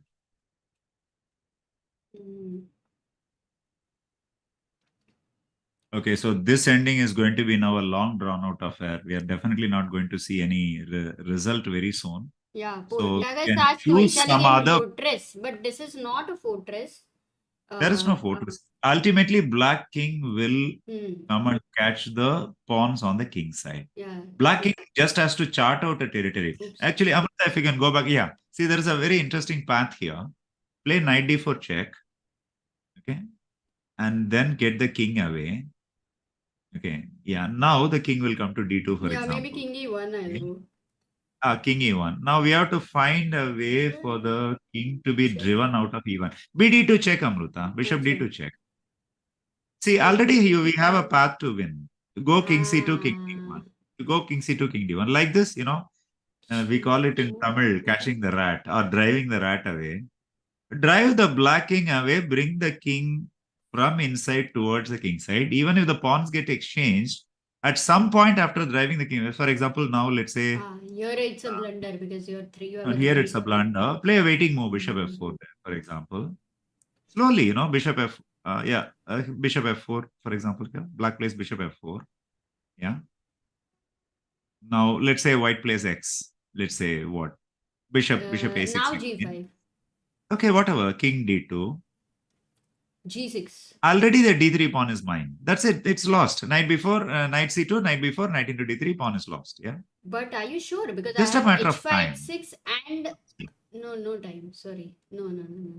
It's just a win. It's a win. Okay, so just have to drive the king. Nice. Lee, actually Saravanan showed this, so now I think the doubts are cleared. How she's winning. In Vidit's game after king d8, rook f5, Vidit has thought a lot. In fact, in the last 2 moves, from 47 minutes, he's gone to 30 minutes. So 17 minutes of thought here. Little bit surprising, but probably he's now considering bishop e8 as a decisive move here. He's thinking whether he can win with knight into c4. But maybe that's not necessary at all. No? That's not necessary at all. Risky. Rook f7 is risky. Rook f7, so let's go. Rook f8, rook h8? If rook. Either way. Just grab the pawn. That's it. Yeah. You'll get one of the pawns ultimately. But instead of that, let's go bishop e8 here, for example. Yeah. So and the point is king e7. Oh, is my rook getting trapped or what? You might if you're not careful. I'm just joking. I'm just joking. So now I have to choose between bishop h5. It's not winning, right? No, actually, this can even go wrong. I didn't think of it earlier. Yeah. Very Amrita, something interesting. Come back, come Yeah. back. Now, can I go? I mean, after rook h8, Yeah. after rook h8, can I go knight into c4? No, no, no. That's wrong. That's wrong. Then rook I think h6 the whole thing is and no. The whole thing is unnecessary. I don't think you should allow mm, the to df8. That's probably what Vidit is thinking. Is mm. it possible to win the game without allowing the rook to go into the white king side, black king side?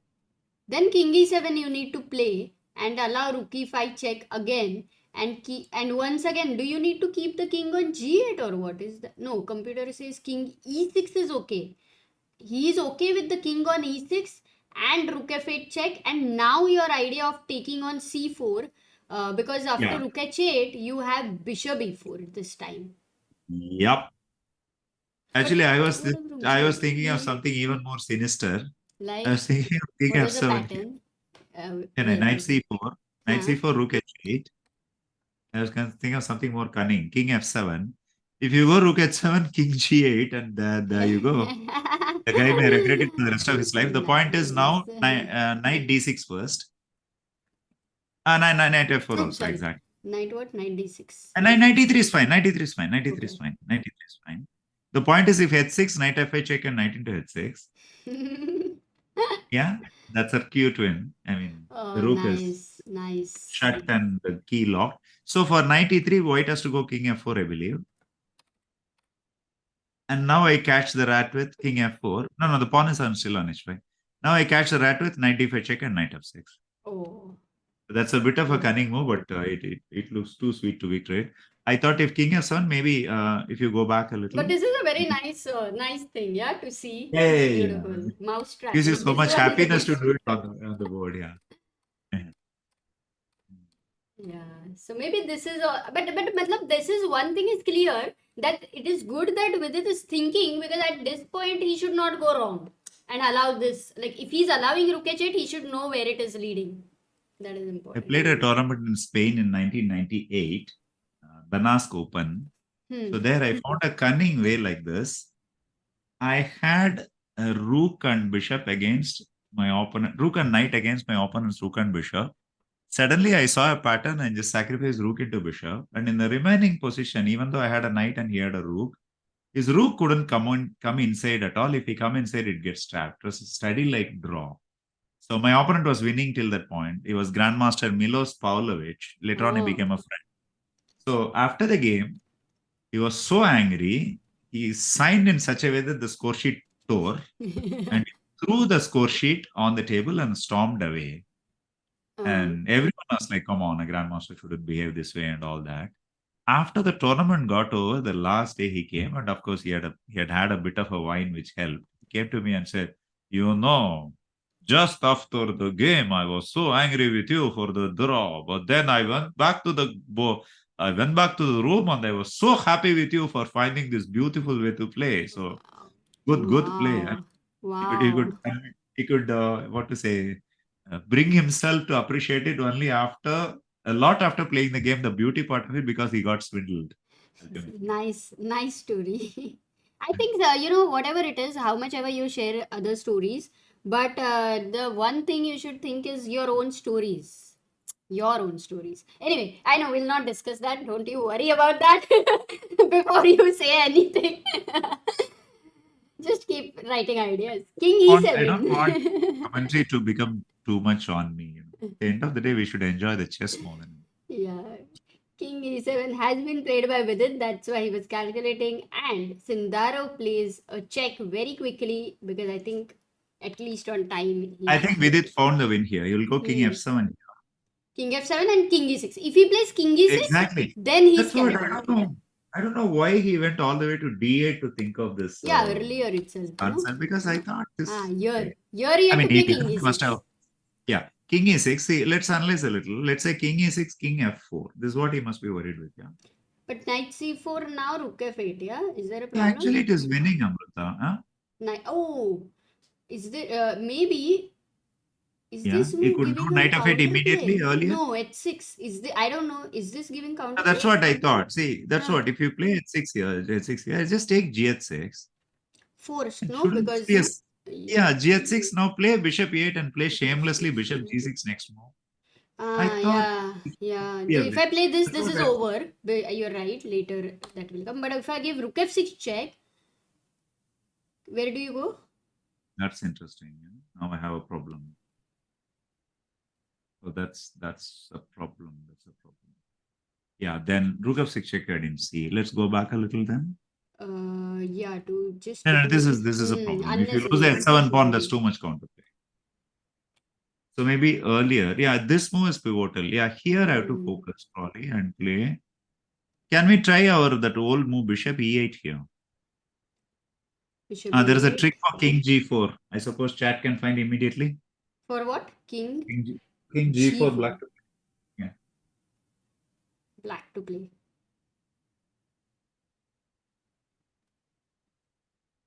Rakshit says, went to sleep 15 minutes back while watching, just woke up and the position hasn't really changed much because the time control, Rakshit, it's like 50 minutes additional after 40 moves. Now that's a huge amount of time. Rakshit Singh, you are making yourself jealous. We are jealous of you because you can actually go and sleep 15 minutes during combat. But you know the funny thing is, he 15 minutes is slept. Now he wakes up and now he's giving very quick answer to your question. How is he doing that? 15 minutes sleep can change everything in life, I know.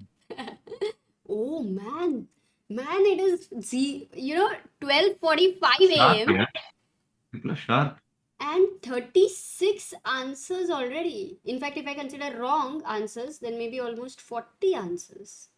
Actually, Well, Amruta, even during let's say a reasonable hour also, we don't get an audience of 1,400 people. No, it is right? all about our people, our players, them If climbing they up do and well. they do. And also the second half of the tournament is usually more, people get to know kind of that way. Yeah. So, yeah. So that is the right move, guys. Bishop h5. Nice deflection. You win the rook. Nice question there. I think this question was just to check whether people are awake, by you. Yeah. Now the point is, Amruta. Now if you play h6, yeah. Here if h6. Yeah, g6. See, now rook f6 means, let us say your move, king e7. If you make the cardinal sin of playing rook h6, bishop g6 and it gets, bottled out. Yeah, done. So you have to take g6. No, you can't take g6. Previous move. Instead of rook f6, g6. Now I just go knight c4 and I just win the game. Right? Because you always have bishop h7 is no more a weak. In fact, without the g7 pawn, this is not a weakness. I mean, I just have to put one pawn on the king side. See, if there are two pawns on the king side, then white will attack it. Yeah. So if we keep only one pawn, it can be defended by my. I mean, it should be a light pawn as well, light pawn in the light square as well. Then I can defend the pawn with my bishop after that, and that becomes a kind of a trivial win. Nice. So, only thing is, we have to see why Vidit is taking his time for this because he played king d6 over here actually, and Sindaro played rook f5, but there was a very, I don't know how good, but there was a very interesting move here to consider. I don't think Sindaro even thought much here. But even c5 g6, giving up the rook with the idea of forced queen. What's your point? Head g6? No, head g6. No, this I showed to the chat. So here g6, if at g6, and now you go rook g5, this is how... The same thing, Amruta. If you take here... No? Yeah, you can take gh5 as a win, right? So c5 check. Because your rook is not on a5. Yeah, so for g5, I have to go knight c4 there, I believe. Yeah, if knight c4, now that is also. Then also your problem with rook g6 check is rook g6 is a check. And g7 is lost. Okay, so actually it's already tricky, that means. Yeah, I mean, g6 was the best try for Sindaro here.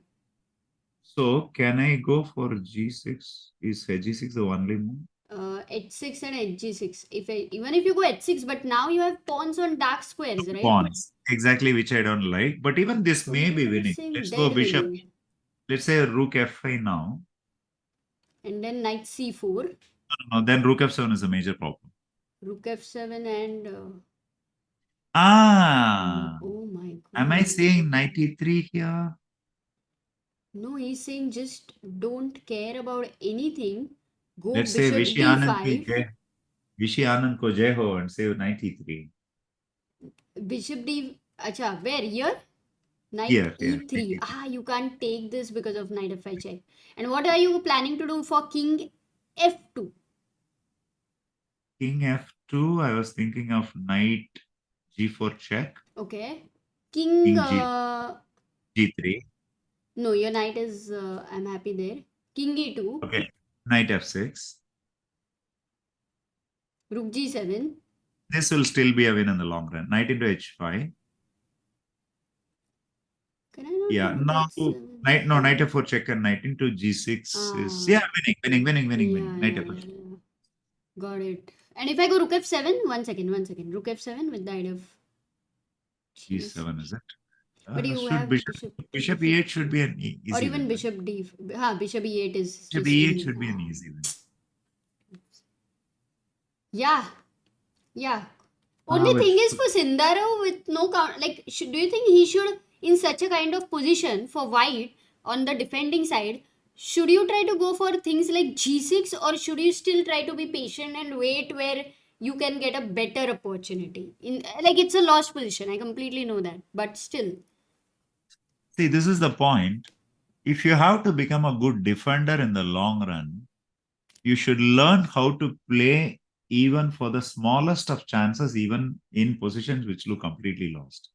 So actually, I would encourage a player like Sindaro to give his best even in a completely lost position and keep playing, because that is how you improve your defensive capabilities in the long run. So, keep on playing and keep on looking at chances. See, for example, I'll just give you a random variation. Let's say knight h4. He played king e6. Knight c4. Let's just play knight c4 and let me just give you an idea. Knight c4. Let's say h6. Okay.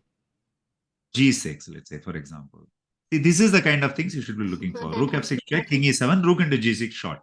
Oh, nice. Like this, lot of tactical patterns you should keep on try to work out.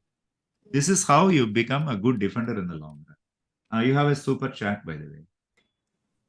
Yeah, I'm an engineer, says Indian engineer. Sad to see Adiban out of form. What's the issue? But Adiban definitely played a brilliant game, which maybe sometimes somebody will become a champion, but still he's not got such a brilliant game in the tournament. That's like the masterpiece. So I don't know how to. Anyway, so that's a question for you. Is there any change in Arjun versus Esipenko? G4, H3, bishop G3 has been played. H3, bishop G3. No. It's thinking. They have a lot of time to think. 50 minutes to. That was a question you said. I'm sorry. So that is Adiban out of form. What's the issue?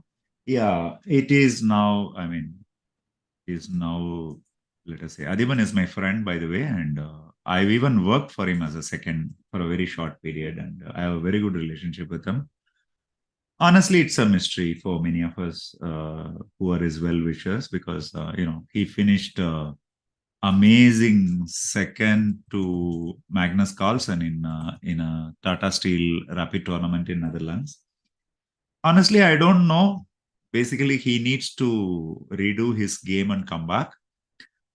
I don't want to say anything drastic in a commentary, but one thing I can say, probably Adiban needs to become a universal player. This is what I feel, and I've always felt, and I've told him also in person. Adiban is a player with a fantastic sense of tactics and dynamics generally. I think he needs to become a universal player who can play the other side of chess also. See, for example, Vidit did the opposite thing. Vidit was a fantastic positional player who has remodeled today as a tactical player and trying to play tactical chess. He is not trying, he is playing and doing very well. Adiban has to do the other way around, I think. So that may be a thing. Apart from that, honestly, I don't know how the progress did not come as expected. Oh, that's an elaborate answer by Saravanan to your question. And Sarah, we have a news that Vaishali is just having very less time. She's having 3 minutes, but guys, she will now get. Oh no, she doesn't get time because for women's time it's different. But still, the position is winning. She will figure out because 30 seconds every move is okay. Okay. Yeah?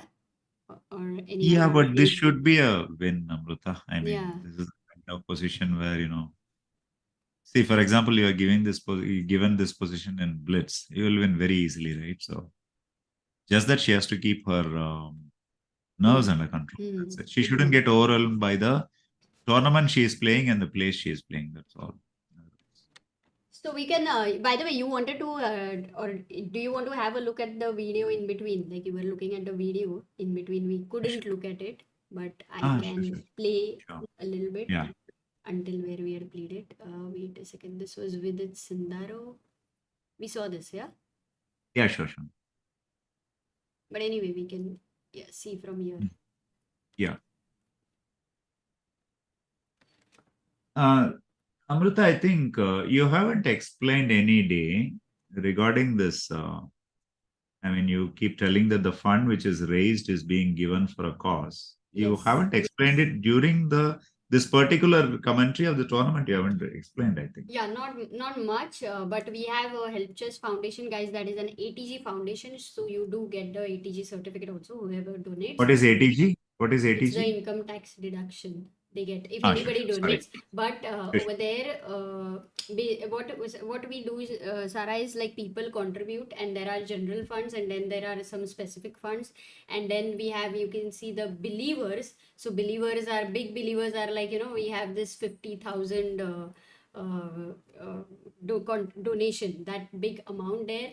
And Sagar will go through the talents and the games and everything, and then he will choose who gets the amount, the sponsorship. So that way, even we have YouTube where the membership, we have members on YouTube, that also goes the monthly membership to the Help Chess Fund, I mean to the talents basically. So like Ilam Parthi, and we have a lot of people, Mayank Chakrabarti, and there's an article you will find on ChessBase India about the details about it, how the funds are dispersed, and all the names of the people who have contributed. So everything is extremely transparent there.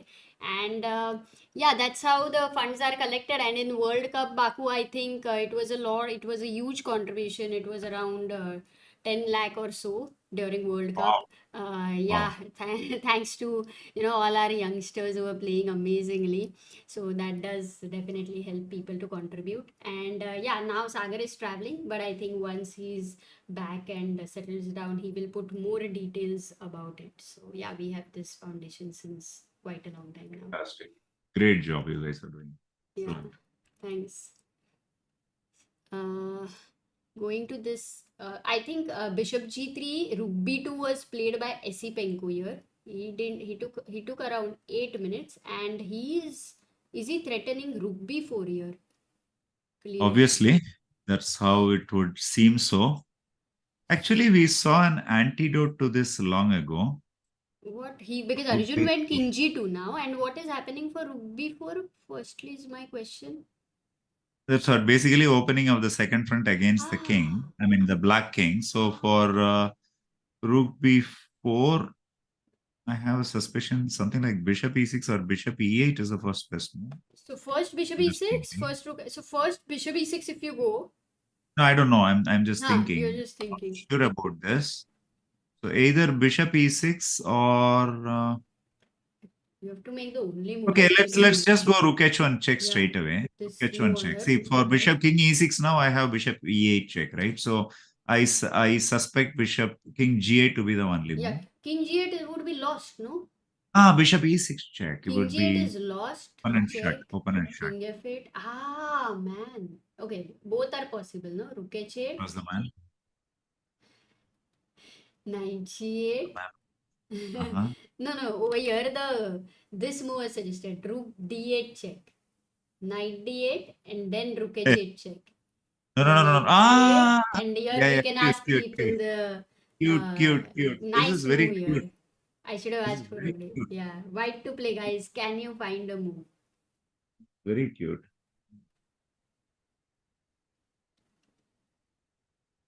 Beautiful. Oh my God! If Arjun gets to give the sack, then it would be amazing. But obviously, Esipenko is not going to miss it. White to play. Did you see why the rook was sacrificed? Arey yaar, everybody is telling the right answer. Awesome, guys. Awesome. You're not giving a chance to us to kind of scold you. So that's the move. Akshay, Sharansh, Ronit, Varun, Sankaras, Shubham, Kavish, Pushkar, Dishit, and Vishal. Quite all different names than the usual ones at midnight. So by the method of making wrong assumptions out of wrong logics, the assumption is midnight, 12 o'clock to 2 o'clock is the best time to ask questions to our chat. Yeah, actually, it's for us. Actually, the time could be a problem, but not for the chat. By the way, there will be a lot of audience from other time zones also, right? Only Indian audience. So. No. Like you said, your friend Anuradha was there. Yeah, she is in London. Yeah. Normally 50% around will be Indians. Okay. In Indian time zone. No, normal. For live stream it can be more. Yeah, maybe not for live stream. I have to check. I don't know. But normally our audience is from all over the world. Is it possible to check even those things in YouTube? Yeah, you can. Where your Yeah, you audience can. are from and all that? Yeah, Statistics of that yeah, sort? you can. Also, the age group is 18 to 18 to 35, 18 to 24 or 25 is the max. Maximum crowd here. Yeah, there is a super chat, Amruta. Yeah, Sandeep Raut, thank you for super chatting for the first time. Says, what are the chances of Vidit actually making to the candidate, Sarav sir? Very happy to see him in form. World Cup was great, but fell short by a little. Yeah, see, that's the point. You saw the World Cup itself, how impressive Vidit was playing. I have a feeling that in the last few months, Vidit is making a really good effort, and more than anything, his determination levels are very high. See, recently I got to meet him in the Tata Steel Chess India Rapid and Blitz at Kolkata. He had come with his parents. Okay, but every day for breakfast, lunch, and dinner, most of the time, okay, dinner many times they were together, but breakfast and lunch many times they would be sitting differently and having a lunch and breakfast, and with would just breeze in, have a breakfast, and just push off. He showed a kind of a determination and a focus which I was very impressed with, and generally in my experience, I have seen that attitude comes before everything for a chess player, for any sportsman, especially for a chess player. Attitude shows everything. That intent to do well, to be ambitious, and very what to say, a kind of push to prove yourself the best, but still keeping your humility, keeping things in simple, you know, being a down to earth person. These are extremely important. I have seen this with my own eyes with the case of Vishayanand, all these qualities. So Vidit is someone whom I have seen that who exhibits many of these qualities. I was a journalist and I called him around. I messaged him at 8:30. I didn't want to call and bother him. So I messaged him at 8:30. Can I ask you a couple of questions? Immediately replied, absolutely no issues. See, there was no need to say yes, but at the same time, 50% of the guys do say a no, even today. But Vidit has remained that simple guy whom I first met in. I met Vidit first for the first time somewhere around. How old is Vidit now? I met him at 26 maybe. 20, 28, 26. 26, 20. No, I think older than. I met Vidit when he was about 14 years old, and he played in Inter-Petroleum tournament for ONGC as a guest player. Okay, he's 29. 29. So I met him first 15 years ago. How he was 15 years ago, he essentially remains the same person when it comes to a personality, especially on the um, simplicity count and all that. Somehow I have come to believe from observing Vishay Anand closely that, you know, guys who are very easy with themselves, who are comfortable in their own skin, who don't hype up what they do and all that, that much mental energy is freed up to concentrate on their chess. So keeping life simple, all these qualities and all. So I think that, Vidit has all the qualities to make a big push and actually go another 50 plus yellow from where he is today. Wow. This is what I 50, strongly 50 believe about times. Vidit. Yeah. See, that's what this, right? During Olympiad, there was this unnecessary comments about the Indian A team being an old team and Indian B team being a young team. And there was this obvious assumption that the B team will do well just because they were young. Come on. Anyone who knows Hari Krishna, anyone who knows Vidit Gujarati, it doesn't matter. I mean, we'll be very happy if the young team does well as well, but that doesn't mean that, 29 years is not old, guys. Come on. So Vidit has all the chances in the world to go to the candidates and even beyond, I shouldn't say even. Definitely has chances to go much, much high further up, is what I believe. By the way, he's 29. He just became 29 in this Yeah. tournament. Like the first 24th October was his Ah, birthday. So he's, yeah. And but one question to you is this determination is there in everyone, right? Like not everyone, but at least most of the top players, they will have this determination, ambitiousness, wanting to. So then, uh, how can you explain that? see, in chess, development doesn't take place by any logic. There are too many variables here which we cannot control at all. And there are many, many things happen to us which are not at all foreseen. See, okay, I wouldn't name him. I had a very close friend who was a grandmaster by the age of 22 or 23, and he was making a big push and he was going very steadily towards a grandmaster title, 2600 by the age of 23 or 24. Got married, had a kid. One incident, he was playing in Europe when his kid got very sick and the kid was hospitalized and dehydrated and all that, on ICU and all that. Just that one incident kind of changed his perception about chess, and he kind of decided that, okay, professional chess is not easy.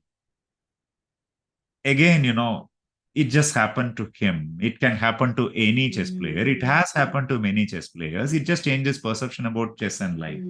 How do you explain this? These are things completely out of your control. Yeah. So, I have many guys who work extremely hard in chess, as hard as Vidit has worked or Hari has worked, who have never reached even 2650. Again, how do you explain that? Because there are too many variables which are not in our control. That is not only chess now. It is about life also. No? So many people work hard. You leave sports about any sphere of life. Life is not the same to everyone, even if everything goes correctly and you do everything correctly also. Life is not simple. See, that's what these questions of why is he not doing well is not what to say, unless there is a particular reason. As I said about Andrei Sokolov a couple of days ago, there's one particular reason. You can never justify that, this is why someone is doing badly, this is why someone is doing badly. Hota hai, that's it.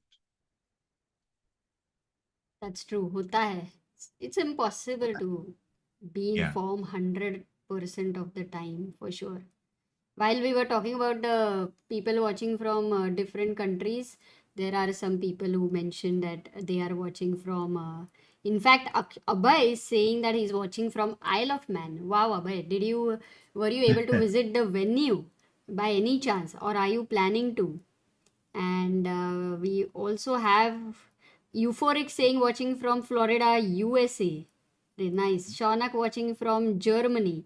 A and B says not an Indian from California, rooting for our boy VD. Oh, that is Nice, nice. Yeah, nice. exactly. US, California here. Superb.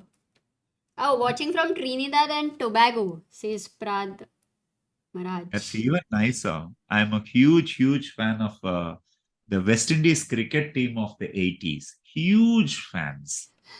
I can rattle off all the 11 playing 11 of the West Indies cricket team of the 1980s. I was a huge fan.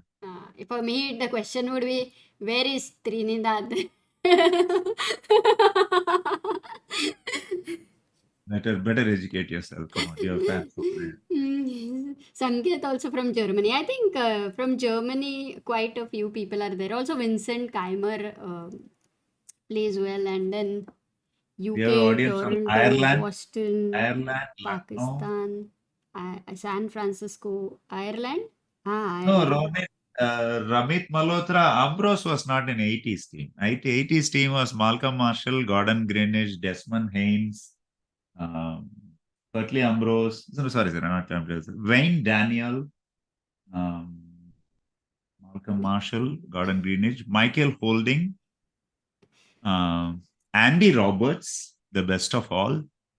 These were the players of 80s team and captained by Clive Lloyd, of course.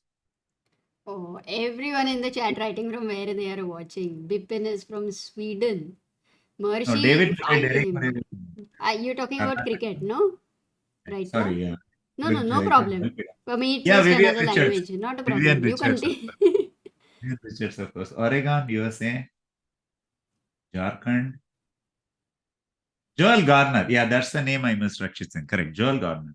So four pacers, Joel Garner, Malcolm Marshall, Andy Roberts, and Michael Holding, backed up by Wayne Daniel and Colin Croft. They didn't, both of them, Colin Croft and Wayne Daniel, did not find a place in the team. Such an amazing team. Wicketkeeper was Jeffrey Dujon. Only spinner was Larry Gomes. The captain was Clive Lloyd, and the batters were Vivian Richards, Desmond Haynes, Gordon Greenidge. This was his team, if I remember. Like how for a beginner E4, E5, NF3, NC6, all this calculation is like, I don't understand any of it. That's like me. I don't understand any of it. Yes, complete Let's balance. not get into cricket. Yeah, let's get back to chess. Nothing is happening in any other games So, also.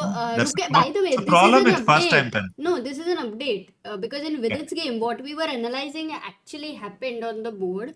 Rook e5 check, king d6, rook f5 check. He finally goes king d6, and I think he's understood that rook f8 is nothing to worry. He takes on c4 and rook h8. We were looking at this. I think we were looking as a little risky. It is happening. That's what you mean. Oh no, this one was risky after bishop e4. Bishop e4. This one was This one was not risky. Yeah, this one was. In fact, my question is, even b5 is being suggested by the engines, but rook h7, is this pawn like unstoppable completely if I take here? Yeah, but this is what you know what to say. You require what in your veins or something even more colorful. Why do all that? Bishop e4, Yeah. Keep life simple. Keep life simple with bishop e4. Yeah. Rook h8. I would be like, if Vidit goes for a b5 idea, I would be like, man, that's. Please don't do that. No, I would be like, that's so brave. I mean, you should not do that, but it's brave. Arjun's game after king g2. I see one thing, Amruta, Vidit is down to his last 10 minutes, which is a little bit of a concern. 12 moves. No, he has to make 13 moves in 8 minutes. 8 minutes. That's what this is becoming a little of a concern. Let's see how it pans out. Okay, but then the game didn't end actually. In fact, so Vidit was only the game was only on fire, like Sagar said. Hmm. Did Sagar say that? That time when he had come in between for a moment, Uh-huh. that time Yeah, he yeah, yeah, said yeah, that. yeah. Vidit OP. Yeah, yeah, correct. Mm. So Bishop C4 played here by Esipenko, by the way. He did not enter in any of Rook B4, Rook H1 calculations over here. Though I Of course. thought he had King G6, Uh-huh. but King G6, we saw this, na? Arjun King had G6, Bishop E8 check gets the rook out into the street, gets the king out into the street. Yeah, Yeah. this is too much of G5. See, finding. this is when you invite trouble, yeah? The rook H6 now. The Hmm. bishop moves, you have BD7 check, you know. Hmm. Yeah, it's Don't risky. trouble till trouble troubles you. So he goes bishop c4. But now can we not do the same thing? What is the bishop e6 check you would not have. So for rook h1, now you can go king g8. And This is this what we saw, diagonal. right? Bishop E6 check and your colorful rook D8 check, rook sacrifice. Yeah. So what should Arjun play here actually? Oh, because What is that? bishop c4. His idea is to play for rook H1 check, king king G8 is also now possible. Yeah, that's what this diagonal. Amruta, but isn't the guy on C6 hanging? BD5 check is your idea. Oh, nice. But at least you saw that. Yeah. BD5 check is your idea. So So here it's a tough move, no? Which piece need- are you going to move? Is the question. I just need one trick here. What is the trick here? By the way, we have a result incoming. Vaishali has won her game, it seems. Let me just have a look. No, I mean, not yet ended. Super winning. Okay, super winning. Yeah. Now that she is this pass pawn. Got it. With it inaccuracy. एक second. Let me just check. What inaccuracy? After rook h7? No, guys, that's not inaccuracy. Knight d6 he played. Oh, is it an inaccuracy in comparison to all what he had? No, still bishop e4 here. If he plays. But this is getting tricky. So right. You are so right. You can't take on g7. There is knight f5. King f4 takes. Is this rook pawn not getting anywhere? Well, Yeah, case. You can't. Bishop You can just support. E4. Bishop E4 should have kept life very, very simple. I know. Now he goes bishop e4. But why give the pawn? So let's analyze. So knight d6, rook h7. Hmm. With this point is now, see, rook into g7 cannot be taken. So let's go b5 directly. I think that's his point. No, he didn't do that. He played bishop e4. Yeah, he played bishop e4. Okay. This is mysteries of universe. You can't play this, that's fine. But g6, if g6 is the most critical variation, because you also have these ideas in air, rook g7, h6 and all that. So what's his... G6 Amruta, G6 b5 I thought should be a trivial win, right? King f4, b4, yeah? Yeah. Okay. Who catches me? So then you can't go rook g7. You can't go g6. If I go rook h8, it doesn't make much sense, right? You will anyway go b5. Yeah, exactly. Then h6 is... no, h6, bishop h7, hg7, you're in control. g6, bishop g8. So then this is winning. It is winning, but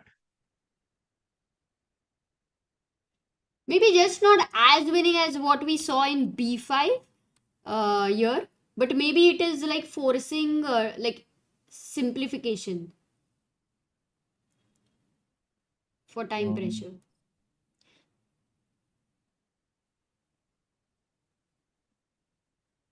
So let's go bishop e4. Let's analyze this a little. Yeah. Bishop e4, h8.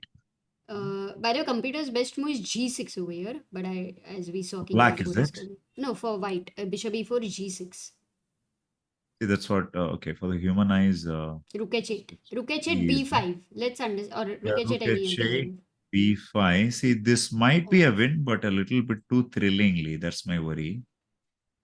So let's say b5, let's say rook b8 for Okay. b5. Now the question is whether I should play something like bb7, knight b7, or let's go with king f5. That's what King f5. our concern is. King f5. You, G5 king is f5. attacked. Okay, let's go king f5. Yeah, g5 is attacked, and h6, g6, g6, king g6. See, if this position is a win, which I suspect it's a win, then it's a trivial win. Our man is doing fine in spite of the risky looking decisions. This is not a win. If there is a twist somewhere here, then I'm worried. No, this is a win. So win? Yeah, it is a win. You collect the h6 pawn and okay, Amruta, for b5, what happens to king f? Go for back. b5, Go back, go you're back, not go playing back. h6 at all. Not playing h6. For b5, let me go king f4. Yeah. See, something like this is what I'm worried. This is important moment actually. So one Yeah. is that firstly, can I calculate b4 here? That's first question. See, that's what somewhere here when white rook comes and catches at rook b8 for b4. Now you play a move like bishop b7. No, now the c5. h Now pawn. c5. You want to keep the bishop on e4 so that it controls h7 square, Yeah. I suppose, right? See, that's what in somewhere here, as long as one of the pieces can be sacrificed for the king side pawns and two pawns will queen, it's all okay. But again, it's a little bit of, teasing with danger. But tell me something, at this point, okay, we are talking about this position on rook h8, where Vidit went knight d6. Now moves like b5 or bishop b5 is pretty harsh still, I would say, because you are still giving this h7 pawn, so it is as risky in that sense. Like you have to be very precise, and you are going towards time pressure. So psychologically, I understand that you don't go for b5. This is a question that bishop e4 defends h7. So here he would have seen it, but maybe he didn't like something about it, which could be like rook g8 attacking g7. Possible. Now that you go back on f7, king f7, there is rook c8. Yeah, I understand. But for this, we had a trick, right? For rook g8 here. Yes. Rook g8. I thought we had a trick, rook g8. I thought we had a trick with knight d6. Now knight d6 because he has forced the rook to move to g8. So that was important. So now if king f4, if white plays king f4 now I have king f7, which is a simple one. Yeah, king f7. So maybe because now, knight d6. most importantly, after king f7, the white rook doesn't have a good square on b8 or c8. Both the squares are covered. I mean, you go to b8, you're not threatening anything. You cannot go to c8, which means it should be a trivial win. Yeah. Something like this would have been, kept our tension less. And I believe with this BP also under control. Just kidding. So he did play g6, by the way, in the game. Sindaro's rook h7. But this time, earlier Sindaro had a lot of time pressure. Now Sindaro knew the only chance still to put under whatever pressure is to play fast. And he has 38 minutes, with it down to 7 minutes. But he starts with b5, which means he has calculated it all. Because you don't otherwise play b5 here. And rook g7, he's given up this pawn. It's a blunder. Can you play, if h6 you play, then bishop takes g6. Now if rook g7, still rook g7 you can never take. So then h6 doesn't make sense. So now I think king f4 is the only move if at all there is a problem with it. Yeah. Now we have to calculate whether b4 runs for a straight win. In fact, that's the only thing he should try. So this is, I think, one danger, as you said, he's got into to be very accurate here. No, hold on. Now let's say rook g7. Black to play, right? b4. Yeah, b4. Rook g7. b3. Rook c7. b2. Now whether something like g7 is dangerous, we should assess. Okay, I think bishop h7 still wins for black. So probably this is a simple win which he has calculated. There is no need for that, but yeah, kudos to Vidit, he has calculated. Maybe this is also part of becoming Vidit 2.0. Teasing danger once in a while voluntarily. I'm just joking. So but king f4, after b4, let's say you went rook h8, right? You Yeah. went rook g7, I Rook think. g7, yeah. Okay, you can try rook h8 there. But after rook h8, you know, yeah. The same b3, let's say. Now rook b8. B7. Yeah, now we have to calculate a little. Knight b7, h6 is a variation. b2, g7. Knight b7, h6. h6 is Oh, a no, knight variation. b7, sorry. e4 is h6 hanging. is a blunder. h6 is a blunder. Ah, knight is on rook e4 is hanging. So bishop b7, h6, g7 may be a problem. h6 is maybe a problem. Actually, there is a only move for black for h6. g7. Black is still Only winning. move, right? Yeah. For You want to black, give it as a quiz or is it too tough? I believe it's tough, but they can try black to play. Yeah, sure. Okay. Just give me a second. Yes. I'd run out of chance. Just give Guys, all of those who are confused, Vidit has advantage. Vidit is still on the route to converting it, but he of course has to be careful. He has less time, so it's not a position where any mistake can happen. He needs to be super careful. So yeah, but as of now, he definitely has a clear advantage. What is the chat saying? This is a pretty tough position where the question is asked: black to play, find only winning move. And let me check your answers. Oh, by the way, Pavitra Agarwal has donated 250 rupees 33 minutes ago. Pavitra, thank you so much for your contribution. And 1069th believer there.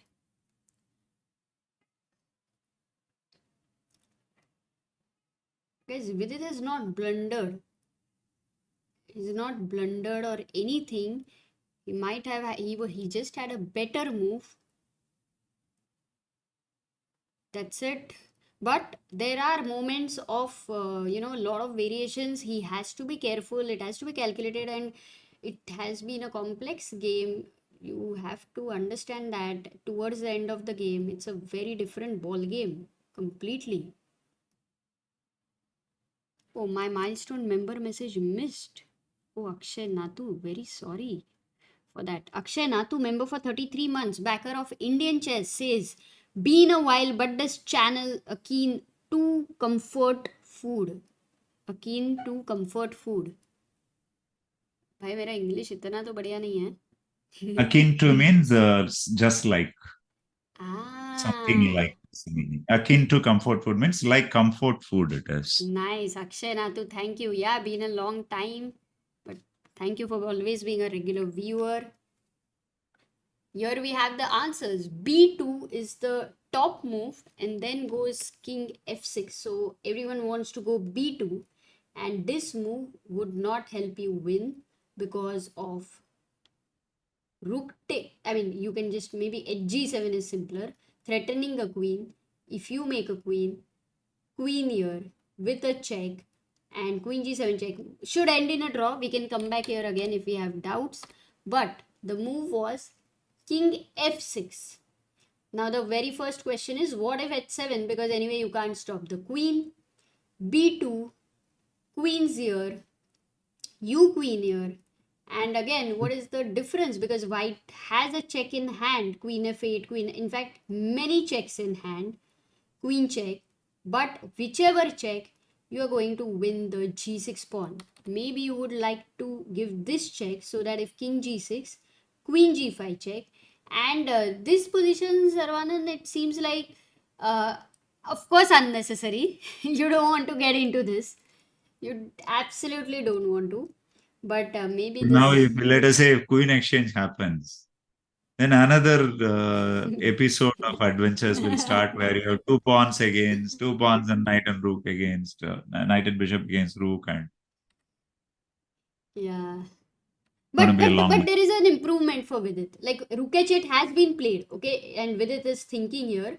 So here, let's say he goes b3 as we were looking at, and his Sindaro plays rook b8. Suppose now Vidit has this move bishop d5. I have to still understand why it is so good. Bishop d5, because now if you go h6, g takes h6 and g7, the king simply stops the g8 queen here. Maybe king e7 is stronger, not sure, but king g8 queen, bishop takes g8, rook takes g8, knight c4, and this endgame. Again, you don't want to get into something like this because you had to play so accurately to reach a winning position. So yeah, but I think he will have to calculate accurately. There is no other. So if he does a mistake in calculation, this can get dangerous. Very dangerous. Yeah. So let's see with its Actually, Amruta, that is where the live game is going, unfortunately. The dangerous territory. Yeah, he did play b3. Oh man. Very quickly, let me have a look at Arjun's game while Sindaro is thinking. King H Arjun, yeah, after bishop c4, exactly. Sarah, the computer was suggesting move this piece, king on g2. Yeah. We had to quickly shift to Vidit's game there, but Yeah. the king had to move, and Arjun finds it. Arjun goes Of course, Arjun this finds it. king h2 move, which is Uh-huh. moving up, firstly threatening winning a piece here. That's the main idea. And bishop goes back to b5. Now Arjun needs to find a plan. So Arjun finds it again. Rook e4, yeah. Rook e4. And bishop. I think, But what is the idea? Because you don't have rook h4 check. Rook e4 is simply supporting the b4 pawn. Nothing more, nothing less. Ah. You can't take rook into b4 here because of rook into b4, knight into b4, bishop into a4 is hanging. So that's just, that's just a pragmatic move. Unlike our man Vidit, our man Arjun plays more pragmatic. Just kidding. Nothing special there. Just kidding. Just joking. So rook b4 just supports the b4 pawn. I'm assuming that your bishop will now go back A4. to e4, right? No, a4. Now, He went a4. I mean, for a4, acha, now it's white to play. Okay. Yeah. And now Arjun is thinking, computer once again suggests the job is done while after moving this king, bring it back. Anyway, king g2. These are all tough moves. I am not King sure. g2, bishop b5. Actually, Amruta, here, bishop h4 is the winning move. Just removing that bishop defender. Once you remove bishop h4, right, then the black king is in real trouble. Then why not here? Here you cannot because f2 has to be defended. Yeah. That's why you go king g2. But then why not here? When he played rook e4, he can't, of course. And if he tries to give rook h1 check, king g6, now bishop h4, if he would have tried to go something like this, it's not the same because black gets some time. Black gets rook b4 as well. You're making your own life very complicated this way. Very solid play actually by Arjun here. Fantastic. I mean, really good play by Arjun. See, there is this theory. The best abilities of the chess player are revealed after the 4th hour of play. There is a theory like this. First 2 hours, 3 hours, you may just play on adrenaline or preparation or whatsoever. But once the game has started and once your stamina is being tested, at that point, the quality of moves you play actually reveal your let's say chess ability. There is a theory like that. So, I'm really impressed with these 2 subtle moves, king h2, rook e4. Really well played by Arjun. Very tough. They're very tough. But Sarah will go back there. Right now, Vidit is down to 2 minutes. He has to make 8 moves. Guys, this is a new time. The second time pressure. And he's clearly winning. So I don't think the game is going to last. But he finds this move, bishop d5. Here when, I was thinking that he will now play bishop b7. Now he finds this bishop d5. And please enlighten us, why is it clearly winning? Because h6 was the main move, right? Which we were looking at. H6 So was for the bishop main d5, problem. would white plays h6, g6. How are you? G8 6. So if G7, King F6. Yeah. And if G8 G8 queen, queen. so this is one variation. Oops, G8 queen, bishop G8, rook G8. Here it's important, which you would find, I think for him, maybe this was not so tough. Only move, knight C4, threatening B2. So rook B8 tries to stop B2, and knight goes to B6. You can't stop the pawn. If you try to go, you don't have rook 8. If you try to go rook d8 here, then there is b2. For rook going back to d1, you have number of ways. Knight d5 is a nice shot with knight c3, like how Vaishali had the pawn on b2. But even knight a4, knight c3 is there, I guess. Definitely, I don't think Vidit would have calculated all this. No, I think so, because if you play bishop d5, kind of happening in a very forcing way. 1 g8 2 king f6, 3. These are pretty easy moves for him, I think, to calculate. Yeah, in the last 3 moves. And then knight c4 would be something he had to consider, because b2 means it's just losing, so he'll eliminate. C5 For example, would be the main knight problem. C4. For example, knight c4. Yeah. If you, let's say, rook g8, knight c4. Now, rook g1, for example. Yeah. b2, I don't knight know, d2 really? is happening, knight a3 is happening. Yeah, let's say rook b1. Okay. Now, Black has to win this position, which is kind of, oh, nice. it's winning. It just It is H5, winning. H4. Just in a way, look at this beautiful opposition. Like in c5, king a4, king. Oh, king e4 is a blunder. Knight d2 check. In fact, king e6 is not even winning. I thought that king d3, king d5, and slowly you will be zugzwang, but not really. King c3 will be a problem here. Yeah. See, that's what. It's very, very difficult to calculate understand that everything. Vidit actually calculated everything. I think he just played a move. This probably came from thinking in terms of elimination. This is not winning, this is not winning, so let me go this. So maybe bishop d5 came that way. What? The game has advanced here, by the way. Rook b8, he played b2. He's now making moves in 5 7. I mean, he has only 30 seconds to think. So here knight c4 was like super dead over. Knight c4, knight b6. G takes h6 was played. King went to d4, and now c5 was again a very powerful move here. All these, I don't think we are expecting the perfect chess. It's impossible. Knight f5 check. Gosh. He puts everybody under Amruta, now the b2 pawn is tension. lost. That's the point. Lost? B2 pawn is lost. They given up b2. Yeah. If How can king you support b2? c3. That's it. B2 pawn is lost. So which means now he will grab the g pawn and he will start another game with c4. Okay, definitely. So this goes to prove that bishop d5, he actually didn't calculate that particular variation. He just would be interesting just to played. That's it. But anyway, this should be winning as well. But yeah, we today are gonna see time. 43 seconds, and he has to still make 5 moves.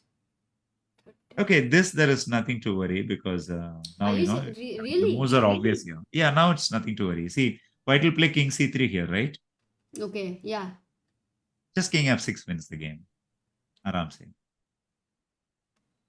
So rook b2, king g6, and you are saying that you just this is another win. This is a win.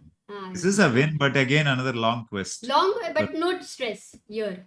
Yeah, this is not stressful at all. I mean, once all your opponent's pawns are gone, then should be a smooth drive. But again, why all this? By the way, we have Abhijit Gupta in the chat, and he's saying, इतनी रात को कौन chess देखता है? यहाँ दिन में blunders होते हैं. अरे भाइयों, firstly welcome, and he's playing in Isle of Man. Such a tough tournament we are seeing. Amazing resistance required. All the best to you for the remaining rounds there. But इतनी रात को देखना पड़ता है. Abhijit Gupta is a guy with dangerous sense of humor. Very subtle sense of humor. Very dangerous sense of humor. The guy itself is very dangerous in a certain way. His jokes, most of the time his jokes are, not jokes they are. You can call them trolls, yeah. He's a fantastic troll, by the way. Fantastic troll he is. And his sense of humor is that subtle one which many times people won't get it. So when Abhijit says something online, we have to be very careful with him. इतनी रात को कौन chess देखता है भैया you have a lot of company with you people are seeing along with you thank you यहाँ दिन में ब्लंडर्स होते हैं अच्छा तो रात भैया रात को क्या होता है उधर ये बोलो Oh my god. I'm sorry Abhijit I couldn't resist it. Abhijit क्या कर दिया सर्वानंद का? अभी तक तो ठीक था. Oh, we are very close friends who have trolled each other for 15 years close to. We know each other very well. Yeah. Nice. Okay, so let's go back to Arjun. So now guys, Vidit is winning. No stress. Yes, he has 1 minute. So maybe another 4-5 moves will just come here No, to have a no stress, huh? to I keep will a not. check. Like, are you okay? That kind of a thing. King G2 he played. King G8 played by Esipenko is also defending very strongly.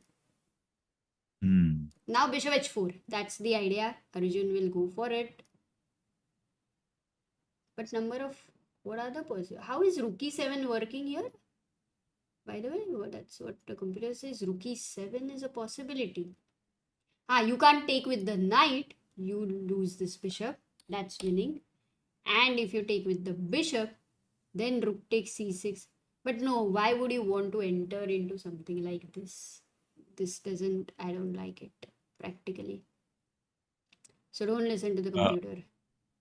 Abhijit Gupta continues with रात को और ज्यादा blunders होते हैं. Well, now we are getting into a little bit of a territory here anyway. So, okay, Abhijit, keep those blunders limited. All the best to you. Sarbananda का हिंदी लेकिन मजा आता है. I mean, is it bad or is it chalega or what is it? No, I like the South Indian accent. Hindi is having a completely different essence there. Like it.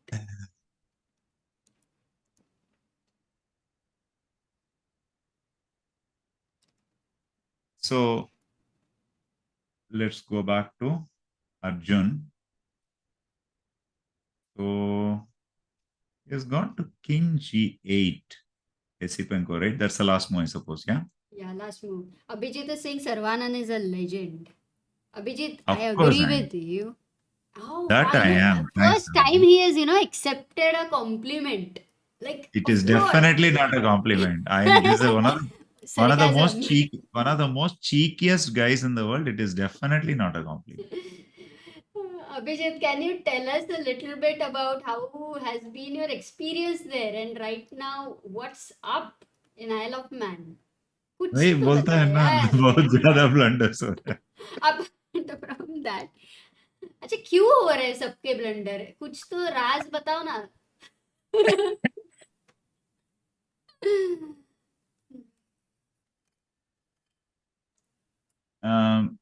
Many of you may not know this. In my personal life, in my chess career, sorry, why do I say personal life? It's getting late. In my life as a chess player, Abhijit Gupta is the fastest, quickest solver of chess problems I've seen. Of course, I'm leaving Mr. Vishy Anand out of the equation fully. After Vishy Anand, Abhijit Gupta probably solves the fastest. Please don't ask me other names. ये नहीं करता है क्या, वो नहीं करता है क्या. Sorry, ये नहीं करते हैं क्या, वो नहीं करते हैं क्या. ऐसे नहीं है. Abhijit Gupta is a phenomenal talent when it comes to solving chess problems. Oh, really? We were teammates in Bharat Petroleum for about 10 years or so.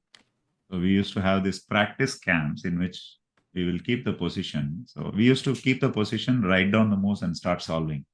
When we started writing down, Abhijit Gupta will tell the solution already. So we'll be just having one look at the question. Abhijit will be just already ready with the solution. So that also goes to say that one of the sharpest brains when it comes to the chessboard that I have had the pleasure of working with. Wow, that's amazing. Of course, Actually, I'm not trolling here. Unlike Abhijit, I don't troll. So, he's saying missing our sessions are. By the way, need to go back to basics. That's what he's saying. I'm yours, sir. I'm yours. Just call after coming back to India. By the way, it's done. Finally, no stress there. Last few moves, Vidit has beaten Jaukir Sindaro and goes to definitely joint lead. But I'll also check what happened on the top boards. This was the end. G takes at 6, King D4. He went check. King went to C5 and he went C6. Rook takes B2. He went King F6. Sindaro resigned here. Vidit OP, guys, kya khela. Look, we are not talking about every single move 100% matching with the computer, because then that's important that it doesn't match. He doesn't have a computer. So that is Wow. the amazing thing there. Vidit OP, great game, beats Sindaro, goes to joint lead, and now we have another player, Arjun, fighting hard. Will he also join Vidit? Because Nakamura's game has ended in a draw. So Vidit right now is on the lead. Fabiano's game is ending in a draw.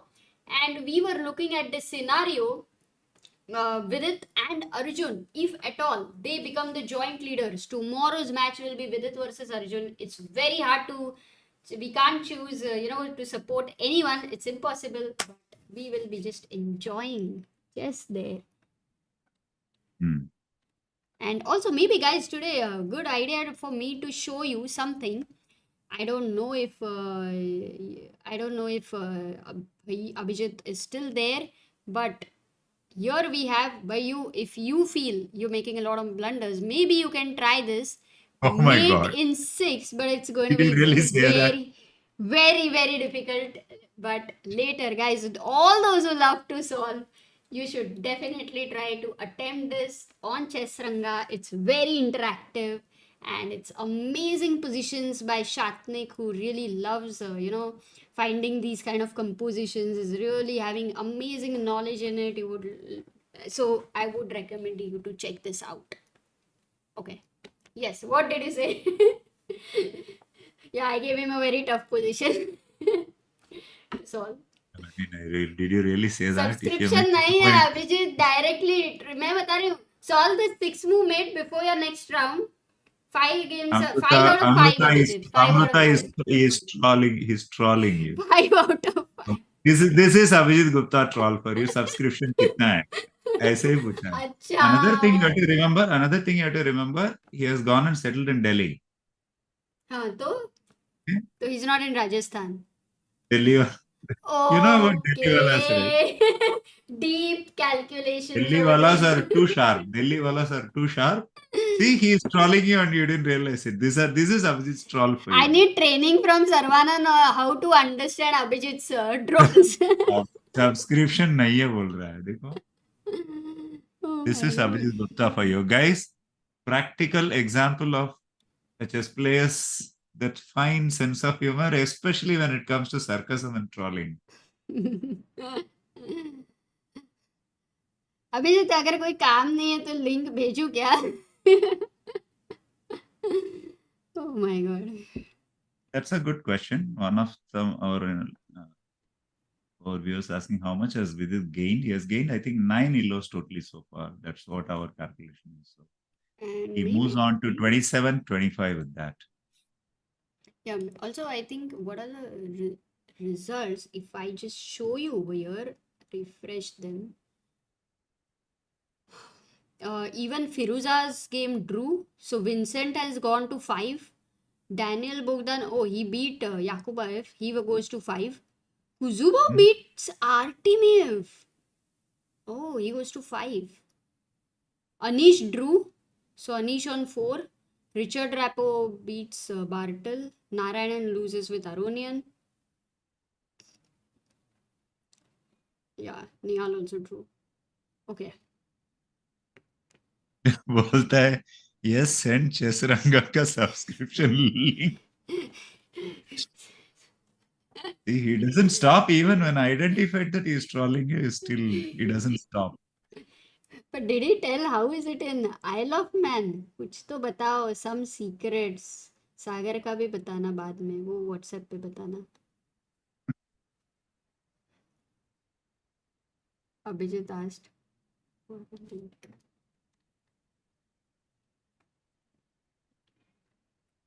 Can Vidit qualify for candidates? Guys, for top 2 players qualify for candidates. So we are all hoping and rooting. But one thing I definitely don't want from all of you is, you know, अच्छा हुआ तो वाह वाह करने का, बुरा हुआ तो गाली देने का. That's not us. So just make sure. So, what is happening in Arjun played bishop this h4. game? So, Arjun played bishop h4, which we were considering earlier. Yes. And Point is, once the bishop on f6 is removed, then it this should goes be a worse. straightforward. Okay, not straightforward really. That's one of the guaranteed ways of furthering the advantage, because the bishop on f6 has been a good defensive piece so far, I can say. Yeah, so actually he played bishop c2, and here where are you going to take your rook?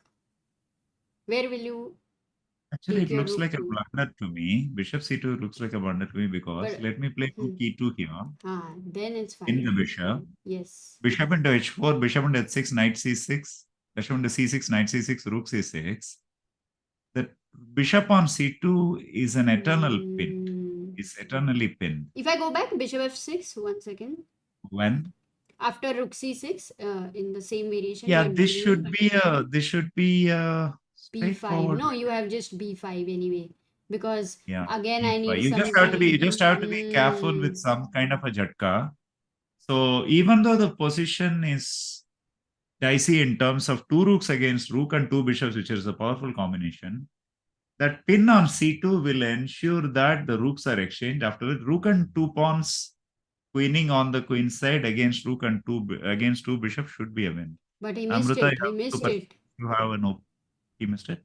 Yeah, it You have a was super rook chat, right? g4. You have a super chat, by the I'll Akshay says VD has true traits of being a superstar. His games, his journey, and his personality is one of for the cameras. Candidate spot will propel him big time. Someone is asking Thank who you, is Akshay. India's current number one and all that.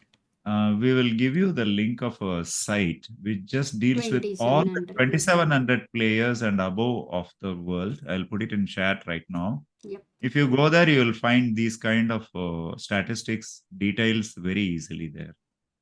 I can give it to you in chat right now.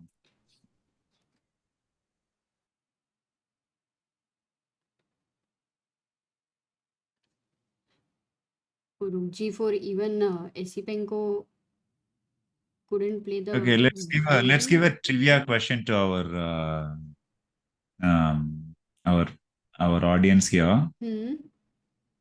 The human ratings 2,700 plus you will find in 2700chess.com. Oh, you're gone. Where will you find computer engines chess ratings, live end ratings? Does anyone know this? It's a very nice question. Very nice question. No, I don't know. But by the way, you are gone. But you know that, right? That you are gone. Yeah. I mean, you mean to say the computer chess thing? No, your camera. What? Your camera. My camera is gone? Yeah. Why? Some reason you're finding it very funny. Why is that? Because. Oh my god. Yeah, which is TTEC says Sakar Chess. Is that a right? What's that? The website you asked for computers? There are 2, 3. 1 minute. CCRL. I've never heard of it. Give me a minute, guys. I'm having some problems with getting YouTube right now. 1 minute. While Sarah is figuring that out, Rook basically here Arjun had missed a big opportunity. Going Rook E2 was very important. It would have gone into this forced exchanges, and the end of the exchanges was clearly winning for Arjun, like winning. But Rook G4 he played over here, threatening that he's winning a piece. There is a pin there. So Bishop takes Mhm. H4, Rook takes H4, and now Esipenko plays this important move with 4 minutes on the clock. He goes G5. Once again, they have very less time on the clock and they have to make 11 moves. 4 minutes for Esipenko and he has to make 11 moves. So G5 played. Arjun is thinking, though the position is, not as much advantage as before, it's too complex and uh, anything is possible. Any result is possible. So I've given 2700chess.com in chat now, and the website that I follow to follow the what is happening in computer engines chess, and which are the engines which are in the top and how are each. And see, for example, every 6 months suddenly there will be the name of an engine which we would not have heard that at all, and it will be good fun to download that engine. Most of the engines are free engines. Open source code engines. So it'll be fun to install that and see how it thinks. This is another way that chess players enjoy their life. So I will give you the name. It's called as CCRL, Computer Chess Rating List. So that's the name of the engine site, which I'm now giving in the chat. I've just given it in the chat. Enjoy. And while you gave it, Abhijit Gupta asked Sarah, how will they see our rating? Especially on Kadwa Chauth. By Mera rating, to, what do you call it? What do you call that in Hindi? Searching glasses, what do you call them? I don't know what it is. मेरा तो वो लेके ढूंढना पड़ेगा. तेरा तो आ जाएगा. चश्मा You are चश्मा still a young man. You are चश्मा still चश्मा नहीं यार. What do you call magnifying glasses? What do you call in उतना तो Hindi? मुझे भी नहीं आता. Yeah, मेरा तो magnifying glass लेके ढूंढना पड़ेगा. तेरा तो you are still there. Don't worry. Yeah, you are still a young man in a way. In a way. But why is he saying especially on Karwa Chauth? You don't know him. He has a dangerous sense of humor. सोचना पड़ता है ये कहाँ आ रहा है क्या बोल रहा है सोचना पड़ता है. Many chess players are like this, by the way, especially Indian chess players. Many of them have a fantastic sense of humor, great company. भाई you tell me if you want to join. मेरे को कुछ समझेगा नहीं sarcasm. Link भेजो बोलना पड़ेगा. Then only I will be. Oh God. Yeah, look what has happened here. After Rook H4, here last 2-3 moves, G5 was played by Esipenko, and he goes Rook G4, attacks this guy. Rook takes B4, Rook takes G5, King goes to F7, and now F3. I'm not sure if it is possible to so hard with such less material and could end up in a fortress like situation. Okay, I'll come to that before telling. Abhijit Gupta says, "Chalo, taking my wife out for a Karwa Chauth." अच्छा अरे Wants us हाँ to go. North में तो it is very important right. Oh that's why You आज believe Nikhil this? You believe this guy? He's again trolling. Come on, this guy taking his wife for a Karwa Chauth dinner. Come on. she will have to know today is Karwa Chauth. He is from You know? Delhi and even if he's in Isle of Exactly. Man. Chalo, let's not get into all that now. Chalo, bye She's Abhijit. here. Enjoy. He's saying she's there. She may be there. Anyway, I don't want to get into that more. Anyway, bye Abhijit. Nice having you. Please come every day. Give us your sense of humor, which we really enjoy, and we will try to. I mean, another 3-4 days of trying. Maybe by the fourth day, Amruta will understand how dangerous a guy you are. Thank you so much. Good. And all the best for the tournament. Bye. Duel. Yeah. And don't expect me to follow any Karwa Chauth because I eat my food. I had food. So F3. This is the position. Hmm. Oh, it's very, you know what I feel about this? Very tough to play from both the sides. And I would say any result is possible, not just like for Arjun, but or am I being underestimating Arjun's position here? No, I think he has made a mistake in the last few moves. Yes, Rook E2 was winning, you know, Sarah, like really winning. Yeah. Forcibly winning, actually. Rook E2 move. So after Rook G4 instead, Bishop into H4, Rook Rook into H4, G5, I think he must have missed this move or what? G5. Yeah, he played G5 in 28, under a minute, Esipenko. So Arjun took 2 minutes for that, which means he Yeah. probably missed it. See, now after Rook G4, Rook into B4, Rook into G5 check, King F7. Now He played F3. F3. Okay, he still has a large advantage, but it's no more a winning advantage probably. It's not a straightforward win, which means our man has missed a win. No, but even Sipenko has to be very accurate. With 2 minutes, this position, I am saying it's going to be a roller coaster. So 8 moves are left. In that 8 moves, it's going to be roller coaster, and we will get a clarity. You know, there is this phenomenon in war, art of war. The spirit that one gets when he is given a last chance in life is phenomenal. So, you know, anyone who's defending a losing position for hours and hours, suddenly he gets a position like this where equality is possible. This is basically where Esipenko will be playing on a much better spirit level than Arjun. So actually at this point, I honestly feel that Arjun chances of winning are not easy anymore. Yeah, he does go knight a5, an important move because the knight, otherwise the knight, could it go to d4 or knight d4 was a mistake here? Yeah, you unnecessary would enter into a pin maybe. So that's why he's very careful. He goes knight a5. Arjun is thinking. Now you have to win the game all over again by starting another tactic with rook a6 and start chasing that knight and all that. This is very unfortunate turn of events. It's very surprising for a player of Arjun's caliber. For the last, let's say, 20 moves or so, consistently he has missed a lot of tactical opportunities, which is very surprising because this is supposed to be Arjun's forte, his strength, you know, tactical sense, combinative sense, attacking sense, and all that. Anyway, let's see. But he missed only this moment, no, rook e2. Otherwise, at one, where did he miss exactly? Because I think the rookie, some few moves in between, he played very amazingly. Then somewhere he missed one. Yeah, like 1-1. Somewhere one move.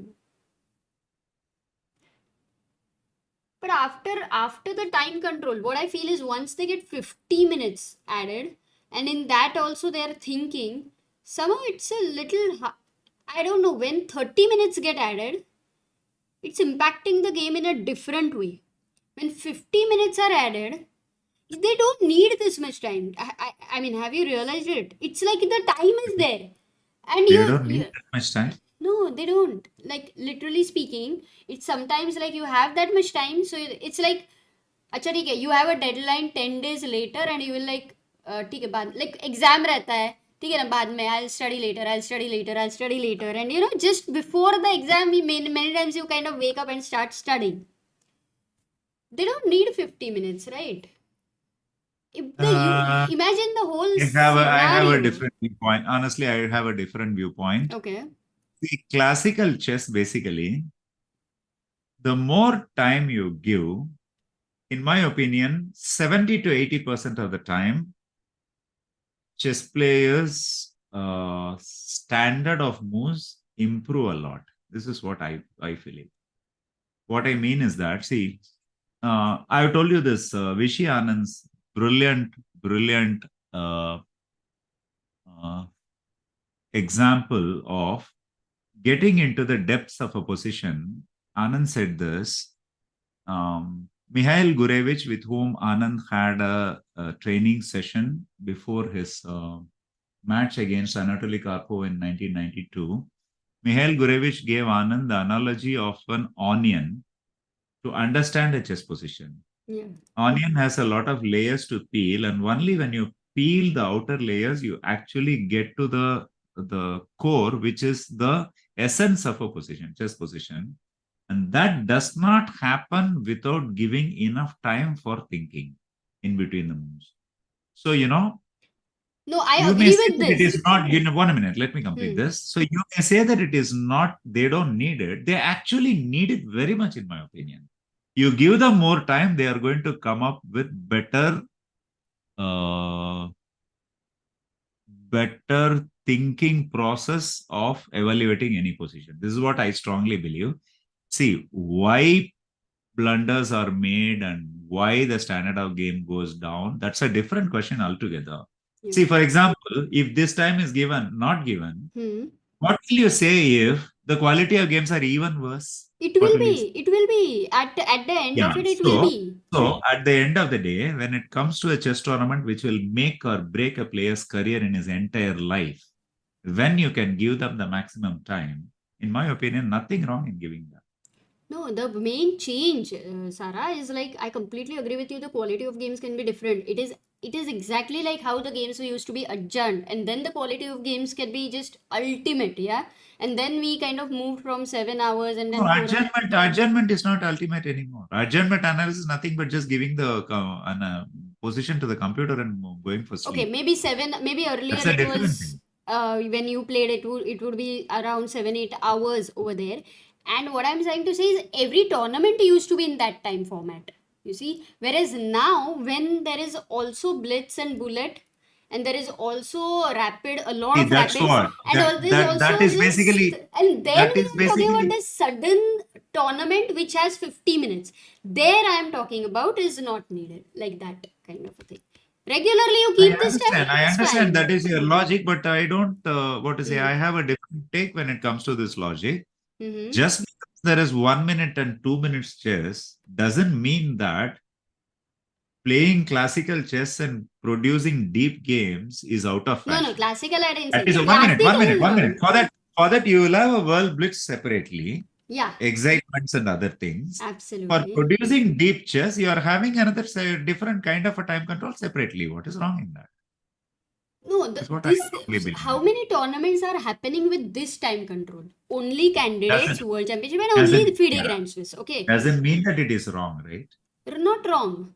It should be a player's decision. Like what are the players feeling about it is very important. Like the players who are Now we are playing going into a this. different territory. Is there any survey in which players have said that this is the wrong No, format? no, no, no, no, no, no, no, no, no. Wrong format कैसे मतलब world championship format है. It is a world championship Yeah. format. So It how do can't you be a say that wrong. it should be? I'm talking about it has to be a lesser time. I mean lesser time control. No, like we are talking about changing the game from 4 hours also at some point of time. Like from 7 hours it came to 4 hours. Then 4 hours it might come down to 3 hours also. If you ask in general for a survey for 4 hour classical game, I don't Yeah, know but what are the people.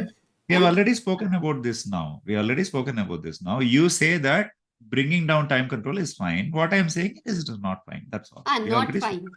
Yeah, Yes. I mean, we have a For the different quality viewpoint. of change, for the quality of For the moves. quality of the games, definitely, in my opinion, there should be more time. That's what I very strongly believe in. Anyway, let's move on. I mean, yeah.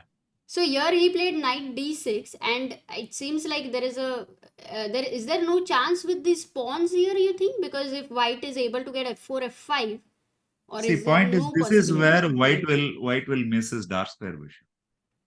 This is where the c7 square, for example, cannot be conquered. This is where white will miss his dark square bishop, and in such positions when everything is, I mean, the whole board is devoid of any protection, pawn protection for both the kings, knights will become very tricky in such positions, in my opinion. So But this this pawn on c6 is there still it is not so dangerous, right? With the rook, I mean it can't be stopped. Like I'm not right now seeing a way to stop c7. the point is, why should I stop c7? Let's say I start counterattacking you with rook b3 here, for example. So c7. No, you have knight e4 check. Oh, sorry. Okay, maybe first king. Where do I go? King G4? Exactly. Where will you go? That's the $1 million question. Yeah. Exactly. King G4, let's say. Now same threat with C7. King G4. Hmm. Rook before check. Rook before check. Okay, F4. Okay, now can I draw something around your king? Let's say bishop E4 here. Bishop E4. Now C7. No fork, right? No fork. Yeah. C7, this is my point. Now rook B1. Now I have a drawing threat here with rook G1, rook H1. What? So you meaning if I queen here, what are you doing? Taking the queen. Rook G1 check. First, let me play rook G1 check. King H3 because I want to go to G3 and F2. Yeah. Yeah, now I take knight into C8, let us say. Bishop C8. Knight into C8 again. No. Hold on. Let's see. Knight bishop to C8 is a blunder. Bishop to C8 means rook H1 check and rook H8. Oops. Okay, I'm not getting time. So that's why. And my rook on H8 doesn't have any square or what? Oh. That's amazing. Tricky, yeah? Yeah. Tricky. This was such a great idea. Rook G1 and Bishop E4. So he actually played Bishop E4 here, and that's a mistake because now Arjun can go C7, it seems. Let's go rook B3 again. What happens there? This time the bishop goes to G4, defends F3, and your king is on G3. So maybe you don't have the same counter play. Yeah, now I have to go still- bishop B7. Yeah, this is a letdown, honestly, for black because now he has to, he has to defend against C8 queen. So bishop B7 is the only move. Bishop B7. But now you can just go C8, eh? Can you go C8 now? C8, bishop takes C8. Rook C. C8, bishop C8. Wait, 90 for this will be the. You were thinking of 90. And So then this is not H2. possible. Yeah, So no. bishop C7. Now let us move ahead with the king F2, let us say. King F2, yeah. For bishop B7, king F2. Yeah. This you now can has try. enhanced chances for black to win, which means, yeah, I think small mishandling of the defense by Esipenko, and now Arjun has realistic chances once again. But he has only 1 minute 40 seconds and he has to make 3 moves. And if C7 is the only move here, that's a big decision in front of him.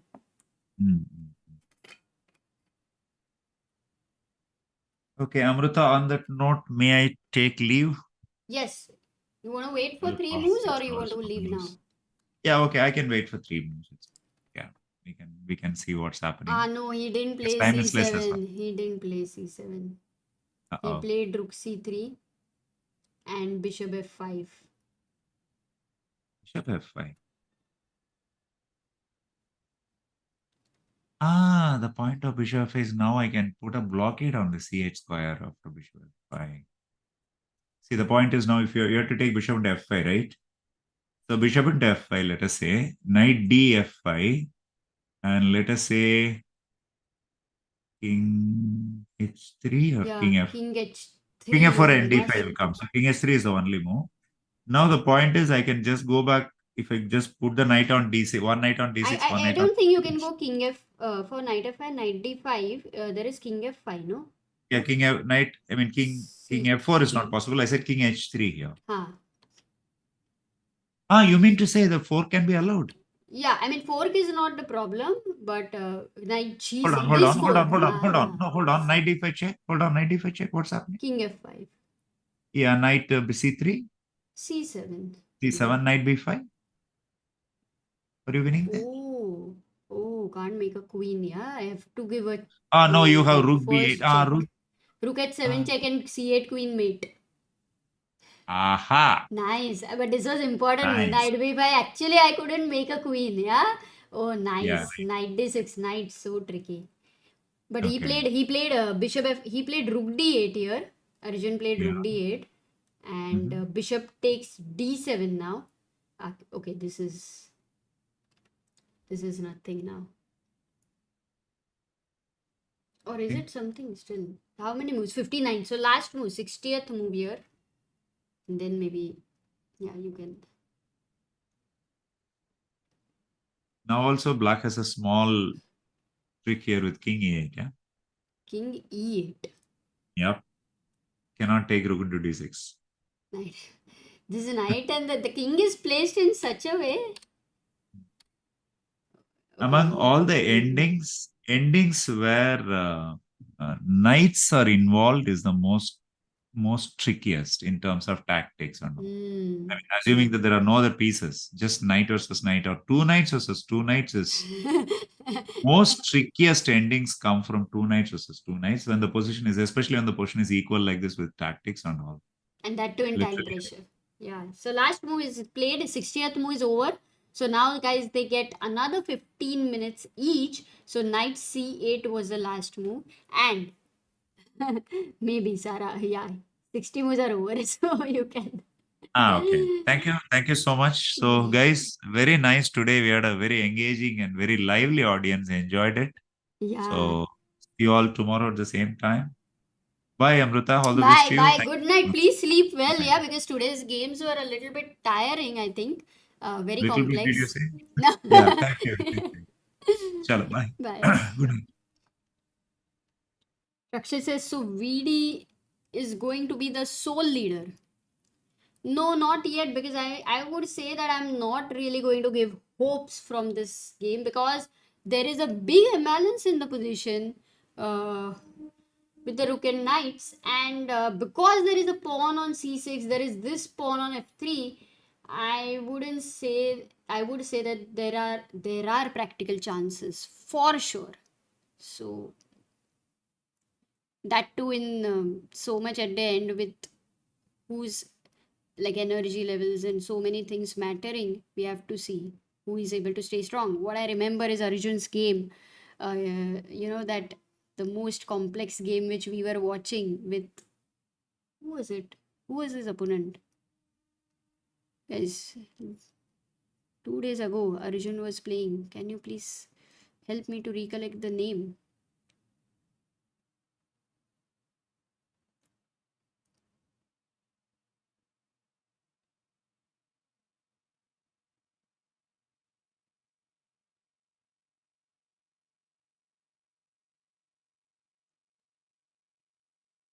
Okay, I think I made a mess up, but it's okay.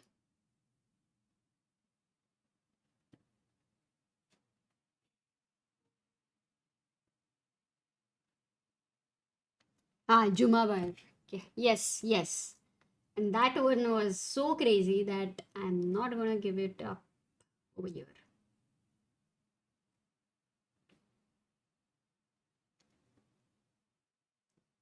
Give me just a bit of moment so that I make a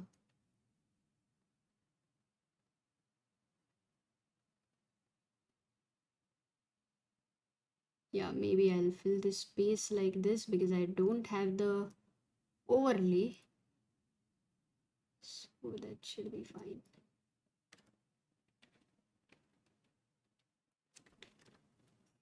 Nice. So it looks like the tournament hall is just near me. I'm watching what's happening live there.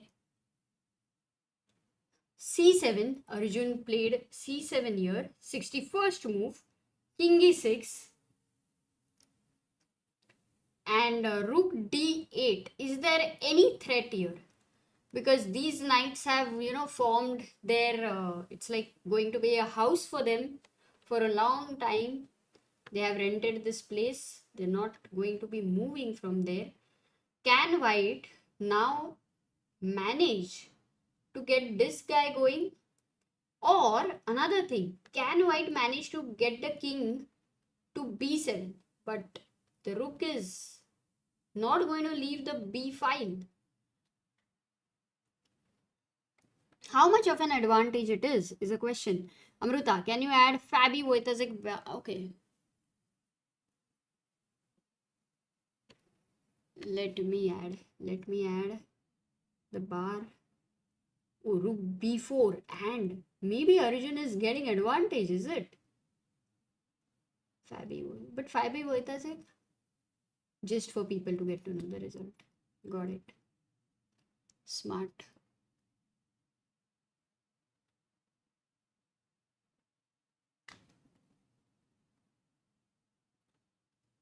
Maybe I can even add more, right? More bars.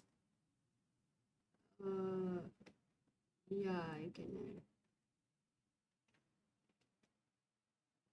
That's fine. That's fine for now. Why is it not updating, by the way? Are they playing or what? No, they have. Oh, they're playing. I'm like, why is it not getting updated? They're playing. So even here, oh, what? Any possibility to, this pawn has reached the 6th rank. The computer says equal, but forget about it. It looks very unclear. Like it looks like a game is on, and it's possible to make a mistake. 60 moves just over. Last move was c3, 60th move. Caruana was in time pressure. Both of them had 1 minute. Bishop a6 played by Wojtaszek. He finds a nice move there. Can you not play c2 over here? But king d2. What's the point? You just lose the pawn. So no point there. But I think Caruana should be able to defend this. So, but the game is not over. I didn't know that. Today you can see some small change in the bars. Absolutely, I think you have added this line, right? The red line in the center so that people get to know how much of an advantage that is. I think that's a very nice one. Nice one, Rakshit. That's what I like about it. Keep improving little by little, day by day. Arvind lost. Oh, that he lost, yeah. It was equal at some point. We were looking at the game. Aryan Chopra drew with Niels Grandelius. Hari Krishna drew with Murzin. For other results, by the way, just to let you know. Then we had, who else? What about Murli Karthikeyan drew with Ivanchuk? Oh, we could have seen that game. Wow. Max Varmardam beats Adiban. Gukesh beats Armar Elham. And Leon drew with Gurel.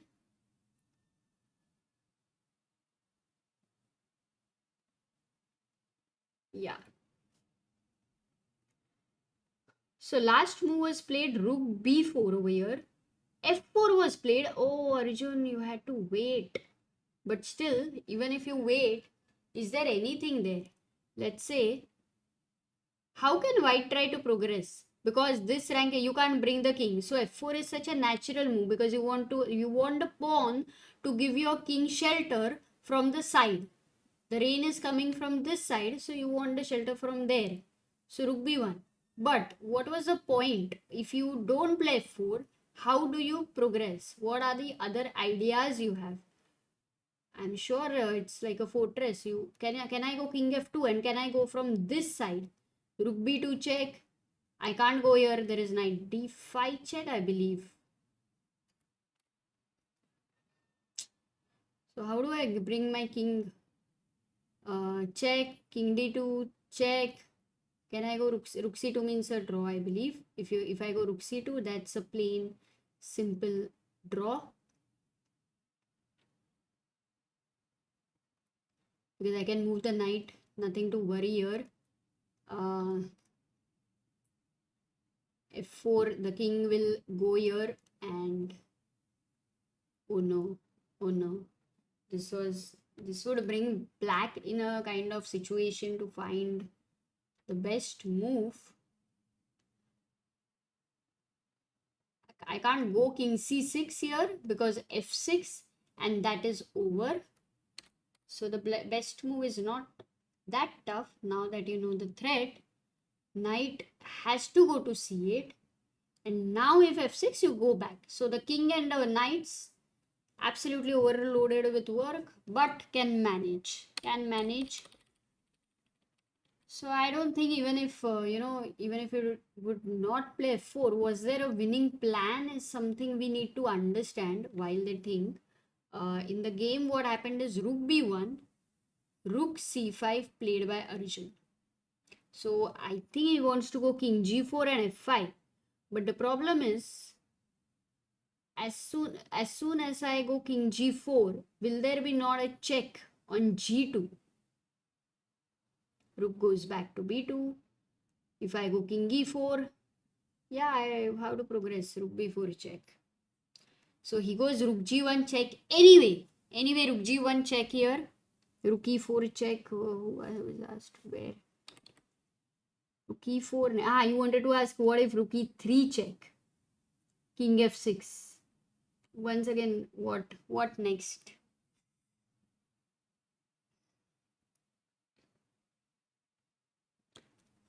So this is the current position. बहुत कुछ समझ आ रहा है. Two pieces need to come off the table.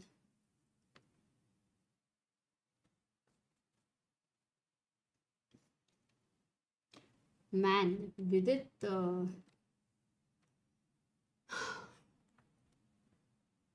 After, he lost the first round. If you guys remember the way he lost the first round, he played beautiful chess, and 40th move he made such a big blunder. He just missed an intermezzo. It was not like an obvious one move blunder to nahi tha, but he missed that. And then after that, he just won the next 3 games. He's right there. So that is how it can all change. Imagine in the last 5 rounds, somebody making 5 out of 5. Completely. So it's still anybody, even if they are on lower scores, things can drastically change. Rakshay says with 4 rounds to go, if VD scores 3 out of 4, I see VD ending up in top 2 for sure. But 3 out of 4 is a very tough thing. So for sure, if he does 3 out of 4, king f2. I'm sure Arjun is going to use all his 12 minutes, his opponent's 12 minutes, so 24 minutes he's going to use here. Do you have any plans? Do you see any plans, by the way, in between? Let me know. Then VD will be in candidates. Crazy, no? But imagine Arjun and Vidit, both of them.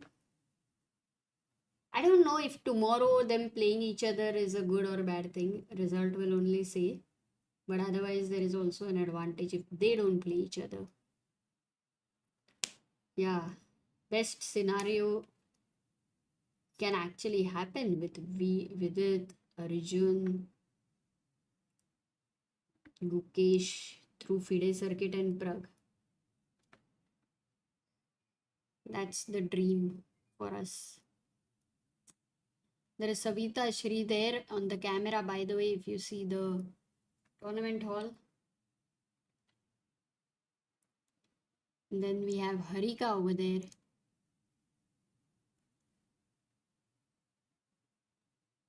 King e3 played by Arjun. Arjun and VD should draw.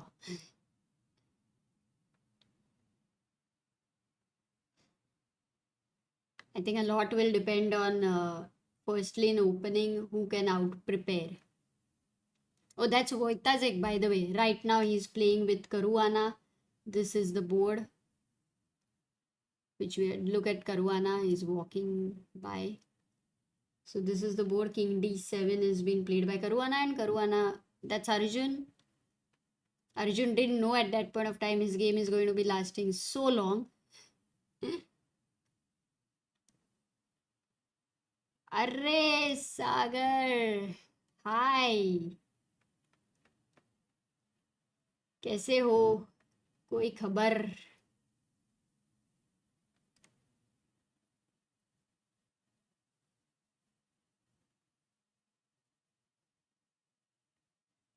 Oh, Vidit has ordered palak paneer. क्या ही inside info. वाह, photo भेजो, दिखा देती हूँ सबको. क्या खेला है विदित, ओपी हो गया सागर, चैट में पूरा मजा आ गया, it was amazing, really really we had so much fun watching his game. Yes, Arjun game still going on. Are you talking about 15 minutes in time travel you are ahead? ठीक है, 15 minute तो चल रहा है guys. Did I not tell you 24 minutes तो पूरा. Vidit interview is epic. Ah, nice. Arjun looks drawn, no? Yeah, it is drawn now. Does look very difficult. But Arjun, you know, at some point was so winning, so it's a pretty sad thing. Any spoiler about Arjun game, Sagar bhai? हाँ, Ravi says eat spinach because Papa is the sailor man. तभी मैं बोल रही हूँ, why is Vidi the sailor man?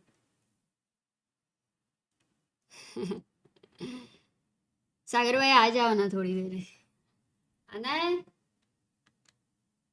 Palak paneer का वही बता रही हूँ ना सागर, पालक पनीर तुम विदित के साथ अगर हो तो खाओगे, पर घर पे स्ट्रीम पे तुमने पालक दिया था तब नहीं खाया था.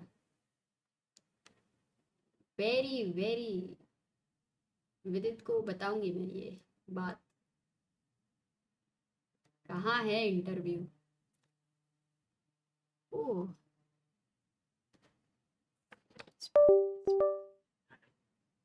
हेलो, एक मिनट. हाँ, अभी बोलो.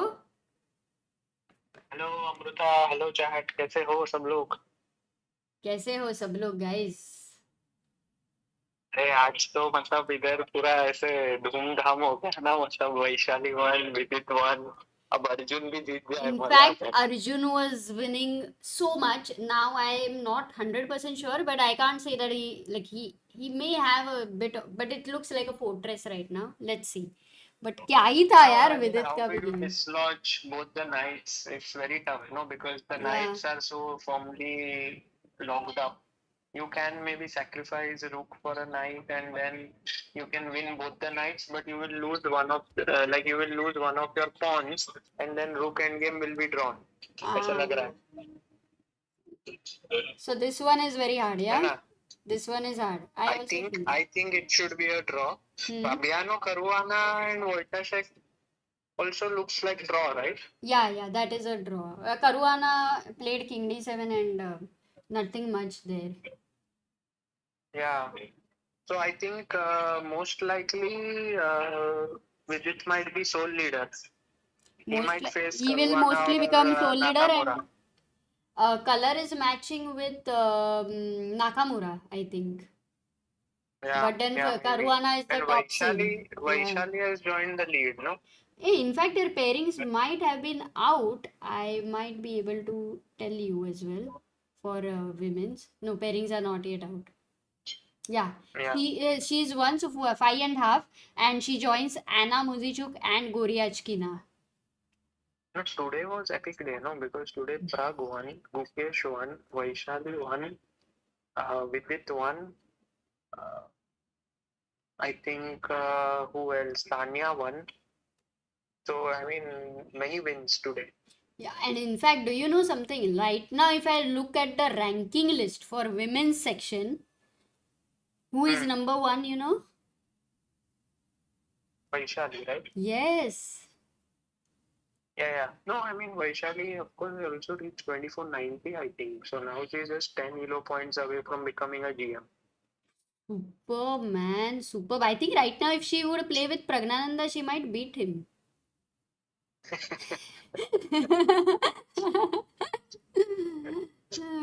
think Pragg will not disagree on that. I think today I interviewed Pragg also, Vaishali also. I asked them about whether they practice with each other. And Pragg said, I think Vaishali is showing her true level here because I always believed she is GM strength. But she used to always, not play up to her strength. Here she's playing like here Qatar. So, yeah, he's very much helping her. Beautiful, man. That is amazing. No, she also her moves, like it's not just like she's playing brilliant chess as well. It's like some moves are Yeah, very tough actually to make, and she's making those. today the mistake she made, which where she like knight f6 she allowed, right? So I Yeah, thought she had missed the tactic, yeah. but actually she said she had seen that tactic and she Oh, thought she was winning that endgame by acha. bringing her king. So that's why she played it. But then why did Amazing, right? she thought of King F7 before in Yeah, the she game? thought that king f7 is possible directly, but she said that I thought that this endgame is clearly winning because even though I lose pawns, my king is coming to the center and b pawn is queening. So the Oh, bishop f3 line which is drawing actually is very tough for humans because you have to look at moves like ah, bishop f3. Then somehow go after the king side pawns and all. It was very tough. So right. Vaishali, human made an amazing decision, I think. Wow, if she had calculated all of this, then that is a brilliant thing. Yeah. And also with its one move, which is getting a lot of praise, like at least from me and other people, some of the commentators, is the move Bishop H5 in the game. If you look at it, Okay. I don't know if you have the game in front of you. Yeah, H3 Bishop H5. Ah, Yes. that So was a tough. whenever H3 is Oh, played, generally they keep bishop on e6 that diagonal, but acha. we did play bishop h5 and g4 is a very logical reaction because bishop on g6 becomes dead in such lines. So Correct. Sindaro played it, but we did assess that even though his bishop is dead, he has counterplay on d3, e4, f4 square weak. So actually, it was very deep positional understanding that Vidit showed today to beat Sindaro. Beautiful. This is amazing point what you shared. Today I had the stream starting a little bit late on my channel either. Nikhilesh had started over there and he did a wonderful job. So for me, I've started following very deeply after knight of d7 there. But this was a Yeah, great point. no, I mean today was amazing. So yeah, I will go and see now Arjun's game also, and I will come back. Okay, Amruta, congratulations for doing a great job, and yeah, talk to you अरे soon. अरे have fun there and कुछ भी अगर ये होने वाला है तो बताना थोड़ा हिंट दे देना हमको हाँ ठीक है. Okay bye Okay, bye. guys, that was Sagar Shah for us, letting us know that Vidit right now is having palak paneer. How many of you love palak paneer? Completely irrelevant question, but why not? 2:35 a.m. in the morning, you don't expect to be talking senses. Pragg can risk and not settle for draw, but why shall he? The Vaishali jokes, the thing which Anish started, they just don't stop, yeah. And Anish is able to even follow up with them. Like he never forgets his.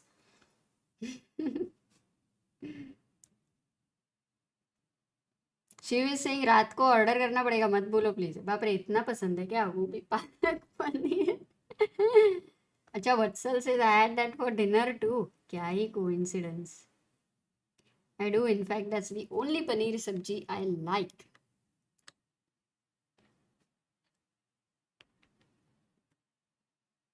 Very nice. FIDE has some nice interviews. Mrityunjay is saying Vaishali is close to 2490.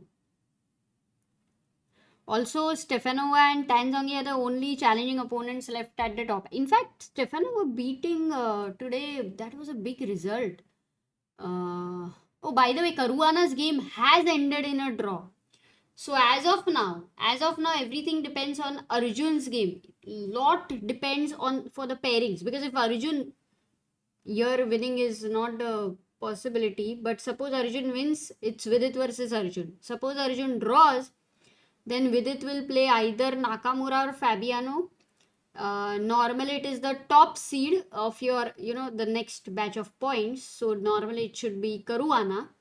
But there are some moments when the colors are not matching and the computerized pairing could be then the next player takes. So, but Caruana or Nakamura, both, tomorrow is going to be a amazing day there.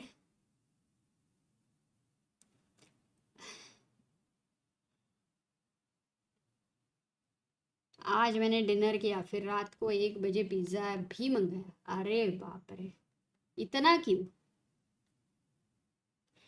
Oh, Divyam says, according to 2021's Grand Swiss, Vidit only needs 2.5 out of 4 for a confirmed first or second place finish. Yeah, highly possible. Yeah, highly possible.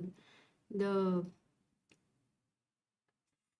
2.5 out of 4 means, you can't have all 4 draws. 1 win you require. That means 1 out of 4. Where we are talking about every single game to win. That's the challenge, and it's possible the way he's playing. Vidit can play Radoslav also? No, he can't. Because it has to be the top seeded. So rook d4.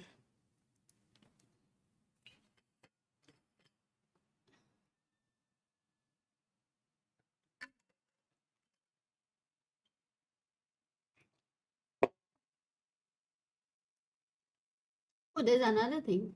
If Arjun draws, because they have to see who will play amongst each other for the same points. So Caruana has played with Wojtaszek. Anyway, King F6, women's pairings might come at any point of time. So let me know when it happens. Tamit says, can you believe after losing the first game, VD won 5 games and leading? And actually, I am not sure, these many wins. Like, you can draw and you can get to that score, that would be interesting. So just to have a look, in fact, because over here, if I look at the top players for men, open section, if I look at Fabiano, he's won 3 games. If I look at Nakamura, he's also won 3 games. If I look at who else is wait a second. If I look at Wojtaszek, he's won 3 games. Pragg has also won 3 games because they are all unbeaten. They have not lost a game. Sindaro today lost. If I look at Arjun, he's also won 3 games. And now let me click on Vidit. And he's won 4 games. And today, right now, already no one's won 4 games. In fact, I'm even doubtful anyone in the tournament has also won 4 games or what. That would say the ranking cross table will... No, because they will, to win 4 games, they at least need to be on 4 points. I'm not sure, but at least I doubt. I highly doubt. I think, why do I feel, just a feeling, that Vidit is the only one who has won the 4 games? Chat, can you confirm once? Nodirbek, 3 games. But Nodirbek today lost, so that's why 3 games. Backrot doesn't matter because the points, you can't be on 4 out of 4. Yeah, that can be an interesting thing to check. If this is the only one in this tournament to have won 5 games. 5, I'm sure, maybe nobody. 5 games only with it would be. Wow, brilliant, man. Super brilliant in such a tough event. Drawing is different, but winning and losing is different. Women's pairings out. Okay, let's check because we have a very important pairing to check for Vaishali. Round 8 there. Anna Muzichuk plays Stefanova. Vaishali is playing Sophie Millet. Okay, that's 2-3-9-1 and that is an... Oh, Sophie Millet is on 5 points. She's really playing well here. Tan Zongi playing with Goryachkina. So we are actually talking about 5 players in the race. But out of that, Goryachkina and Anna Muzichuk already for candidates. These two girls.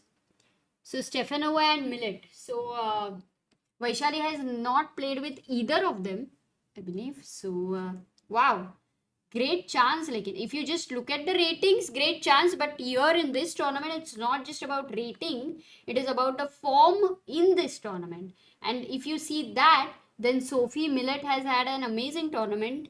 She lost with Anna Muzichuk in the first round itself.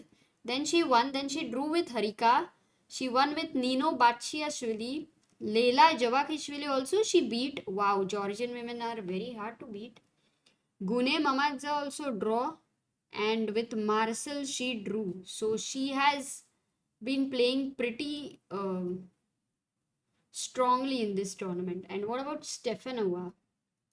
Yeah, she beat Savita Shri this tournament and she's beaten Maria and tomorrow she's going to play with Anna. Okay, so that's the pairing for women's. And as we have seen the rankings, Vaishali as of now leading is on the first spot according to tiebreak, but it's still too early there. Wow, मजा आ गया, मजा ही आ गया आज. यार ये कैसे निकालूं मैं जूम को? हाँ, सिंपल साइड है. I have to just close this ना. मैं क्या कर रही हूँ?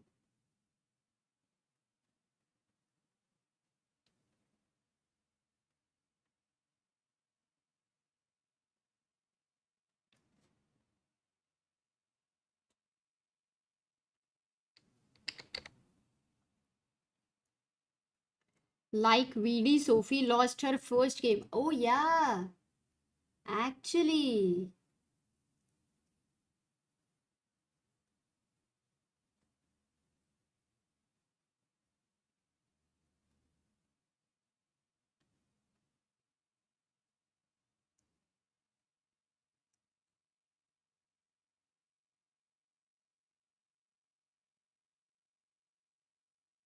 Just give me a moment. Yep.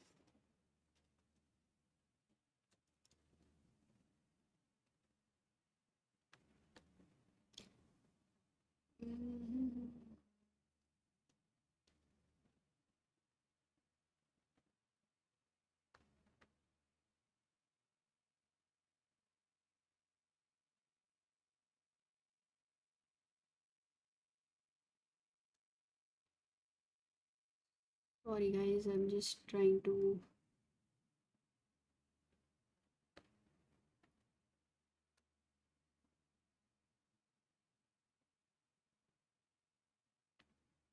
sort some issue. Give me absolutely one moment there and it should be done.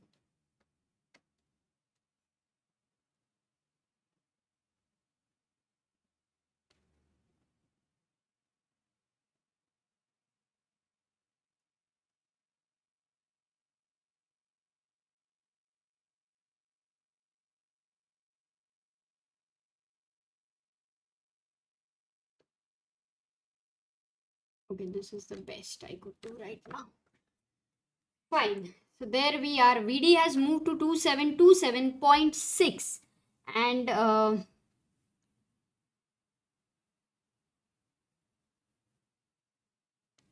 जुगाड़ ओपी.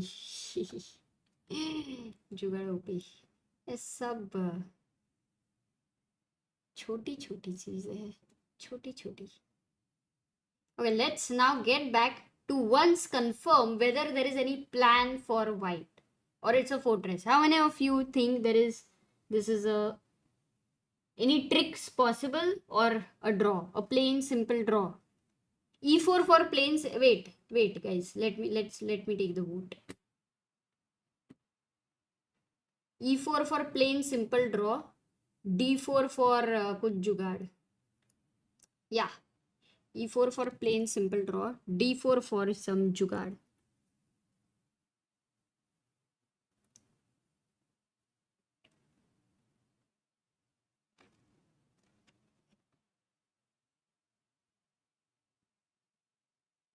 किंग F3 मतलब कहना क्या चाह रहे हो ऋषोन?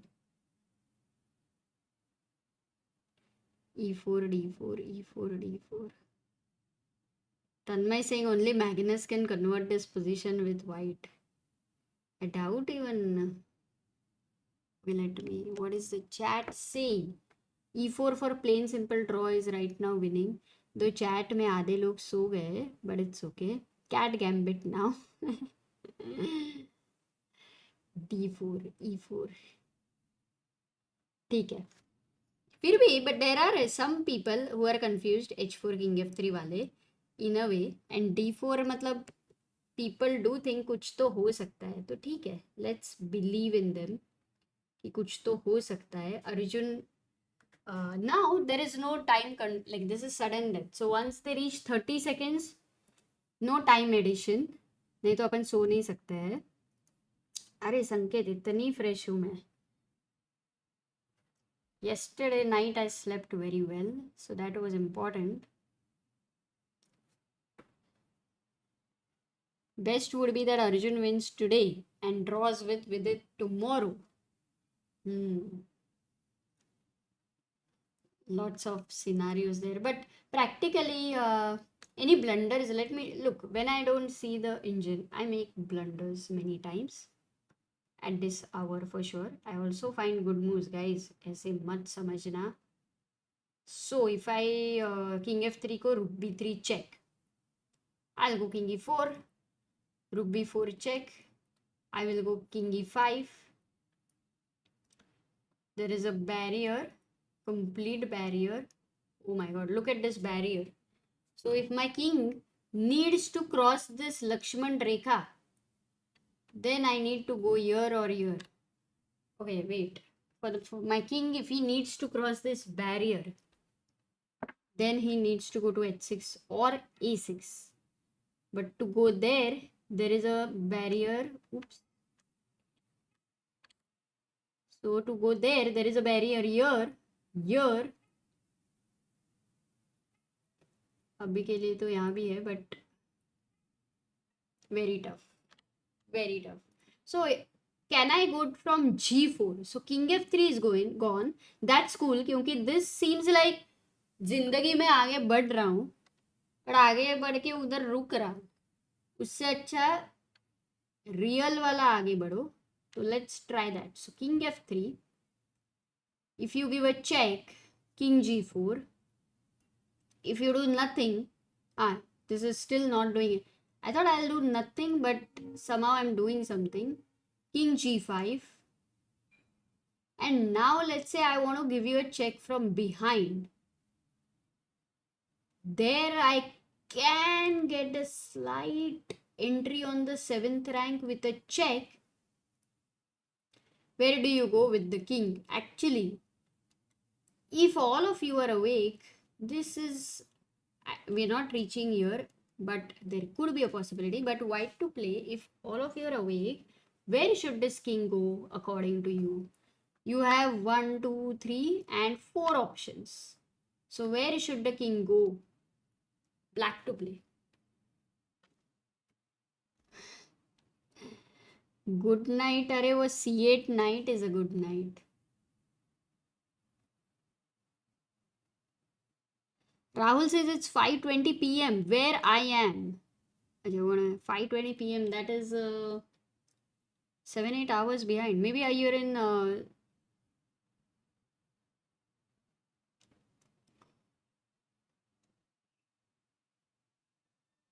yeah, where are you actually? US.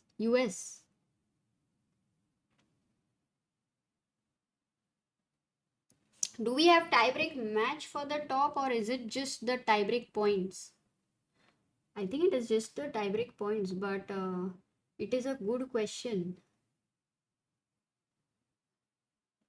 I don't think they will have tiebreak. That's what I think, but I should confirm.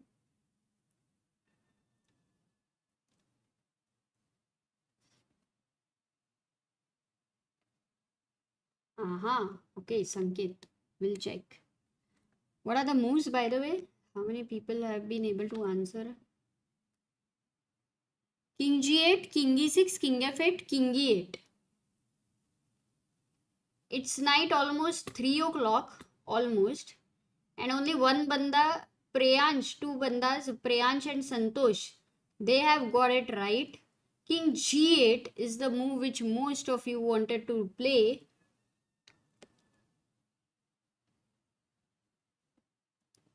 And if you go King G8 here, now that is a blunder, because there comes the next question. Why is King G8 a huge blunder? सारे लोग जो सोए हो जागो. India में हो तो सो जाओ भाई, तुम्हारी नींद नहीं खराब करनी है. But what's the move here? King ji, just to show that blunder कैसे हो सकता है. जस्ट वाह वाह.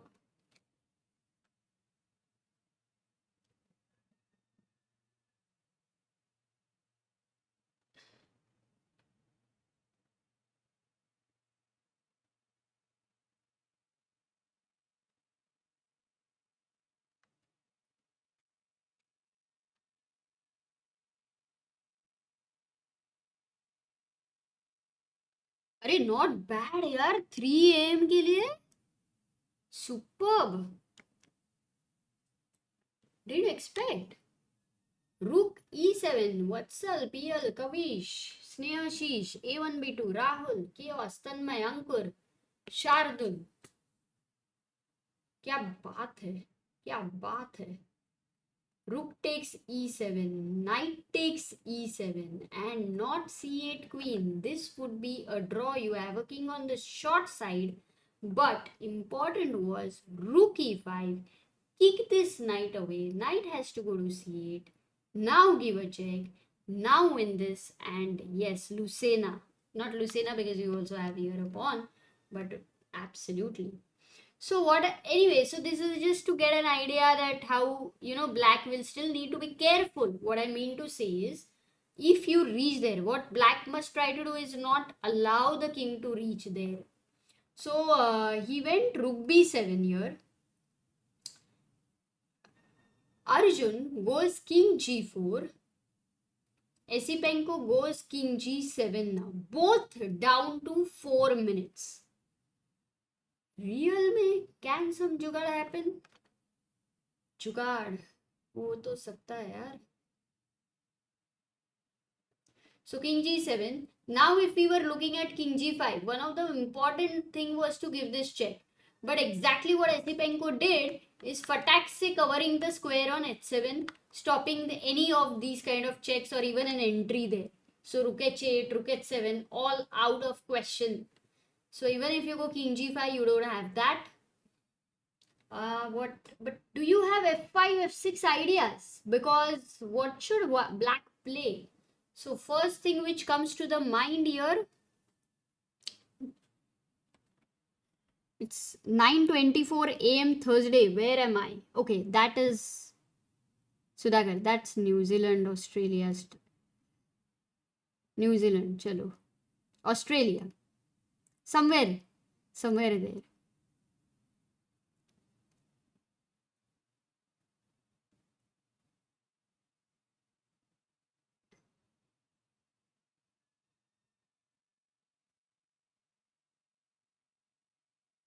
New Zealand or Australia. Okay, so let me guess. Australia. He moved. He played Rook D1. He's waiting. King goes to F7. The point was, while we were looking at King G5, a natural move which comes to the mind is to give checks from behind. So Rook B2 looks like a natural idea.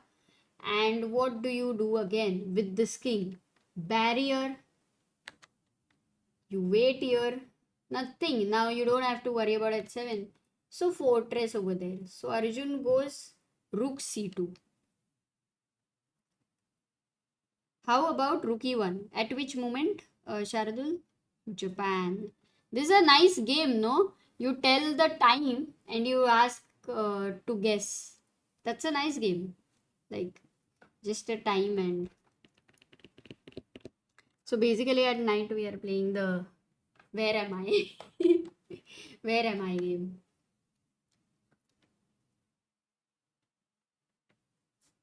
Fiji. Oh, got it. Yeah. Wow, he's got his rook on 7th rank, but it doesn't matter, kya? Can I not go king e6 here? I can. And if I defend this, stopping a knight d5 as well. But I have no threat. I have no threat. Let's say you do nothing, or do I have a threat? If I go f5 check, if you take here, rook d8, no, you can even take here. Let's say I go king g5, trying to enter from behind. You do nothing, I go here. You do nothing, I go here. You do nothing, I go here. Now you can't do nothing. You'll have to do something, because once again, this is the problem. Takes, check, and you win the pawn, and the king is better placed. But of course, you don't need to not do nothing. You can always, this was in the worst case scenario we were discussing. So yeah, this is a plain draw. Oof.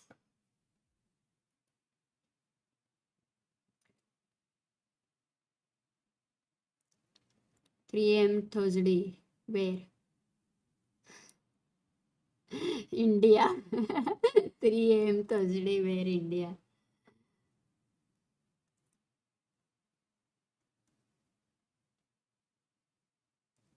Rook d8 was better according to the one, but it's just no progress. 4:27 is Chicago time. Oh, 20 to 28. Where am I? London. That's good one. London. Knight pair supremacy. Like absolutely childhood से जो friends रहते हैं ना, जिंदगी भर friends रहते हैं, वैसे वाले lifelong friends, lifetime friends. Manan से छोटी सी फैमिली वाली वाइब आ रही है. मतलब आर यू सेइंग इनको देख के, और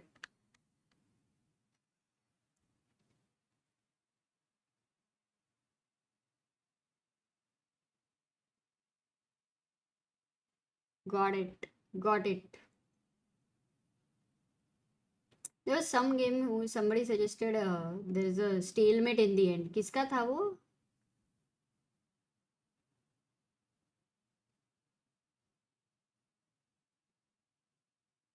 I think I missed it. 7 hours, yeah? Yeah, it's 3 o'clock right now. The game started at 8 o'clock.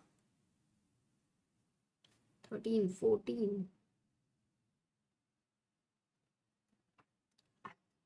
7 hours. 7 hours of game they've played, and Arjun is not giving up. Whatever the result happens, end. But the fact that you still keep trying and you push hard, because at that point of time you can't think of tiredness. Like tiredness can only, like once the game and all is over, it might sink in that yes, but during the game you're not thinking, oh, I'm tired, or any such thought. It's just distraction. It's gone.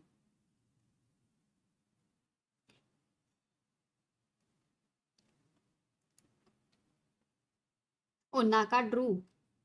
Yeah, Naka drew. Caruana also drew. Is the last game Arjun is playing today, or any other game? No, there is Rasmus is playing a game. Wow, they have a pawn and king pawn end game, and white is winning. Going here, if you go king e7, if you go king d7, trying to go for the opposition, king e5, king e7. But the king is just coming here, right? Because you have 2 pawns there. Big advantage. King g4, king b6, king f4. No, not king f4. Maybe you go king h3. and the point is I queen first, and this is a G pawn, and as you know, G pawn will be always a win theoretically against the queen. You will be giving checks, checks, checks, force the king to reach G1. Then you will bring, once it goes to G1, you will bring your king up. Then again it moves anywhere else, you will give check, check, check, check. It will again have to be on G1. Then you will come here, like this, step by step progress, and it's going to be mated. That's the pattern. Well, what did he play? Rook c d2, rook g1 check. King went to f3 and rook went to c1. Now this pawn is attacked. You have to go rook d7. But if you go this rook to d7, ये अटक नहीं रहे क्या?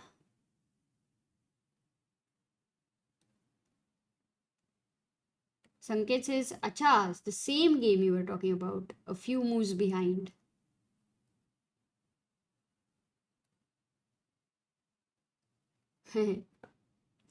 क्या they going there? Stalemate हो रही थी क्या?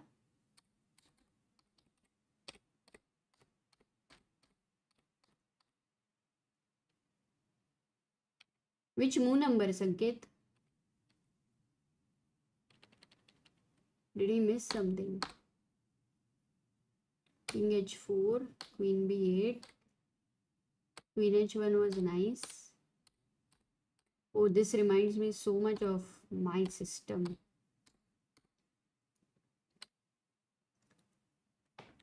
Queen b3 was a blunder, it seems. Got it. I mean, where was the stalemate later? Maybe you can let me know. Queen. Ah! Oh, black to player. Nice. Wow. Beautiful. Chat. Come on.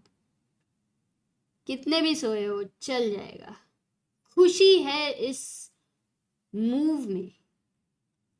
Absolute tranquility, you know.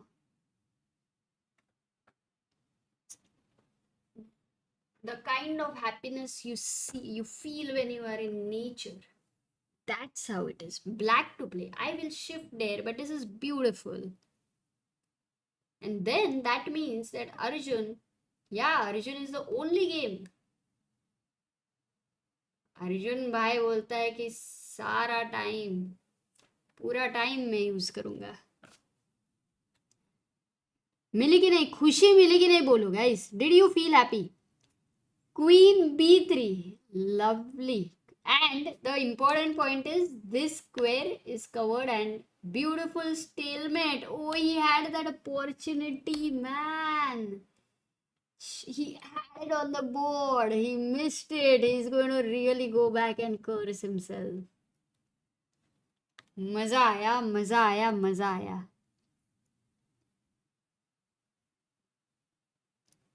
Nice. Nice one, Sanket.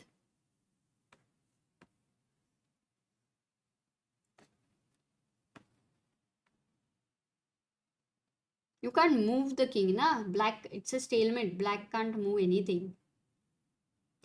खुशी तो उसका नाम था, दुख देकर चली गई. Oh God. YP cracking jokes at 3 o'clock. King f7. Is Vaishali becoming a GM after this tournament? Depends on, actually, she could very well, if she wins tomorrow, in fact, if she wins 2 rounds, I think it should be enough. But of course, winning 2 rounds is very, very hard. Like if, for example, if tomorrow her opponent is low rated, so if she draws, she will also lose rating. So it's like that. It's very hard to say. Thank you, Harshita.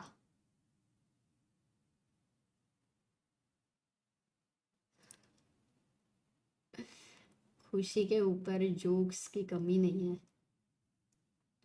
Okay, Arjun pushes his pawn, which means just technically he can now play 50 moves. Oh, did he push this pawn because his 50 moves are already complete? 86th move? Not really, not really. He had pushed f4 also at some point of time.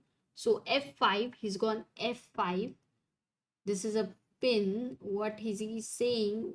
Has he got anything extra? Not really. King f6. Look, you can't give this check and give this pawn because this is a plain draw.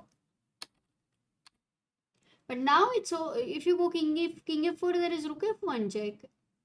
It's gone. Anyway, you can also take knight f5. So done hai na? After king f6. What do you do? Yeah, he gives a check. But king f5. I think his opponent will play king f5.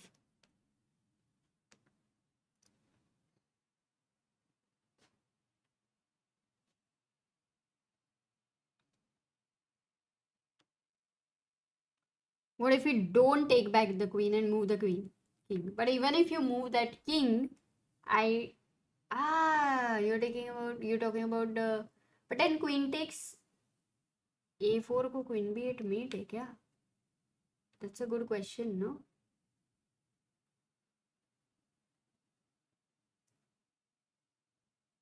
Wait, that's a good question. I'm curious.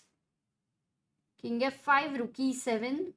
Okay, knight e7. Rook e7 is basically just a draw. Okay, this is like he kept the king in the center, saying that it's a draw, and Leeches is saying king e4, blunder, loses a rook.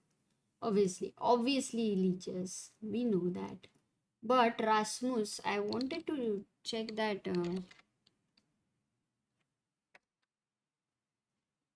important question. Here, queen b3. He took over here. Maybe queen g3. Yeah. Here we were talking about queen b3. And what you asked is, what if he moves the king? So if you take, then that's stalemate. If you move the king, I can't take here because there is a mate. So he can keep on fighting. Queen b1. Not easy, yeah. Still this endgame will not be easy. But this is hanging. How do you save it? Queen d6 if you go. Then I have check. And once again, this pattern is very important. Check. Look at this move. Same idea. Any check on this diagonal is a stalemate. Where it doesn't matter if you're giving your queen. Oops, not here. Not here if this is happening. But that's a cool one. That's a cool one. It's so much like a study. Queen d5 check, king f4. Oh, sorry. Uski queen to mar rahi hai na bhai. Got it. Yeah, he could keep trying. I mean, practically it could not have been so easy. So what happened was he didn't take it, or he did take it at some point. Yeah, he did take it at some point, but it was a difficult queen endgame. Very nice queen endgame, in fact. So, mini heart attack.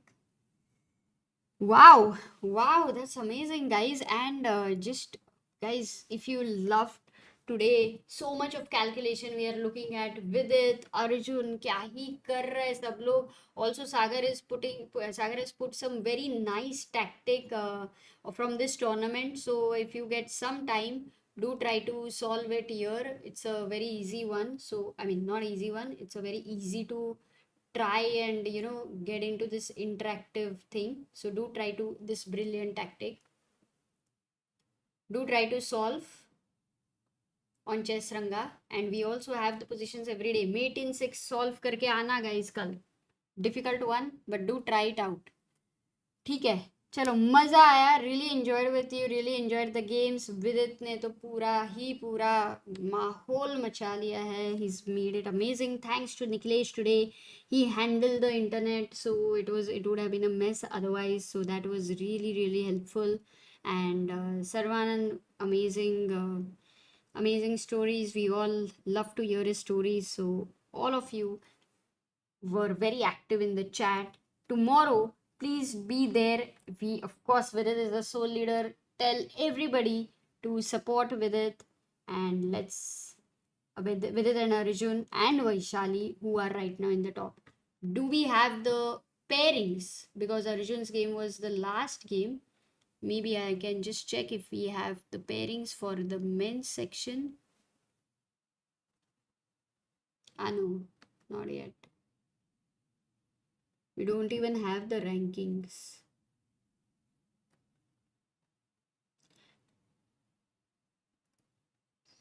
And if I click on India, yeah.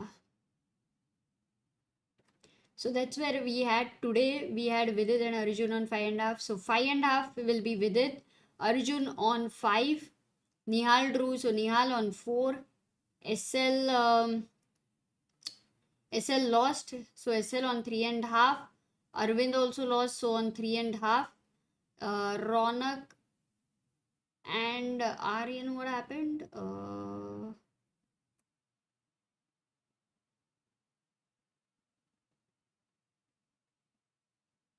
Ronak, what happened today? Let's check. Ronak lost today. Karthikeyan drew. And Aryan drew 3.5. So in fact, Vidit and Arjun, and then we don't really have Nihal. Vidit Arjun, and then we have Nihal on 4.5. After Vidit Arjun, we have Nihal, and then Pragg is on 4. So yeah, Vidit Arjun, Nihal, Pragg. These are our top Indians after round number 8. And for women's, of course, we have already checked. Okay, pairings will take a bit of time, I guess. Guys, thank you so much. Please upload the full Hans Niemann match from today. We have uploaded, no? Did you see Vidit's game with Hans? Acha, all the games.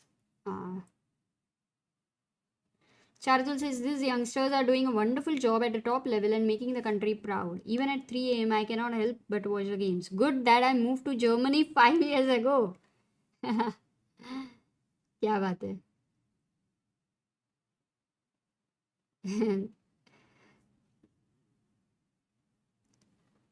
How many days does this tournament go on? Asks Persevere. It ends on 5th. So actually today is 2nd.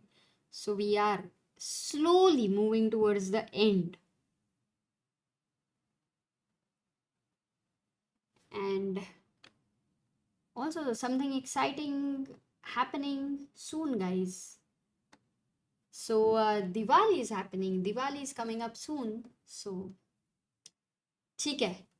Tata. Tata, guys. Have a very, very, very good night. Thanks to our players. We are also happy with today's results. Tada, bye bye, sayonara, and sleep well.